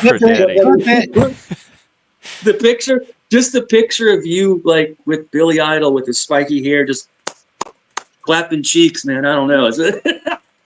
Whoa. But in the Wedding Singer, the movie Wedding Singer, he was like, I want to say he was like almost 50, and dude, he looked amazing. Mm-hmm. Remember in the Wedding Singer when he was like pushing the guy down with the cart in the Wedding Singer with Adam Sandler and Drew Barrymore. And nothing against Billy. Movie magic, you can really doctor yourself up, but in this Empire State Building videos, it's live, and there's no special. I mean, it's drones or whatever. 10 days ago. This was recent. Yeah, that's what I'm saying, dude. Oh my God! All right, hang on. I gotta put this in Discord. You're gonna get Jeff all excited, Spike. He's hot. No, he's still got it. Is that Steve? Yeah, I was blown away. I didn't even know this is what the top of the Empire State Building looks like. Oh God, I've been on top of it. Scary. This is so inspirational. Yeah, just watching it, I got a little bit of a fear of heights. Wow. It's really making me sick to my stomach, but I had to watch Billy Idol play Rebel Yell or whatever it was. It's scary, dude. It's scary. Being up that high and looking, and dude, don't look down. You're like, whoa. It's freaky. You get vertigo. Like Have you been up there? I've been on the Empire State Building one time. Yeah, grew up in New York one time. Dude, I'm from LA, bro. I've been on maybe I've never been on skyscrapers. Never been in them. It's freaky, dude. Barely ever. It's like, and they have the things where you can look. They have the things you would put a quarter in, and you pull the thing down, and you can the bifocal things. Yeah, and it will like you could see the whole city. But if you look down, you're like, yeah, like, no. Have y'all watched those videos of them changing the light bulbs on top of the radio towers? They're like some of the. If you're scared of heights, they're the scariest things you're gonna ever watch. Yeah, or window washers. Oh god, yeah. With the cart that goes up and down. Yeah. Out here, a big thing is nothing even compares, but a big thing is the people who climb palm trees to trim them. The guy just passed away the other day, but that's what we have. We have palm trees, which are like 5 stories high compared to these 50-story buildings. I can't imagine being in this. My uncle Joe, when he was 20s and 30s, he was an iron worker, this union iron worker, and they would work on the bridges. And the bridges in New York, they have the columns that go all the way up, and you have the things on the sides, and they would hook on, and they'd have to go up and check the rivets. But they'd be going up all the way up, and I could never do that.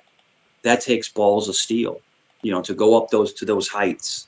I don't know how Vegas, I watch videos of guys in Vegas who that's what their job is. So they're basically busy all year long because there's so many casinos that are needing people. It's wild, man. Wild. Yeah. Vegas has changed a lot. Vegas is really up and coming again. I've been watching it. I mean, shit, man. Vegas is like coming back because Vegas didn't really ever drop, but I think tourism did go down a little bit. But now with the teams moving there and that new arena, that arena, I can't remember what it's called, is the coolest thing I've ever seen. It's a globe that the sphere. Talking about the eyeball? Yeah, the sphere. It's not cool. I've never in my life seen anything like that. Like, how can they, Spike, how can they make They just something? ran a Kamala ad on it with her face like all over the globe. Yeah. Well, you pay them to. It's like those trucks that go down the street and you have the digital shit on the side. It's a gimmick. It's like the wiener truck. Yeah. It's but what you're talking about the sphere, the concert hall, right? Oh, yeah, I'm talking about the eyeball. At the wind. I'm talking about the big stadium. It's a stadium, isn't it? It's a concert hall. Like YouTube had a YouTube. YouTube when it first opened up, YouTube had like. Is it this thing? Yeah. Oh, so you mean you go inside of it and it does? Yes. Yeah, like. I didn't realize there was an inside. I thought they just built a big globe. No, dude. Just think about the person who designed that and built that. That is fucking genius. Like that looks cool. Like something from like outer space. Like when you're inside, there are some bad seats where you don't really get a good view from above you. But when you're they got a Ferris wheel now. You have a 360 view of everything. It's amazing. That's like on next level stuff, It's like when you're in something like that, it's almost like your brain can't comprehend what you're in the middle of, Yeah, like even going to IMAX theater was too much for me. Have you ever been to one of those? Spike and Jeff, let me ask you a question. Did you guys ever get headaches from 3D, like when you put the glasses? I never watched a lot of. I remember Jaws in 3D, but I never liked the glasses or anything. I didn't really get into 3D a lot. But have you guys ever been to a 4D thing, like at an amusement park? Is that where like the seats move? Yeah, like and they spray you with water. Yeah, like I went to a Rocky Horror Picture Show. One time, and they'll shock you. They'll shock you, and then fucking water pops out and shit. Yeah, it's like what they have them in Busch Gardens in Williamsburg. They have one, and yeah, it wasn't fun. It's like I feel fucking weird, but the fucking seat will shock you, and then fucking water's popping in your face. I'm like, this is supposed to be fun. Like this is weird as shit. I saw Bug's Life or something here at Universal Studios. I saw Samsara at. And like when a bug spit at you, they did a little spritzer from the seat in front of you. It was pretty hilarious. Yeah, yeah. And how dirty is that water? Like you don't even know what that. It could be filthy, nasty water. You're like, shit's flying in it's flying in your face and shit's like, what the fuck is this? That's nasty. It's kind of gnarly. It's kind of gnarly, man. But yeah, it is what it is. But people like that kind of stuff. People enjoy that weird, entertainment. I remember seeing like Friday the 13th. There's one of the Jaws or one of those movies. Like at home though with 3D glasses, it was cool, but yeah, they kind of mess up the whole visual aspect of the movie. Yeah, because they had the red and blue ones, which like who wants to watch a movie with Yeah, do red you and right. blue? remember? But then they had the Okay, clear ones after that, and those were a little better, but still they weren't. They took me out of the experience more than they enhanced it. the first time ever. I don't know if Spike's old enough. I don't know if Jeff's old enough. But you remember you would get them at 7-Eleven, the red and the I'm blue, old and they were enough. like 99 cents, and it was for Creature of the Black Lagoon. Oh This yeah, I is do remember the 7-Eleven ones. I think that's the pair I had. yeah.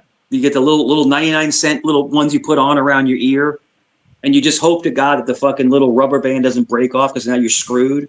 You got to put a piece of tape over the back.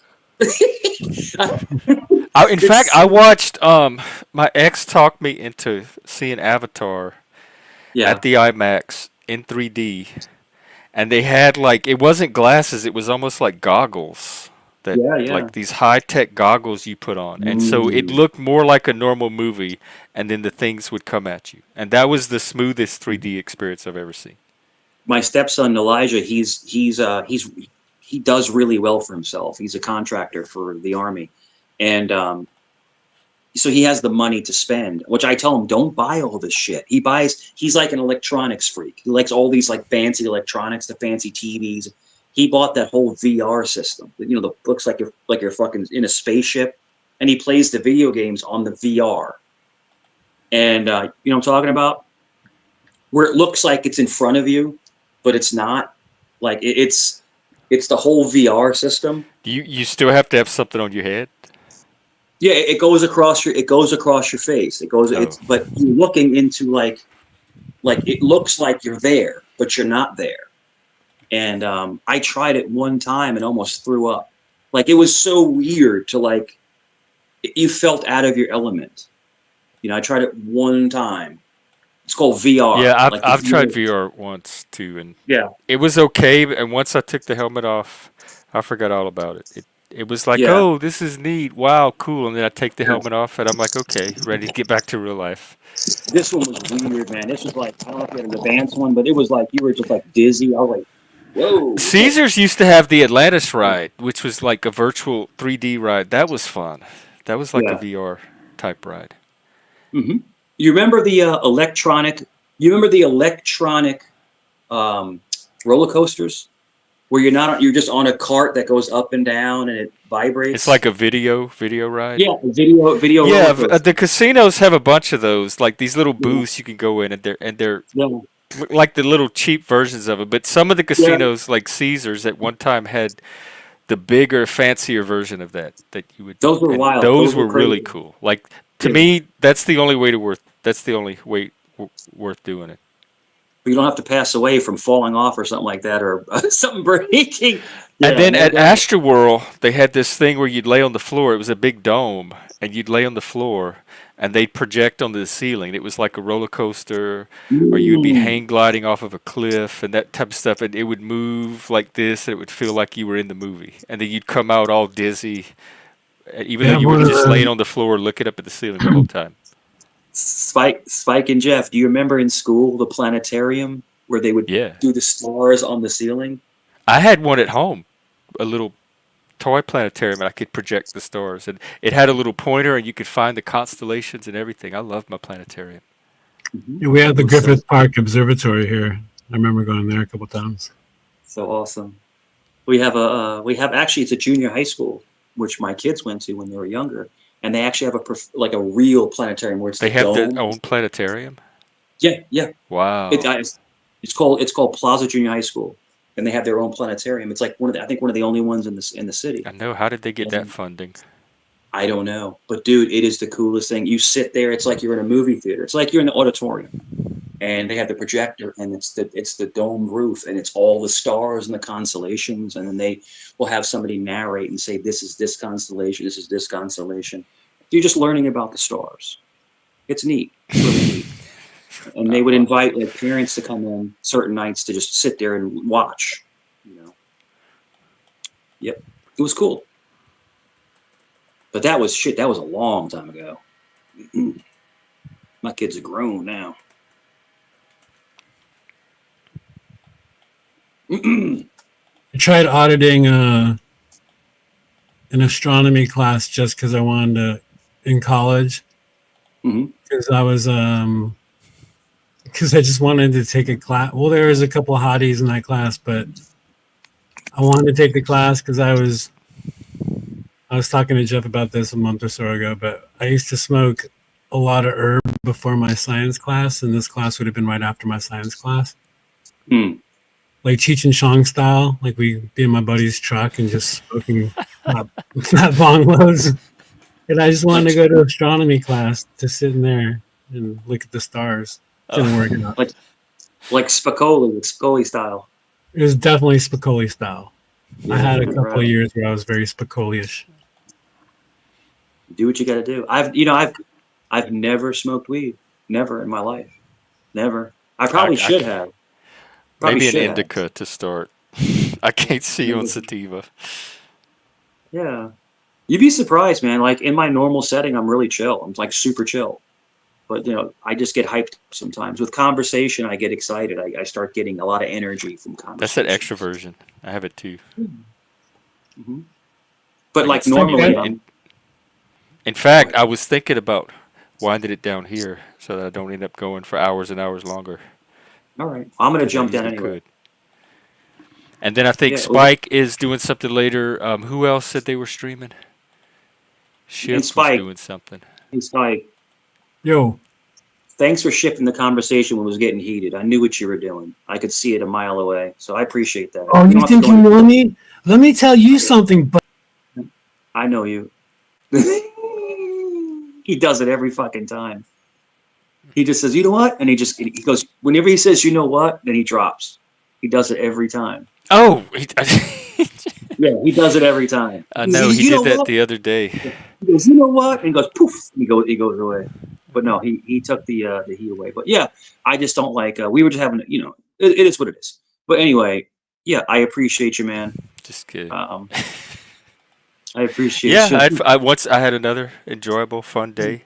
This is actually the second day of Dia de los Muertos. This is the adult. That's it. The Day of the Dead. Yesterday was the kids, the angelitos, and today is the grown-ups that have passed on, and it is what's it called? The muerta. Yeah, and they give the ofrendas, the offerings. The adults called.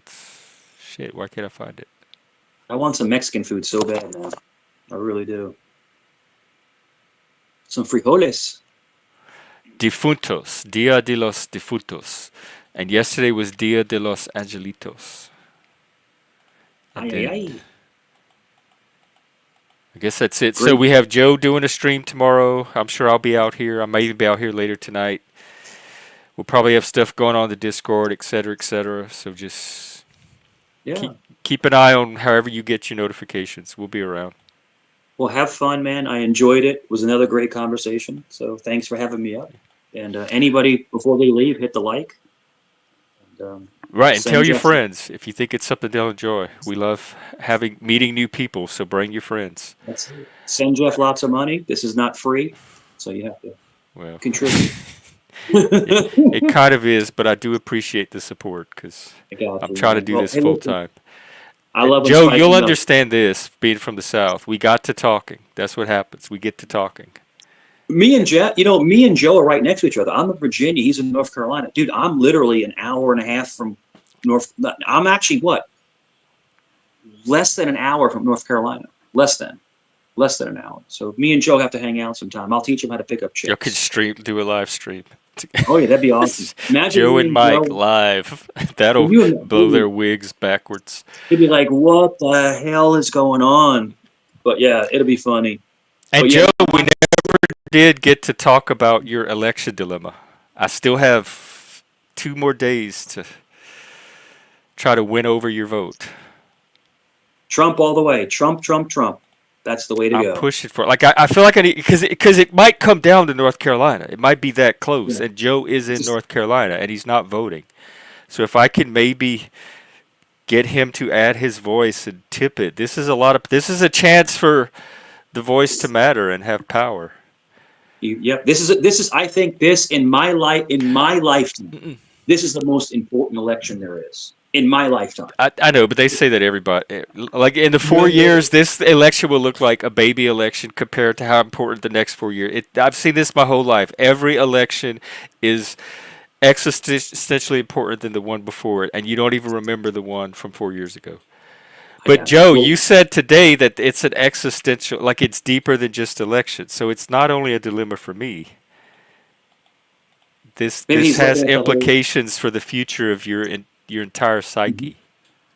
A lot of people look at voting as like a lost cause. A lot of people are like, hey, if I vote, it doesn't matter anyway. They already. I don't know how they can look at the two and see it, and see it as a lost cause. Like there's such an obvious difference between the two. I agree. I'm on your side with this, but I mean, people look at it that way, and that's why a lot of people won't vote because they're like, I don't know what what they're seeing when they look at that though. Because they think it's already predetermined. That's in their mind. They think it's already predetermined. So they don't trust the voting system. Period. Like they don't. It's not that they don't think their vote matters. They don't think that the election is fair to begin with. They don't even think it'll be tallied. That they're going to fix it the way they want to fix it.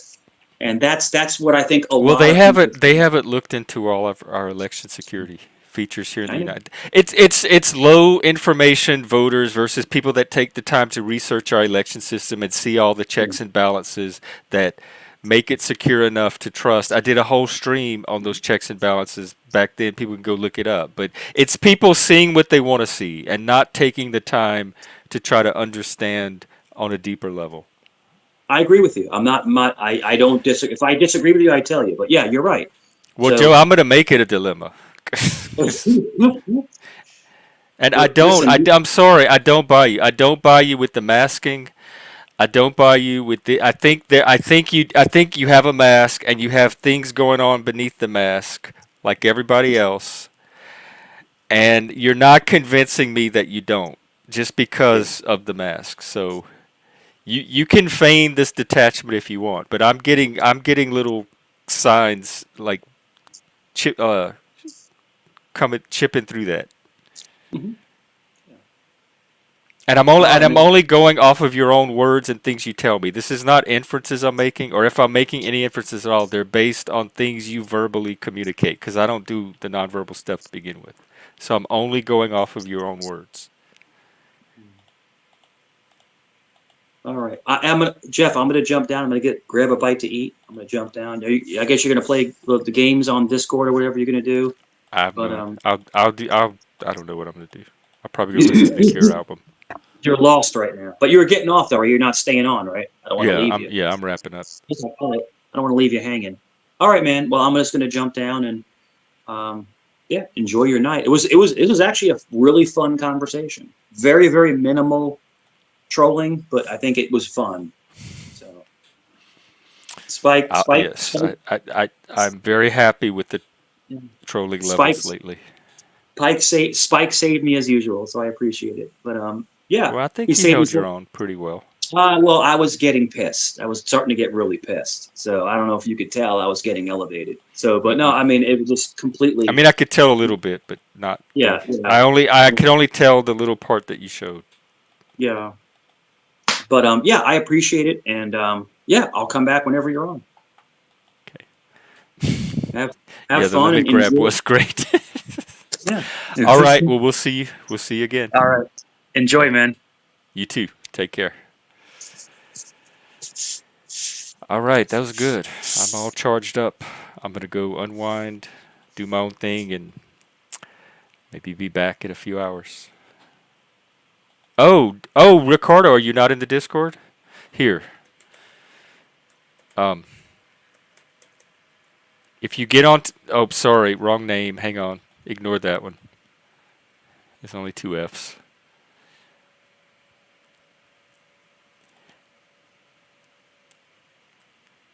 There. Okay, if you make it onto the Discord, find me at that name, and I'll give you the invitation. All right, let's see. Yeah, there might be a night flight tonight. Depends on...